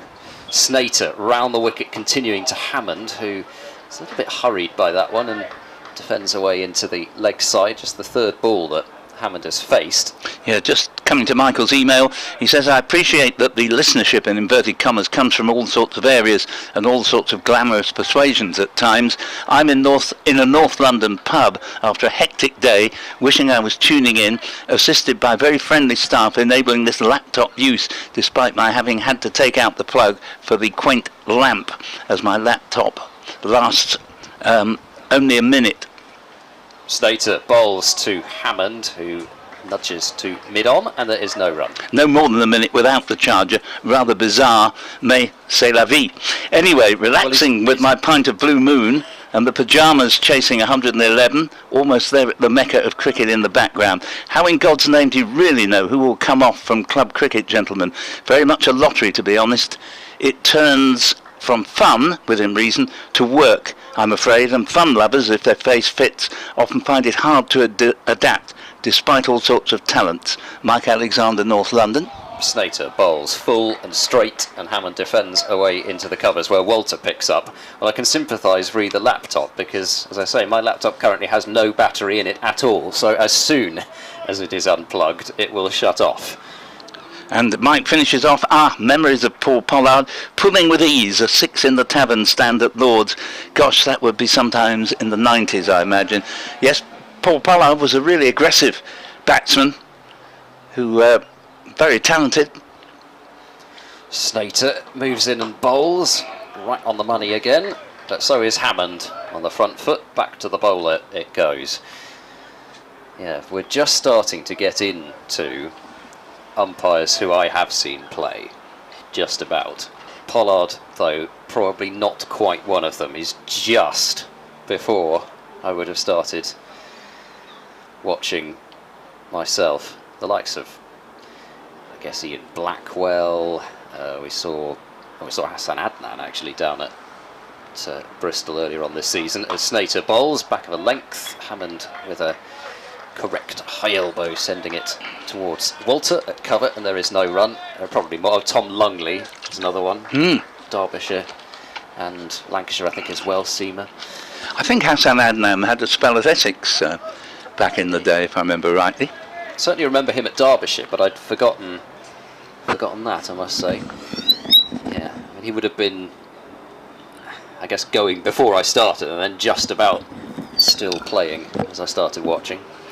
Snater to bowl to Hammond, who works this one away into the leg side, and it's fielded at mid-wicket by Lawrence. So that's a maiden from Snater. 4 overs, 2 maidens, 0 for 9. There have only been 3 scoring shots off him, 2 of those being boundaries to Harris, who departed for 17, and just whilst Harris was there along with Dent, I suppose even the odd pessimistic Gloucestershire supporter might have dared to dream that they could take Essex fairly close. But that opening partnership is so key for Gloucestershire with Dent and Harris, and it's already been broken, and Higgins lost as well, and only 27 on the board. Hammer begins a new over, his 6th, and that's a leave outside off stump. We've heard from Michael Charlton, Mike of erstwhile of Pudsey. He says, gents, I agree with you both, meaning Dick and myself on this occasion, on the use of the word listen at the beginning of sentences in interviews and so on. The same can be said for the word look, as Harmer bowls again, a little burst of sunshine around. The ball just played back a yard or 2 into the offside. You say, which has appeared in interviews with those in the world of sport and politics over the last half a decade to a decade or so. I remember first noticing it in interviews with Australian cricketers, as Harmer's in and bowls to Dent. Oh, what a good delivery that is, and it just misses everything. Just goes by the edge, just goes by the off stump, and a moral victory for the bowler. And you continue, and it has seeped into other provinces since. I expect it was the brainchild of some media trainer or other who thought it was a good idea. Harmer is preparing to bowl to Dent again. Dent all defence, plays it back down the pitch. You continue, all it does is make the person sound unnecessarily combative, as in my experience anyway, it was only used in this fashion before. For example, look young man, you just puck your ideas up or you won't be going to the cricket. Or just look, just shut up you, as the next ball is played into the onside for no run. To my dismay, I still hear it from time to time in interviews, and it always grates like fingernails on a chalkboard. Here's hoping Essex can get Gloucestershire all out without having to bat again, although I think Gloucestershire will dig in more aggressively this time. Harmer bowls, and Dent gets a shorter delivery, plays it with more ease into the offside. Beard, however, keeps it at a maiden over. 27 for 2. Harmer has now bowled 6 overs, 5 maidens, 2 for 4. And just finishing Mike's email, thanks as always for the excellent commentary. Thank you very much indeed, Michael.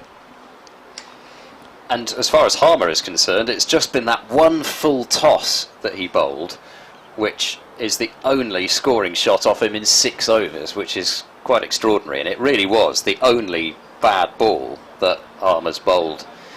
Remarkable control. I mean, you'd expect better control from a finger spinner than a wrist spinner, but at the same time, there are plenty out there at the moment who don't have that level of control, so it is still terrific to see when somebody does have that level of command of what they're doing. Nice to have an email from a Gloucestershire supporter. Steve Hallam returns, and we'll come to his email after this ball. Snater round the wicket still to Hammond, who drives down the ground, doesn't time it massively well. Snater can't quite stop it in his follow-through, but it will be intercepted easily by mid-on, and there's no addition to the score. And Steve asks you, this game is following exactly the same pattern as the innings defeat of last season to Essex, when Harmer took only 7 wickets in that match. Ed, how many of this team do you think are genuinely Division 1 players? Oh, gosh. Wow. Snater approaching from almost from behind umpire Baldwin this time, and Hammond turns that one into the leg side, and Lawrence will field. Let me try and equivocate. I think part of the thing is that certain players don't necessarily become Division 1 players from being Division 2 players without going through the experiences of Division 1, and this is the first year where Gloucestershire have actually had that experience. I don't think it can be underlined enough. As Snater moves in and bowls, and Hammond will defend this one with an angled bat to mid-on, and there is no run. I don't think it can be underlined enough the difference between this Division 1 cricket and what we had last year. Yes, Gloucestershire won 8 matches last year, but they had victories against Leicestershire, Middlesex twice, Northamptonshire, who would be in Division 1 this year, of course, Glamorgan and Durham. And yes, they did have 3 wins against sides who would be in Division 1. Snater bowls to Hammond, who flicks this one away extravagantly through mid-wicket, and that will go for 4 runs. And it breaks the run of no scoring shots, as Hammond gets off the mark to his 12th delivery, and it's 31 for 2. Yeah, we had a discussion earlier on Adam Wheater. I don't think we read this out from Kirby659, David in Brentwood, who says, I did hear Adam Wheater as a co-commentator on a recent Essex Vitality Blast game.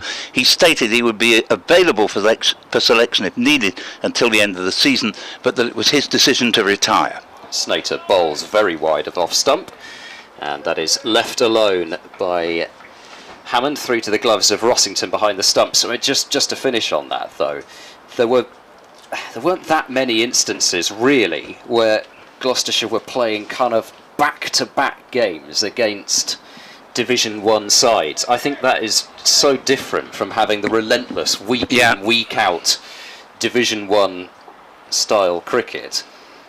And I think it's also worth remembering as Snater comes in and bowls to Hammond, who defends up towards mid-on, and there is no run to end the over. Gloucestershire 31 for 2, still trailing by 143, and I realise I'm not answering the question here, but I've chosen to answer a different question. Just let me say, Dick is coming back to rejoin you, Ed.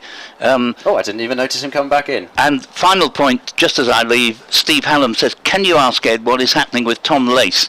He's surely a better bet at number 3 than the experiment of Ryan Higgins in this match, or any other, and I know he had a bad start to the season, but he had some top knocks for Gloucestershire and Derbyshire at number 3. Well, as far as Tom Lace is concerned, he has been playing for the second team, but I notice that he's not playing in this one. So I have to say, to be honest, I don't have a definitive answer for you, but at the moment it seems as if he's clearly taking some time out of cricket. Whether that's extended or not, I don't know, but as I say, he played for the second team in the last match and was captain there, but obviously it's a bit difficult to kind of, after having had a period where you've not been playing, and I don't know the reason for that. I guess it's going to take a couple of different games in a row for you to get back in the swing of things and get back into the side. So no, I'm sorry, but I don't have the answer to that, and I suspect it may be that even if I asked directly, I probably wouldn't get an answer anyway if it's to do with something other than injury. So I'm afraid that's all I've got on that one. But no, I just going back though to the kind of position of Gloucestershire as a whole. I mean, you look back last year and that match against Essex was rightly mentioned. Hampshire thoroughly outplayed Gloucestershire in both the fixtures last year, and whilst Somerset, of course, lost to Gloucestershire in that tremendous game for the side at Taunton at the start of the year, they did also get reduced to something like 30 odd for 6 by Somerset before the rain came at Taunton, and then of course there was the innings defeat to Surrey, again after having got the win at home. So there were a lot of big defeats last season as well as the excellent wins. Harmer continuing from the river end. Actually, sorry, I think this is probably your Dick, actually. Okay. Defended the first ball anyway, so I'll describe that one and then, and then be quiet. As Harmer moves in, bowls, and goes off the edge down to third man, probably for 4, going to cross the line just in the, I was going to say in the shadow, but the sun's not shining now, just down by the sycamore tree. So 4 more. So Chris Dent takes him on to 14 out of the visitors' 35 for 2. I think, whilst I said I wasn't directly answering the question, I think it sort of does provide a little bit of an answer in terms of the point that I was making about this is the first proper year in Division 1. That's just played defensively, pushing forward. And it's not... sorry. That's right. It's not the easiest to make kind of snap judgments about, every single individual player just on the basis of 8 matches. No. Harmer in again, bowls off the edge, but into the ground before the hands of Lawrence, I think that is. But I am indeed equivocating. Harmer in again, bowls, and Dent gets to the pitch of the ball, just plays it out quietly on the offside. So Essex, it'd be an exaggeration to say they've got a stranglehold on this game, but they're definitely in the better position at the moment. Harmer in again and bowls. That's just played out on the onside, no addition to the score, which remains at 35 for 2. But I think the overarching point is that, like I say, whilst there was an awful lot of optimism because of what happened last year, there were also some warning signs of potentially what might happen against strong opposition, even last year, even though it was a season where they won as many county championship matches overall as anyone. And that's not to take away anything at all from last season, but I just do think that the whole idea of the kind of sudden demise of Gloucestershire cricket this season, it's a little bit difficult just to compare last season where they won 8 matches and this season where they've only managed to draw 3 of the 8 and lost 5 so far. No. Shane Snater is out of the attack, and it will be Aaron Beard for the first time this innings from the Hayes close ends. This wind is really starting to get up now. Beard bowled 5 overs in the first innings, and he's starting off to Hammond. That's a friendly half volley which Hammond drives away through extra cover, beats the dive of the fielder and goes for 4. Nice shot from Hammond, but just a bit of an inviting delivery for Beard, and Hammond gratefully accepted it. Moves on to 8.39 for 2. Beard picking up the wicket of Hammond in the first innings to a delivery which Hammond shouldered arms to, and it nipped the off stump. So whether that's the reason why he's back into the attack or not sure, but he is anyway. Hammond crouches a couple of times as Beard moves in and bowls, drags the length back somewhat, and Hammond plays off the back foot into the covers, and there is no run. But no, look, you're in this position here when you're commentating on the county, where you've actually, at the end of the day, sometimes you've got to go and get an interview from a player. It's at the end of every day, in fact. Yes. So if you've just said to that player, you're not good enough for the division that you're playing in, as Beard is in and bowls to Hammond, who defends away up towards mid-off, and there is no run, then you're not exactly going to be able to go about your job in the way that you'd rather like to. No, you get off on the wrong foot, certainly. Well, it's also just, you actually need those quotations at the end of the day, and if you don't have a particularly good relationship with that person, then there's nothing actually stopping them from saying, sorry, I'm not going to talk to you. And to be honest, if they've just been told that they aren't good enough, then I think that's probably a perfectly good reason to say so. Beard bowling to Hammond, who flicks this one away behind square on the leg side. They'll get 1. They will come back for a second run. I assume there's been some sort of a fumble out of my eyesight underneath the second, well, I say the second tier, the top tier, let's call it that, of the stand away to our right. Seems reasonable to me, yes. 2 runs to Hammond, who will move on to 10, and Gloucestershire 41 for 2. So the one thing I would say, though, is that in recent years Gloucestershire have had a bit of a history of getting players to punch above their weight. That's been something which has been said not by me but by many others, as Hammond gets this one from Beard well down the leg side, and Rossington will move away to his right to take. And now there are words from umpire Baldwin as if to say, and I'm just looking at the replay, and that's exactly what Beard did. He just ran straight down the middle of the pitch after he released that ball. Yes. There wasn't even any attempt to get off the pitch whatsoever.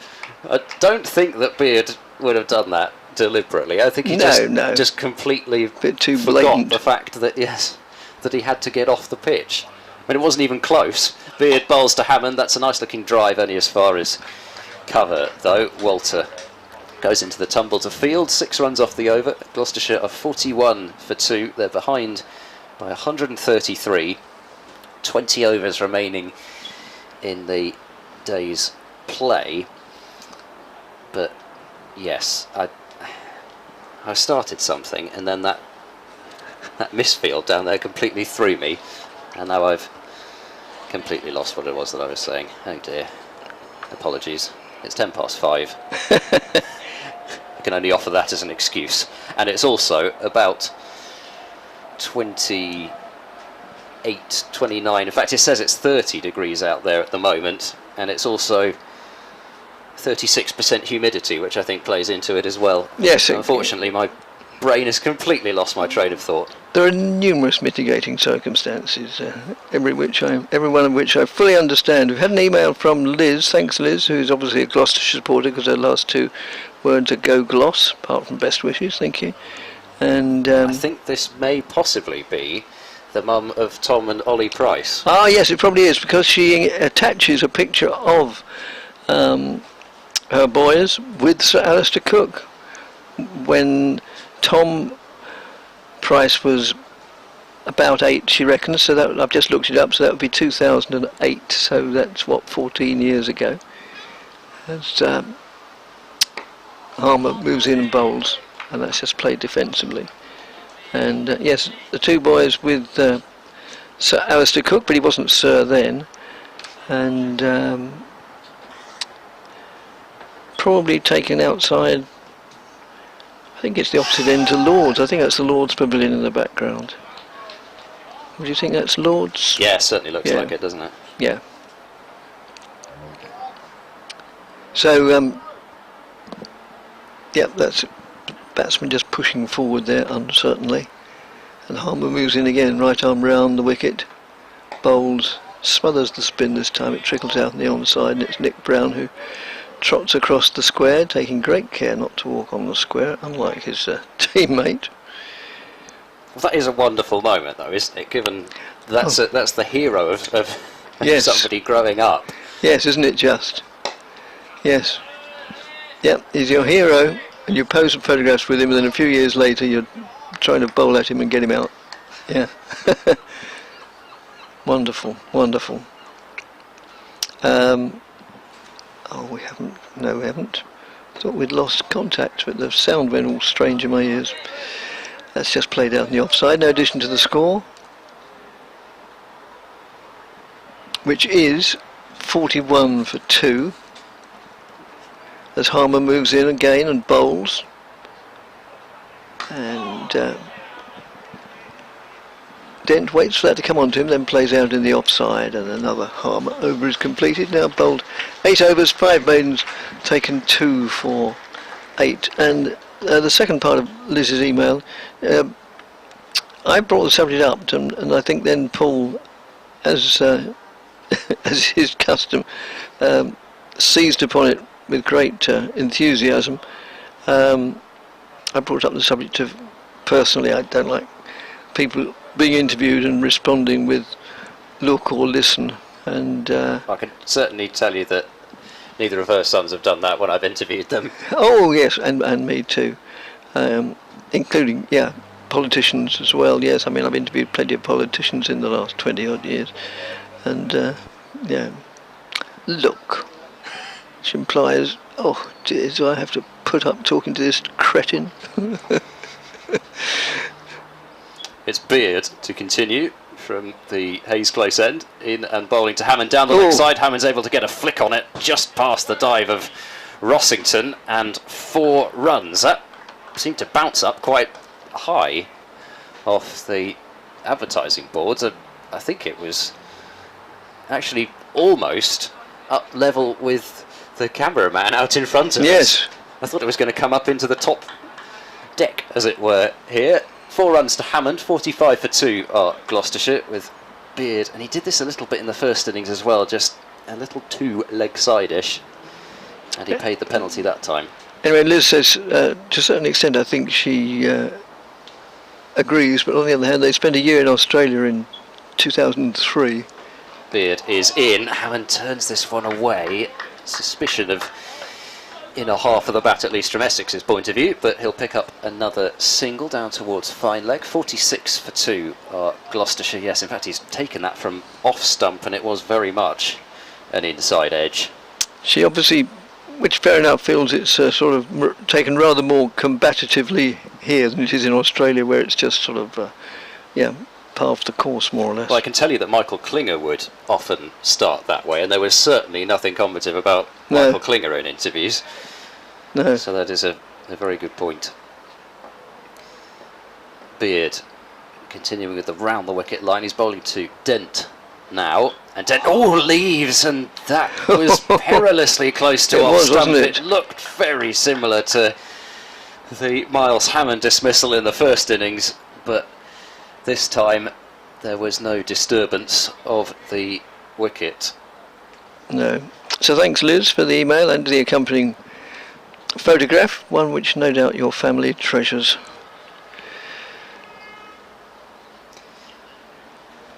Yeah, I think part of it, I almost wonder if it's sort of media training. You know, you've got to appear positive, and oh yes, you know, Beard bowls a very full delivery, which Dent looks to drive, but only gets as far as the bowler, who slows it down for mid-off, and there's no run.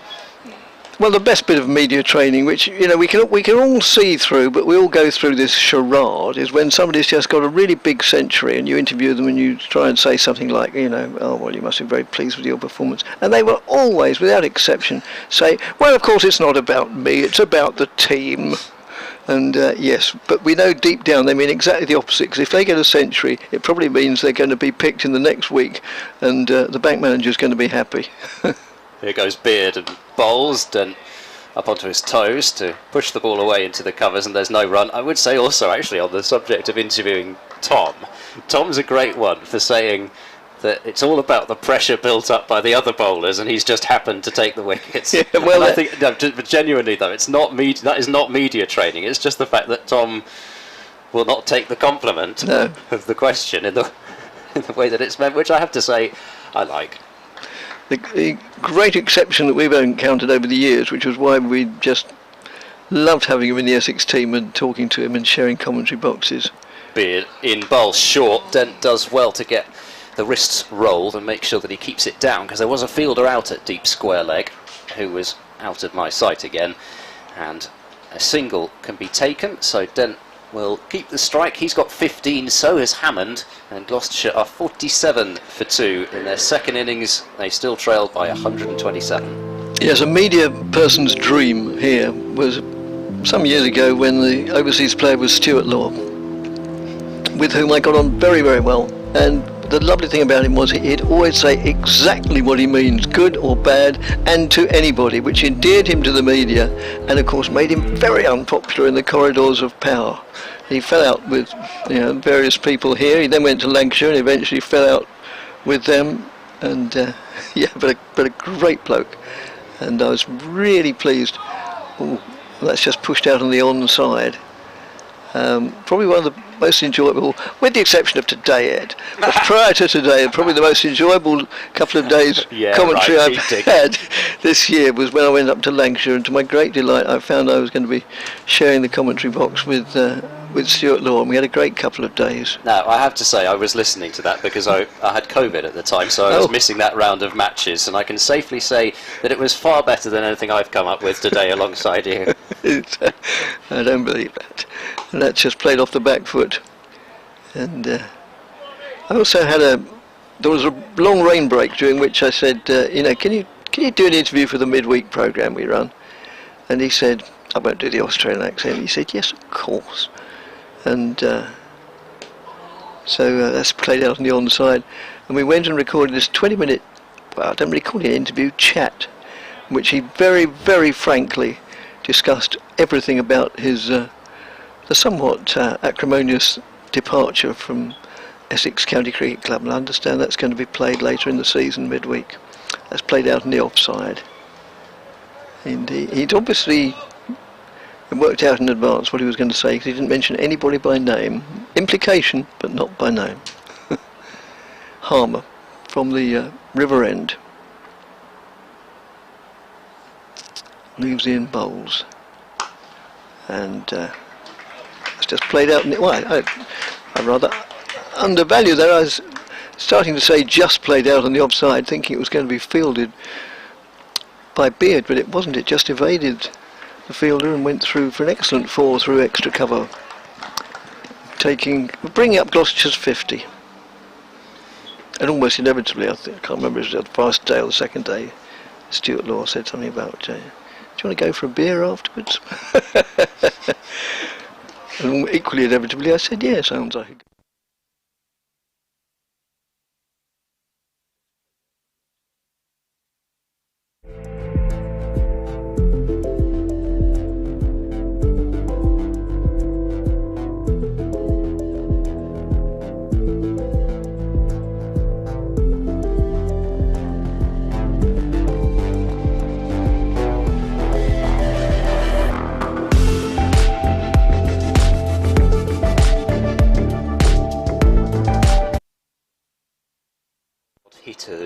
up at Old Trafford this year, just for day one, but I can't tell you. It was a Tom Price bowling to Sir Alistair Cook moment, really, getting to commentate with Bumble, having grown up listening to him. Something that you just never think that you're going to do. Yes, well, I'll come back to that after this. It's Beard to continue. He bowls to Dent, who jabs that one into the cover point region, and a well-taken single to Shane Snater's left, who had been throwing across his body anyway. Dent moves to 17. Well, I went to Old Trafford thinking I was going to be commentating with Bumble, with David Lloyd, and I was greatly looking forward to it. In fact, I even took a copy of his autobiography for him to sign. And anyway, at the new media centre at Old Trafford, I got into the lift, and who was the first person I saw in the lift? I said, was Stuart. And Stuart said, "Hello, mate, how are you?" And we shook hands. And I said, "What on earth are you doing here?" And he said, "I'm commentating with you for the next couple of days." So, Beard bowling to Hammond, who flicks away up towards deep square leg, and it will be another comfortable single. Hammond to 20, 54 for 2, Gloucestershire. Yeah, I probably realised that I've said it earlier on. I actually said exactly the same thing as I said at the beginning of the season, when I knew that I was going to be doing this for the whole season, doing the BBC across the country, home and away. And I said it was amazing to be a part of a service that I grew up listening to, as Beard bowls down the leg side, and well, yes, it wasn't the world's greatest delivery in terms of the fact that it was short and down leg, but then at the same time they've got a leg slip in place, and that didn't seem that far away from just being helped either to leg slip or to the gloves of Rossington. And Dent very nearly fell into a trap then. I say it wasn't the greatest delivery. It may actually have been exactly where he wanted to bowl it, with that leg slip in place. With another field, of course, it wouldn't be the greatest delivery. As Beard moves in and bowls to Dent, who has tried the same thing, but this time Dent was wise to it and doesn't offer a shot. So yeah, certainly looks as if that was the plan. Dent nearly succumbed, but wasn't going to fall for the same trick twice. no, quite. But no, I was immediately pulled up by Kevin Hand, of course, one of the people who basically started the ball-by-ball commentary for the BBC, as if to say, how could you possibly have grown up listening to it? So it was bad enough when, I think he said it was bad enough when they had Max Holden on, and he talked about growing up listening to Kevin Hand, some sort of story of being invited on mic when he was about 7 years old, something like that. Beard tries a Yorker this time, which is dealt with relatively easily by Dent, who sends it to mid-on, and there is no run as it's fielded by Jamie Porter. But yes, I always have to be a bit careful with things like that. Grew up listening to. But no, it was a bit of a dream come true at Old Trafford. And of course, whilst Gloucestershire ultimately fell short, they actually put up a very decent fist in that match from a seemingly impossible position, and they're going to have to try and do something similar here. Dent looking to drive through the covers, but sends it towards mid-off in the end, and there is no run to end that over from Beard. 120 Gloucestershire trail by. They are 54 for 2, and Dent 17, Hammond 20. Yeah, well, yeah. With regard to, I was going to say apropos to, but that will upset Martin. With regard to, well, that's all right. That's French. Well, I thought it was just any sort of, you know. Oh no, at least that's a spoken tongue at the moment, rather than Latin. Yeah. Anyway, with reference to sort of the advancing years, Essex were playing Sussex, and that's just given plenty of air and then pushed out on the offside. Presumably it must have been last season in a championship game when, you know, because of COVID, the divisions were more regionally allocated than first and second. As Harmer moves in and bowls, that beats the batsman comprehensively. It's I keep having to look up. there's a glut of left-handers in Gloucestershire, and I keep on having, and they all look the same to me, to the untrained eye, and I keep having to look up and see who it is. It's Hammond, and so Harmer will love that. I mean, he loves bowling to left-handers, as most off-spinners do, of course. That just goes on the back foot and plays out in the offside. And I'll come back to the Sussex thing. It's not funny anyway. Well, now you've sold it to me. Yes, quite. I'd never be a salesman. As Harmer moves in and bowls. Whee! And he's somehow got through Hammond's defence there. Ball runs into, I'll just look at the replay, I think it was probably the off stump. Yeah, and Hammond is on his way in a very similar way to the dismissal of Marcus Harris, who was also bowled, and Hammond made 20 and Gloucestershire 54 for 3. Yeah, he's for once there, Hammond, not been extremely decisive about his footwork. He's not really fully kind of back and behind it, and as he goes back, just kind of looking at the replay, the bat comes down almost on a middle and leg line, and you can see not just off stump, but just before he plays the ball you can see middle as well, so there was a lot of stump for Harmer to hit, and from Hammond's point of view, I suppose he would have had to have hoped that that one turned and bounced excessively, but it only turned and bounced just enough, straightened on him, took the off stump. Lovely piece of bowling from Harmer, it has to be said as well, because you just can't, I think, undersell how difficult it is to keep hitting that exact right length. How many spells from spinners do you see where you just, come on, why are you pitching it so full? It's too full, or it's too short, one of the two. But Harmer's just consistently landing it on that length that's going to just kind of kiss the top of the stumps, and any turn and bounce is going to cause all sorts of issues. Yeah.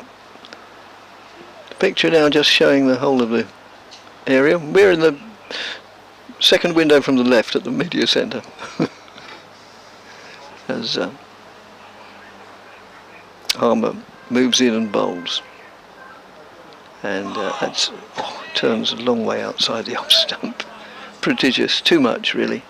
Yeah, that one may even have hit the edge of a foot mark, I think, the way that one went. Yeah.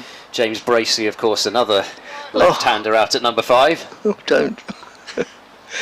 As Harmer moves in again, bowls to Bracey, and smothers the spin. And, so at the end of almost goes without saying, a very effective over. Harmer, 10 overs, 7 maidens, 3 for 13. Yeah, anyway, Essex were playing Sussex here, and I think it must have been on the second day. And I parked the car almost next to Graham Gooch, and I said, "Hello, Graham," and he said, or maybe it was lunchtime, and he sort of shook his head, and he said, "No, I don't think." I said, "Oh, what's the matter? You don't look very happy." He said, "I've got used to playing against, to seeing players, and I've played against their father." He said, "But in this one, with young Archie Lennon playing, I've played against his grandfather. Am I getting old?" Yes, of course, Archie Lennon. There's a whole dynasty of Lenhams down there, yes. Yes, well, he makes anybody feel old. I mean, what's his birthday? It's got to be something like 2004, 2005, something like that, anyway. And he looks about 12. It goes Beard and bowls. That's a short ball which then cracks away behind square on the leg side, and that'll be 4 runs. He's got the gap between deep square and fine leg, and picks up a rare boundary for him, but then he's not been fed too many deliveries like that. 21 to Dent now, 58 for 3 Gloucestershire, 116 behind. Dent's 21 has come from 73 deliveries.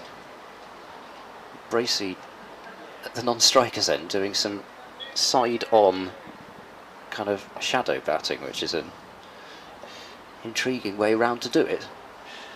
In comes Beard and bowls, shortened down the leg side, and then leaves that one alone. Looks hopefully towards umpire Pollard, but he's not even going to signal one for the over, so Beard is perfectly entitled to do that at least 2 more times this over. I'm looking at the replay. Indeed. I think that was the right call. Certainly looked to be around about, well, just a little bit below shoulder height.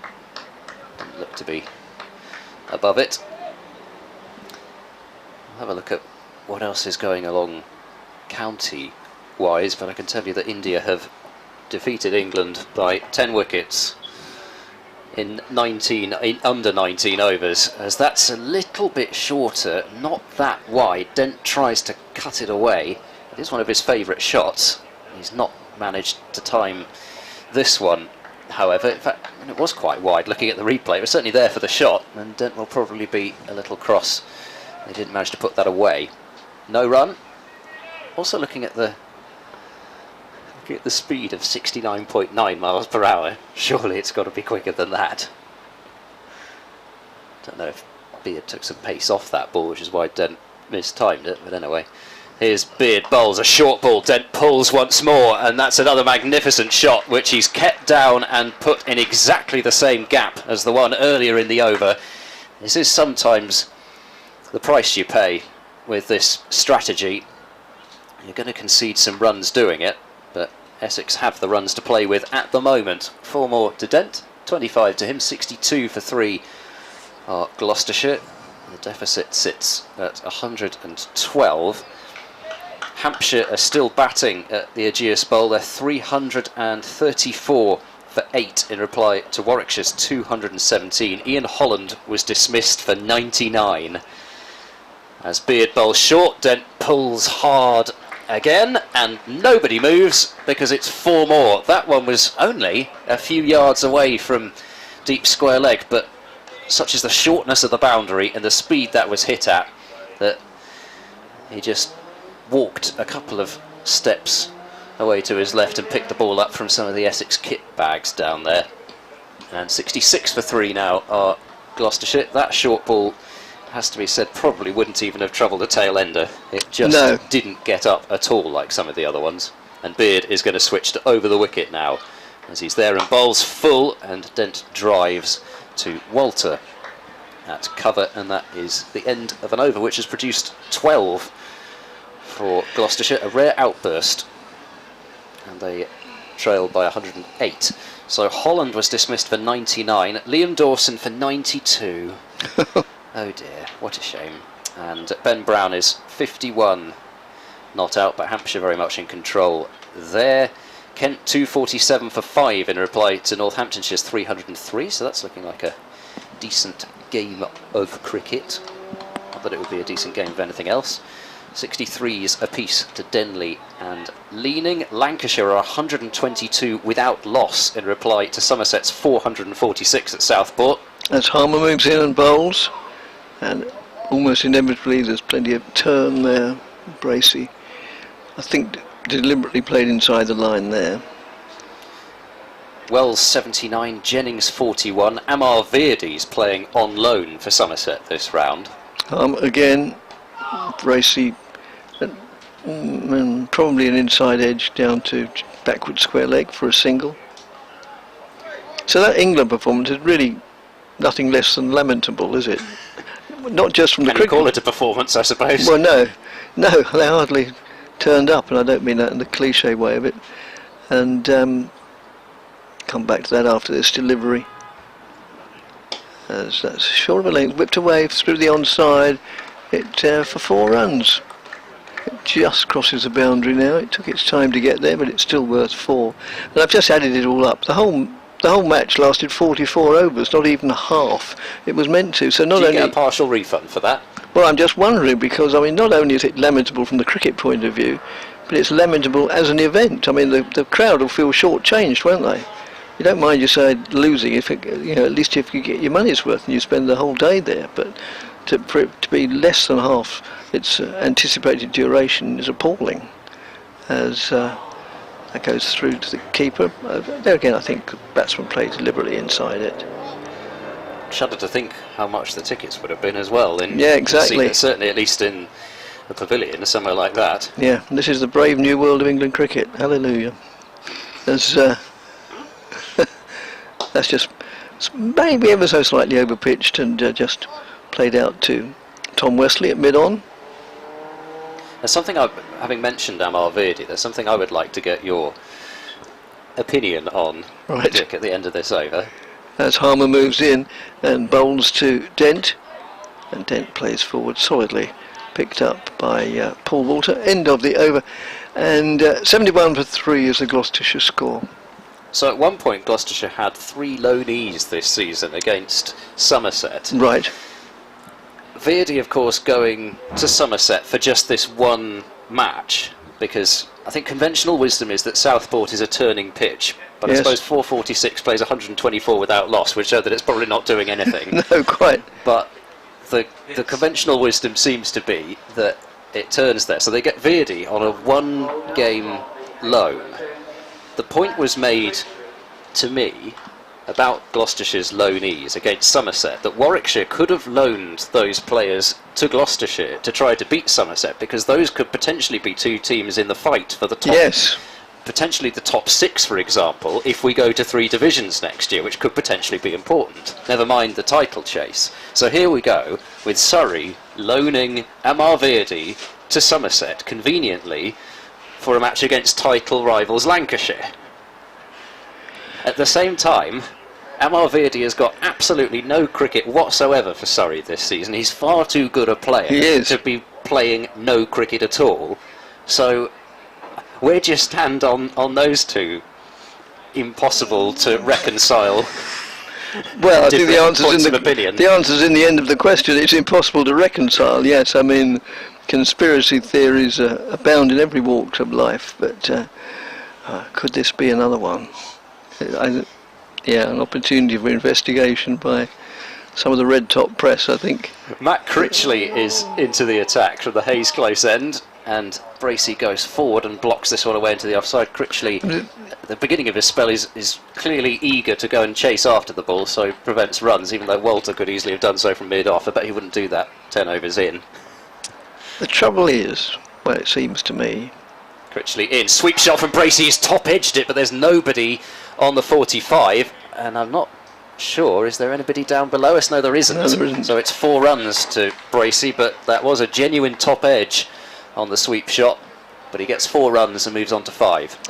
I mean, the principle of the loanee system, I think, is very good, because it gives players who, can't get a regular place in their side a game and experience, and then quite a few times, they come back to their own club and, they've gained from the benefit of being elsewhere. I mean, Beard has been on loan to Sussex. Bracey gets this next delivery from Critchley, I think maybe even on the full, but just turns the ball back to the bowler. I believe a few seasons ago, maybe pre-COVID, Ravi Vapara played for Gloucestershire. He did. Well, he played 1 game for them as Critchley bowls, and that's turned on the bounce to short leg. But that one was slightly different because it was a tour match. Oh, was it? Yes. I think So it was it didn't against South affect Africa, anything. so it was, yes. There have been other instances of that as well, because I can remember Andrew Strauss playing a match for Somerset as well, as reaching forward is Bracey and defending into the cover point region, but there's only 2 fielders on the offside at quite a deep backward point and a wide mid-off, and so that's an easy single for James Bracey to pick up. And he's on to 6, 76 for 3 Gloucestershire, as Critchley is in round the wicket to Dent, who turns that one to Brown, who's already taken 1 extraordinary reaction catch, and stopping that one was absolutely nothing compared to that. 5 runs off the first Critchley over.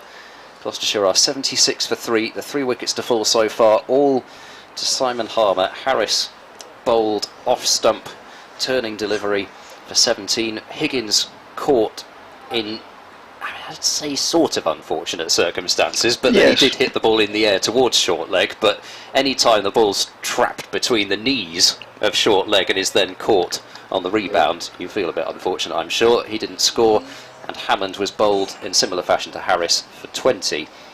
And earlier on we saw a masterclass, as ever, from Sir Alistair Cook. 145 he made. Tom Westley made a 90.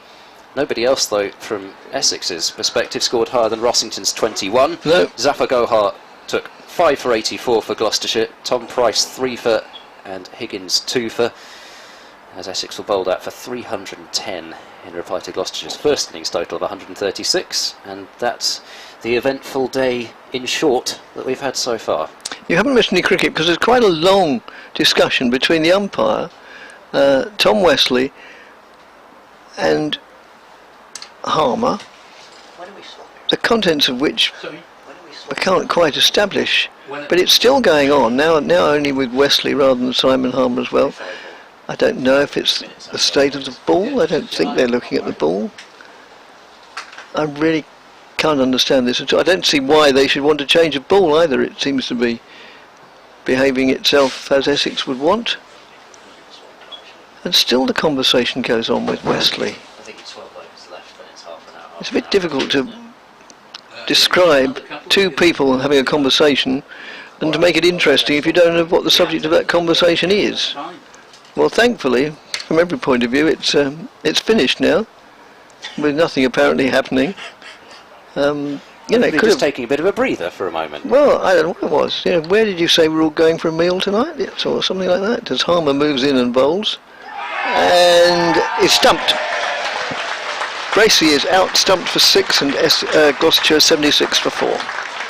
Bracey is in absolute disbelief about that, I have to say.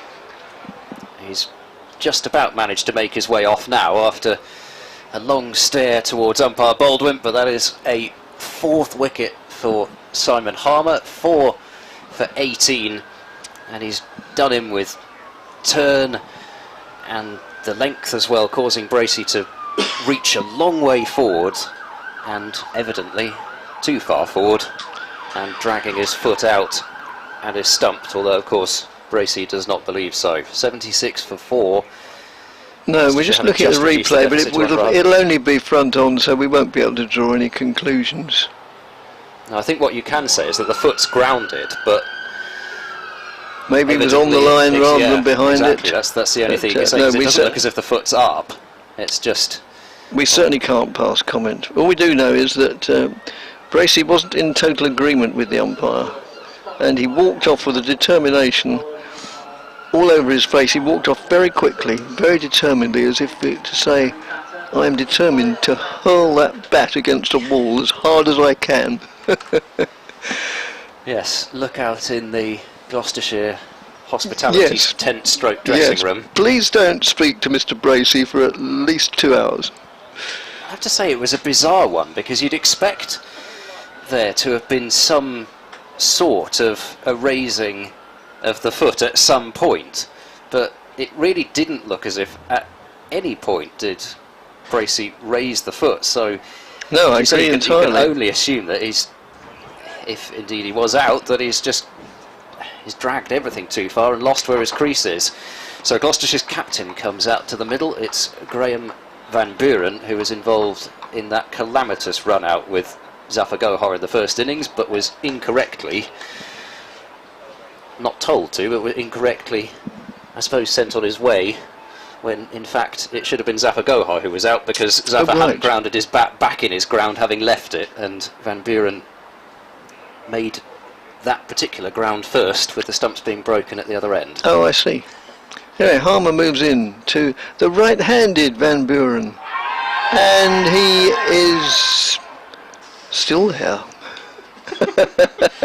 A very loud appeal, as you no doubt heard in our effects microphone, but it didn't meet with the approval of the umpire. Oh, it's close though, isn't it? It is. Maybe he's just got outside the line. Is it one for the skipper? Maybe, I don't know. It's hard to tell.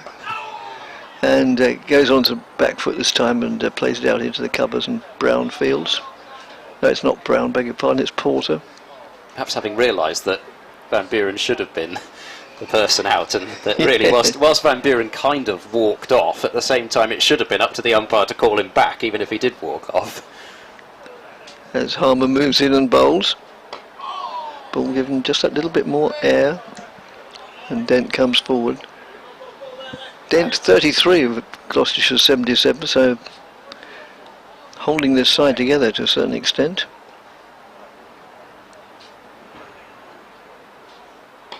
That's just played defensively. Ball trickles out on the offside. No addition to the score. Thank you, Michael, for your various emails from North London. The trouble is, I think by the time we get round to them, we don't always know what it was we were talking about when you. Loud appeal. He's got him this time. Van Buren doesn't look all that pleased, and for some reason, and this doesn't just apply to Gloucestershire or just to Essex, but all counties.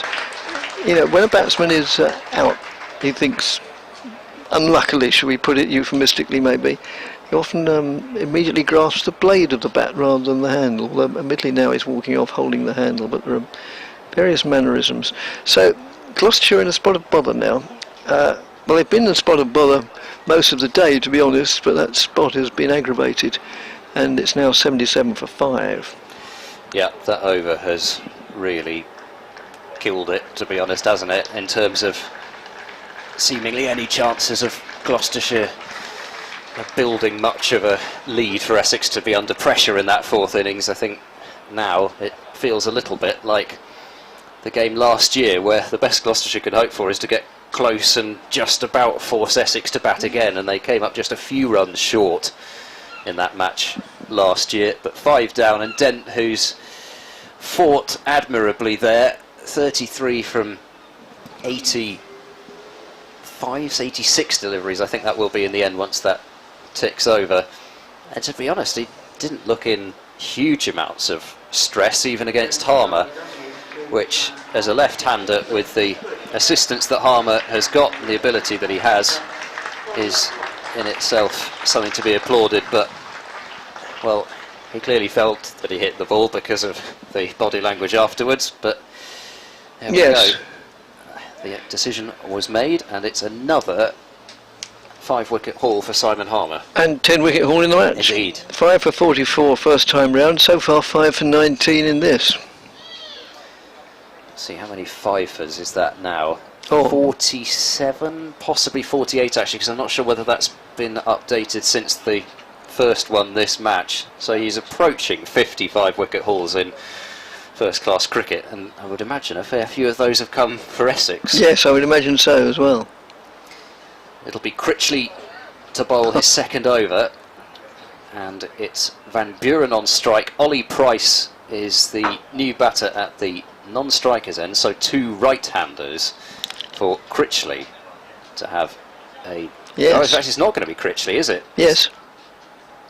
It is Critchley. Sorry. Yes. I thought it was... Yes, number 20. I thought for one moment that it was bowling differently from that first over. No, it is Critchley. Apologies. As Van Buren edges, and it goes down in front of Cook at first slip. Just dribbled along the floor, really. There was a shout, I think, for leg before, as yes, Critchley... Yeah, I wonder whether that maybe did just come off boot before it. Yes, I think so. Otherwise, why would Critchley have appealed? Critchley is there and bowls. Van Buren is defending away into the covers, and there is no run. Well, with 10.4 overs of today remaining, and Essex can take on an extra 8. I don't like to finish that sentence, really, but you know, you can see which way I'm thinking. Critchley bowls to Van Buren, who cuts and only finds Beard at backward point, who almost sort of doesn't look at the ball for fear that it might come up and hit him in the face as he fields the ball, but he's got 2 hands on it anyway. Critchley into Van Buren, who opens the face, looking to guide that one behind square on the offside. Does manage it, but not behind square enough to get it past Beard at backward point. I mean, not only have we got a slip on their knees, but we've got a slip on hands and knees as Van Buren defends again. It's Dan Lawrence at second slip. Knees on the floor, and I can't quite understand, I have to say, the logic of having both hands on the ground as you're waiting to take a catch, but perhaps I'm wrong on that, as Van Buren defends into the covers, and that's a maiden over from Matt Critchley. Gloucestershire are 77 for 5 now, and they are still 97 runs behind Essex. And after a few more words from Dick Davis, it's time for Paul Newton to come back. Thanks, Ed, very much indeed. And so yes, Harmer so far has trapped Dent LBW for 33. He bowled Harris for 17. He had Higgins caught Brown for a duck. Bowled Hammond for 20 and had Bracey stumped by Rossington for 6. So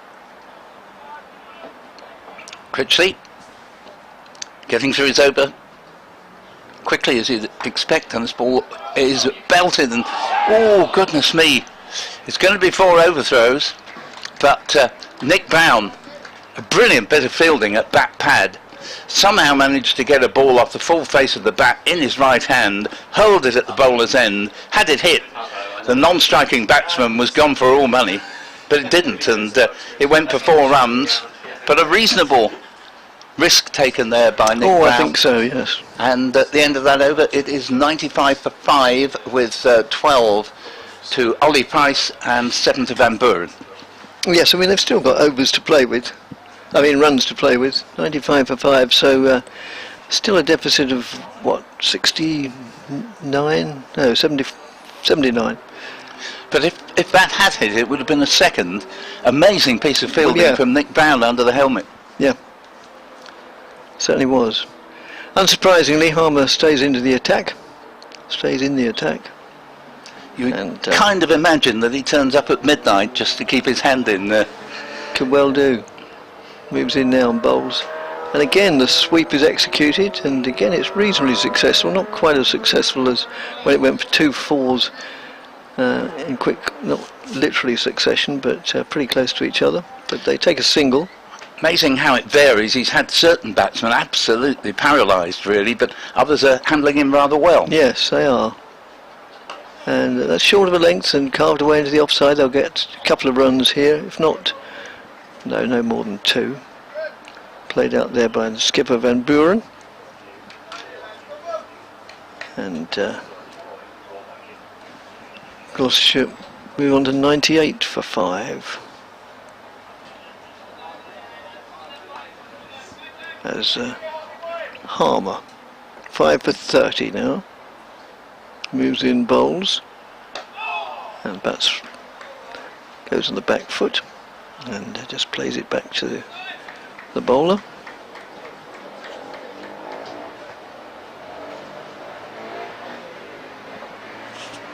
Harmer in again.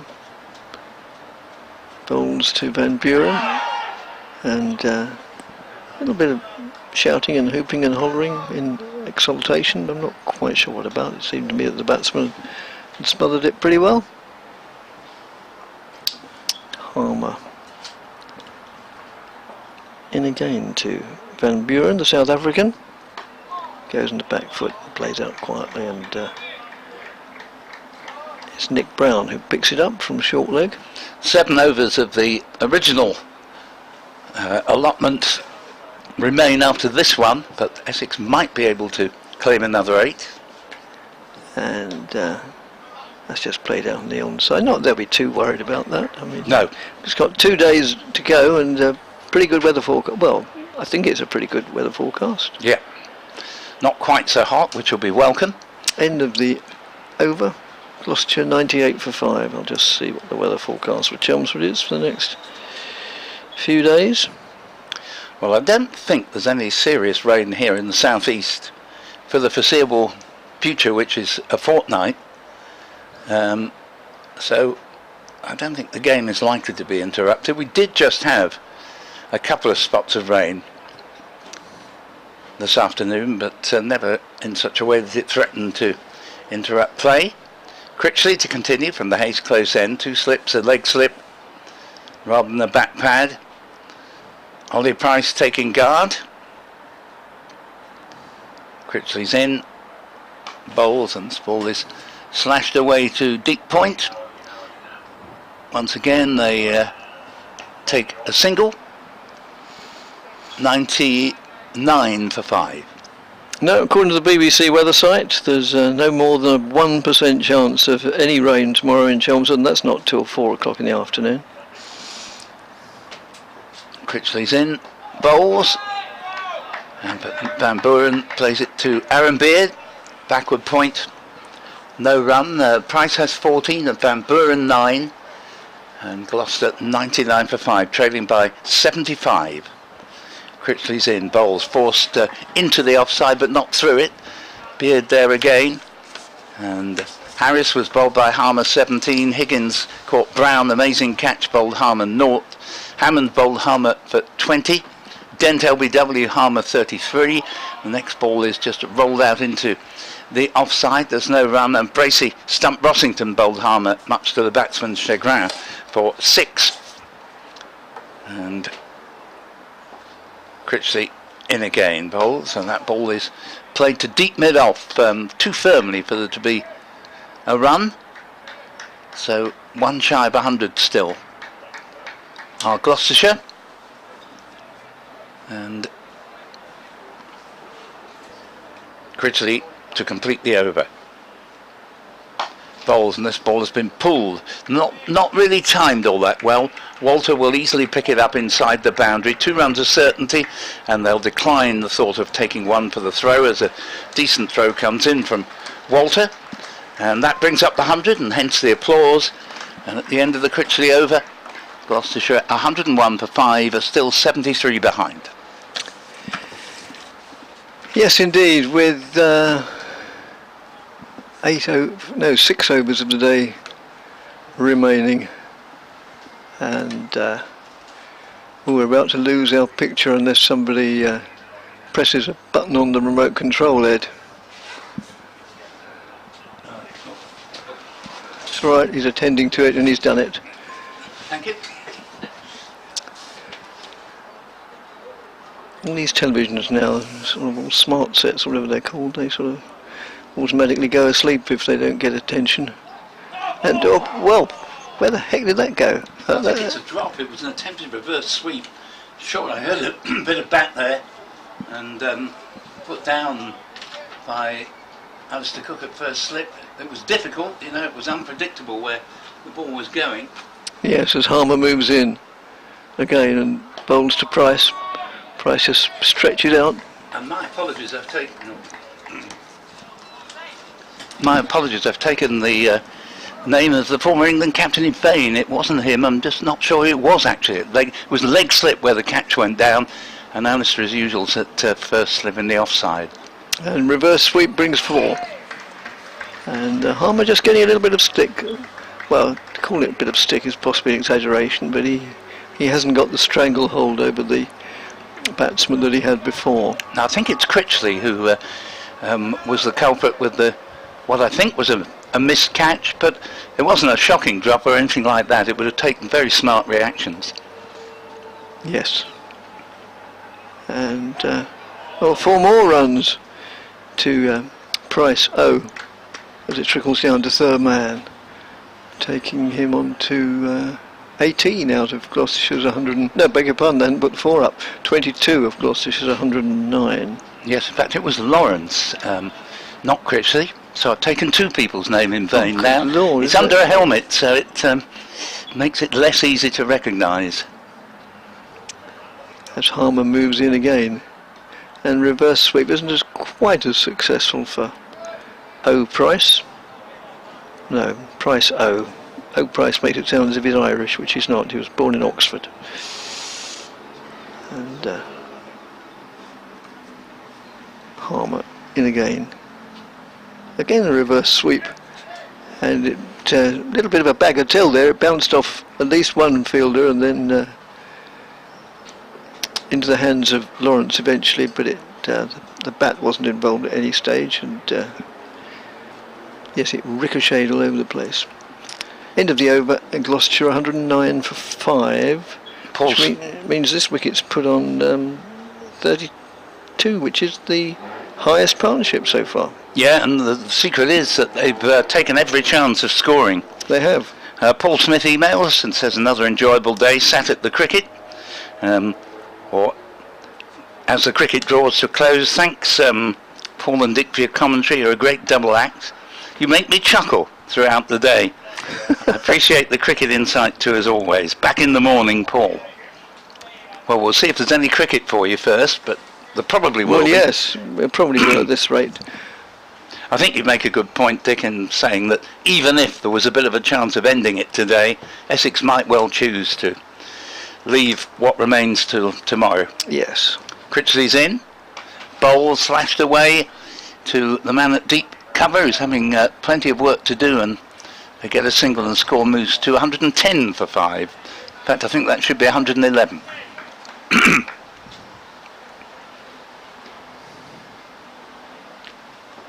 Critchley. In again, and this ball's just pushed into the offside to Aaron Beard.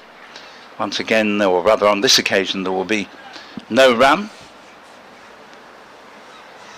Critchley hasn't so far presented the danger that Harmer does, but few people do, and of course I've timed it perfectly. The classic commentator's curse as he promptly gets a wicket very next ball. I was goading him, Dick, on his gov.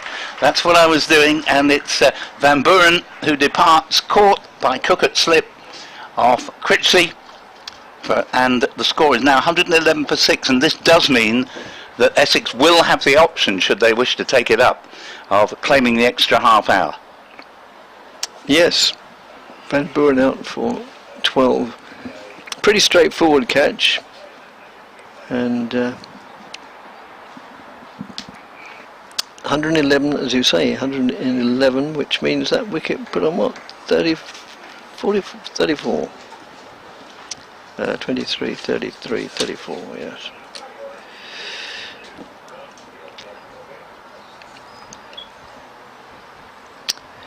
So, the next player to the crease is number 77, which is Zafar. Who is Zafar? Who was not out top score? No, not top score. Van Buren was top score, but not out 29 in the first innings. Only a shortish man. He's had a good match actually, because he did bat well in the first innings, and of course 5 excuse me, for 84 in Essex's first innings, bowling for Gloucestershire, and matched Harmer's 5 wickets, albeit more expensively, but I wouldn't penalise him for that. I think he bowled very well, increasingly well, as the Essex innings, once Cook and Harmer had departed, really dissipated very quickly. So yet another left-hander, and Zafar will take strike once he's done a bit of gardening to Matt Critchley, who for his part is going to come round the wicket, and effectively to a left-hander he will be an off-break bowler, as he gives us plenty of air, nicely driven. They get a single to wideish mid-off. Walter has to run round the ball to do the fielding, and the score up to 112 for 6, and we have 2 balls left of this over, and then a further 4 guaranteed, and maybe a further 8 on top of that should Essex wish to take the option, as the next ball is hit into the offside. It just beats the dive of Aaron Beard, and they come through for a single. 113 for 6, and Ollie Price moves up to a robust 23. Batted very well actually. He has. And I think has taken the right option.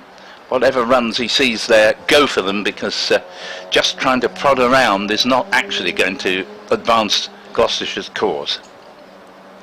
No, he's not.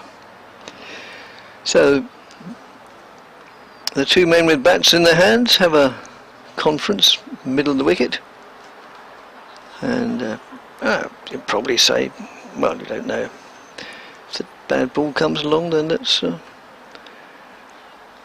give it the full treatment, and why not? Well, certainly Ollie Stone seems to be adopting that technique, and it's serving him well. Tall young man, 6'2". I just looked him up, and although he's a year younger than his brother, he's 2 inches taller. That makes a difference. So yeah, as young lads, I wonder who what's the current phrase, who had bragging rights, the taller one or the older one? And again it's the reverse sweep, and again it's successful, and again it's 4, just backward of square, and so Ollie Price moves on to, have they clicked it up? 28 now. The Grumbler emails us. He says it has been clear for many years that Tom Westley is Essex's chief ball shiner, but why is this so? What is it about Tom that makes him most suitable for the job? Is it hand speed or size of posterior? And he invites our thoughts. Maybe he can't get anybody else to do it, so he has to do it himself. Yes, I've never really measured his posterior, I'm afraid, the Grumbler. Well, that's reassuring. And that's swept backward of square for a single. And so Ollie Stone moves on to 29 now. Top score for Gloucestershire this time round is 33 by Chris Dent. Nice Latin word, posterior. Zafar. You're trying to wind, who was it, Martin? Yes. Yeah. Do you pull legs off spiders as well? No, I like them actually. So do I. There's, well, they're the gardener's friend, aren't they? Yes. That's just played out on the offside. They also eat other insects, or at least exactly get them in their web. And I don't like many of the other insects, so I approve of the spider. Well, they'll be gratified to know that. And that is a bit of a top edge, but luckily from the batsman's point of view, it fell harmlessly in no man's land. My house backward of square. My house is crawling with ants at the moment, Dick. I'm at wit's end to know how to get rid of them. I've put loads of stuff down. Yeah, I believe, touch wood, we're lucky enough not to. According to social media, there's a lot of flying ants around as well, but I haven't seen them either yet. That was a... Well, you can't often say that Harmer bowled a really bad ball, but that pitched about equidistant between the stumps, and the batsman only took a single off it, so young Ollie Price may think he missed out a little bit there, but he's done very, very well so far. Well, he has. It's the first time he has missed out. But that really was a rank poor delivery, and I'm sure Simon Harmer, honest man that he is, would be the first to agree. As he moves in now, round the wicket, bowls, and that's nudged round the corner as well for 1. Yes, I don't think that was the ball he would want to have bowled either. No. Well, outside leg stump to the left-hander who just eased it off his hip. Harmer's now bowled 16 overs on the trot, and I mean, all players get tired, and yes, although they don't put much physical effort into it, it's a great deal of effort and aggravation to the hand. So I can hear Trevor Bailey now saying spinners get tired as well. Exactly. Yeah. So it's why shouldn't they? So I wouldn't be that surprised if Harmer comes out of the attack, although there's only 3 overs remaining, so which means there'll only be 1 from this end. So I suppose he may as well. Yes, I mean, although for him 16 overs is a snack, so I think if Essex did claim the extra 8, he would bowl 4 of them. Critchley's in around the wicket from the Hayes close end, and this ball, Critchley will be slightly annoyed. He should really have stopped that, and they get through for a single. 122 for 6. Yes, I'm getting a very strange noise out of these headphones, Dick. I'm just going to change them for another set to see if you take over. Yes, of course. Pleasure to serve. Critchley from the far end, Hayes close end. It's really about time that Ed came on air, but for 2.5 overs, is it worth it? I'll turn to him and see if he wants to.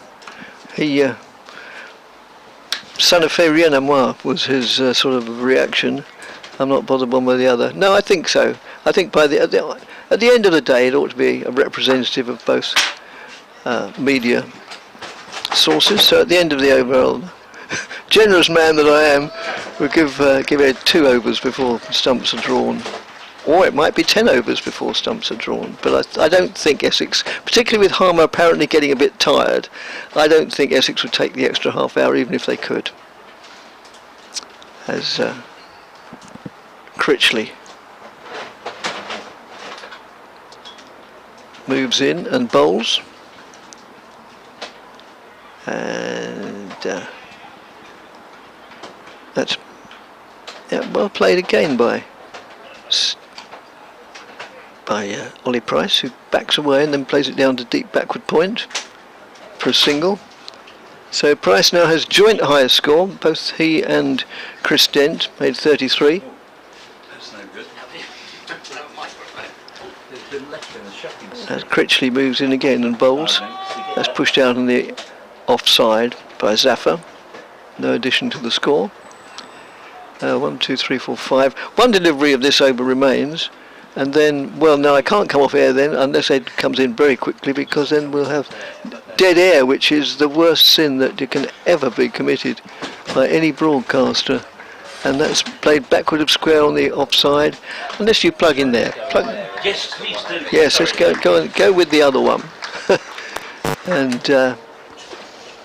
so the end of that over. 2 overs remain, and Gloucestershire 127 for 6, with Price not out 33 and Zaffer not out 6. And welcome back to Ed, just for the last 2 overs of the day. Thanks very much. Yes, I suspect also one of the, well, it's not really a consideration with the spinners bowling, but it's not actually that bright out there. I don't think bad light would be coming into play, but it's certainly not as bright as you'd think, given how warm the day has been. No, quite. Well, it's never been sort of really sort of full beam sunshine, has it? No, thankfully. Yes, thankfully. Ollie Price, 33 from just 25 balls, but he's got those sweeps and reverse sweeps away for the most part with very good effect. He's facing Harmer now, and Harmer bowls to Price, who is forward in defence, and that's another good bit of fielding by Brown at short leg, because I think they would have pinched a single were it not for that intervention, although maybe Harmer might prefer to bowl at Zaffer Gohart. I'm not entirely sure at the moment that it really matters to him. Fires this one in, Price goes for the sweep, gets it away out to deep backward square leg, and a single will be taken. 128 for 6, Ollie Price 34. Yeah, it's been the kind of, I guess, positive but not overly risky approach from Ollie Price that is good to see. Harmer in and bowling to Zaffer, quicker delivery, tried to fire that one almost underneath the bat of Zaffer, who is able to keep it out. But yeah, even, well, 46 they trail by at the moment, as Harmer bowls to Zaffer. Defensive shot into the covers, no run. Still going to take some going to avoid the innings defeat, even if Gloucestershire may score more runs in their second innings than in their first. Harmer to Zaffer, who's going to bring out the sweep himself and send it away behind square on the leg side out towards long leg, and I think the fielder will give up the chase. Yep, he will. So Zaffer into double figures as well. He's got 10, 132 for 6. Deficit down to 42. The sweep shot seems to be working quite well against Harmer, but yes, it does. It's the first time we've really seen a concerted period where people have been trying it. Maybe it's a planned attack. Last ball of this over, which may well be Harmer's last of the day, and it's left alone by Zaffer through to the gloves of Rossington. So theoretically there's 1 over remaining in the day. Personally, I thought that it was up to the umpires as to whether they deemed I thought it was as well. Could be possible. That was my understanding of the regulation. And nobody else. Yes. Indeed, the umpires decide whether there's a reasonable chance of play ending. But they can't insist. It's only if one side or the other wants to carry on. Yes, I assume. Yes. So yeah, yes, it'd have to be kind of requested, but then it's up to the umpires. Yes, our conditions of employment say we don't do any more than the minimum, but if we choose to do more, then that's a different kettle of fish. Well, there might be industrial action. There might be. Then, if they were forced to do too much work. You're also trying to wind up Martin in Hyams Park, I think. Oh, had an email from Andy. Thank you very much, Andy. As Critchley bowls, and that's played handsomely for 4 by Ollie Price. I've been impressed with Price. He's now top scoring on 34. Andy says, evening all, once again a day of top class commentary. Away from events at Chelmsford, I've been browsing the county scoreboards and noticed very valuable extras contribution to the Sussex score, with Leicestershire conceding 61 extras, including 42 no balls. Any known reasons why? Oh gosh, that is a phenomenal number, isn't it? Well, it is, yeah, but I think that was a very tough caught and bowl chance, maybe. Hit back to the bowler. Well, obviously, if it's a caught and bowl chance, just have a look at the replay. It's pretty much one-handed, isn't it? Yes, right it was. It would have been a phenomenal catch had Critchley held it. And that's just played backwards square on the offside. I do remember, I don't think it was Leicestershire's at North Ants once when Essex were playing North Ants, and there were 96 extras, I think. and the crowd were willing it to go up to 100 to then see what would happen. That's just played down to third man for 4 runs. Yeah, we wondered whether on that occasion, had extras reached 100, whether the scorers would sort of wave their books in response to the applause out of the window. It was Northants. It was Northants, yes. It's where David Sales got 300. And Critchley moves in and bowls, and that's just pushed forward by Zaffer. So 1 more delivery to go, assuming it's valid. Gloucestershire 140 for 6. Price a very useful 42 not out. Zaffer not out 10. Last ball of the day probably coming up now, and it's played out defensively, trickles out in the offside, and indeed the bails are taken off. That concludes the entertainment for today, ladies and gentlemen. The players walk off after a very interesting day's play indeed, in which, well, Essex had vastly the upper hand. Of course, it commenced with Essex on 127 for 1, which they advanced to 310. The second wicket continued to put on 196. And then Wickets sort of through the 200s fell at regular intervals to be all out for 310, possibly merely in search of a third bonus batting point, which they duly got. Almost the sole contributors to the Essex score was Alistair Cook's 145, Tom Westley's 90. And then when Gloucestershire went in, well, I'll let Ed tell you about Gloucestershire. Well, yes, it was a steady trickle of wickets, really, as soon as, not quite as soon as, but a few overs after Harmer came into the attack. They'd seen off the new ball with the seamers bowling quite comfortably, but then Harmer got to work. 17 overs, 7 maidens, 5 for 51, and really the only sizable contributions have come from Ollie Price. He's finished 42 not out from 33. He's got a chance tomorrow to better his first class best, which he set a couple of matches ago at Canterbury, which is 51 from memory. Unfortunately, I can't fire, well, I can fire my laptop up again, but it's probably not worth it. As I say, I've got this battery problem with it. Yes, but I believe it's 51 that he made, and yes, it was actually. Just check it on the phone here. So yes, chance to better that. Chris Dent, 33, batted for 86 deliveries and saw off Harmer until he was trapped LBW, but unfortunately for Gloucestershire, it's another batting performance which has gone horribly wrong. And whilst Simon Harmer has presented huge challenges and would have done for any side, I'm sure they won't just point to that for the reasons why they haven't scored more runs. And really the first target tomorrow, I guess, is to make sure that they avoid the innings defeat. They need 34 more runs in order to do that, and I'm sure we'll have more reaction to the performance overall after what seems to be an inevitable conclusion sometime relatively early tomorrow. Well, it does really. I mean, we've all watched enough cricket to know that, you know, things can change, and I must admit, the way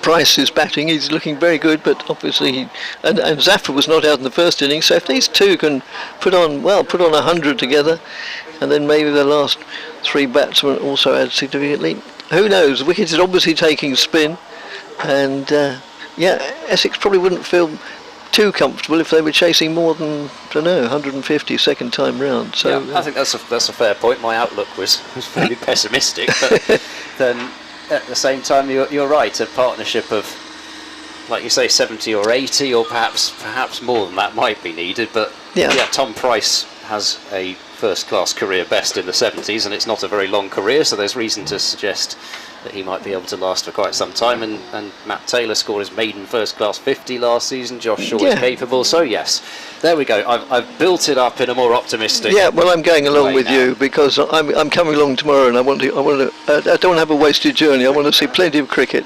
Ideally, I want Essex to win about in the final session tomorrow. Right, well, thank you, Ed, very much. We've always enjoyed your company, and thank you very much to the listeners for listening and watching, and for your enthralling emails.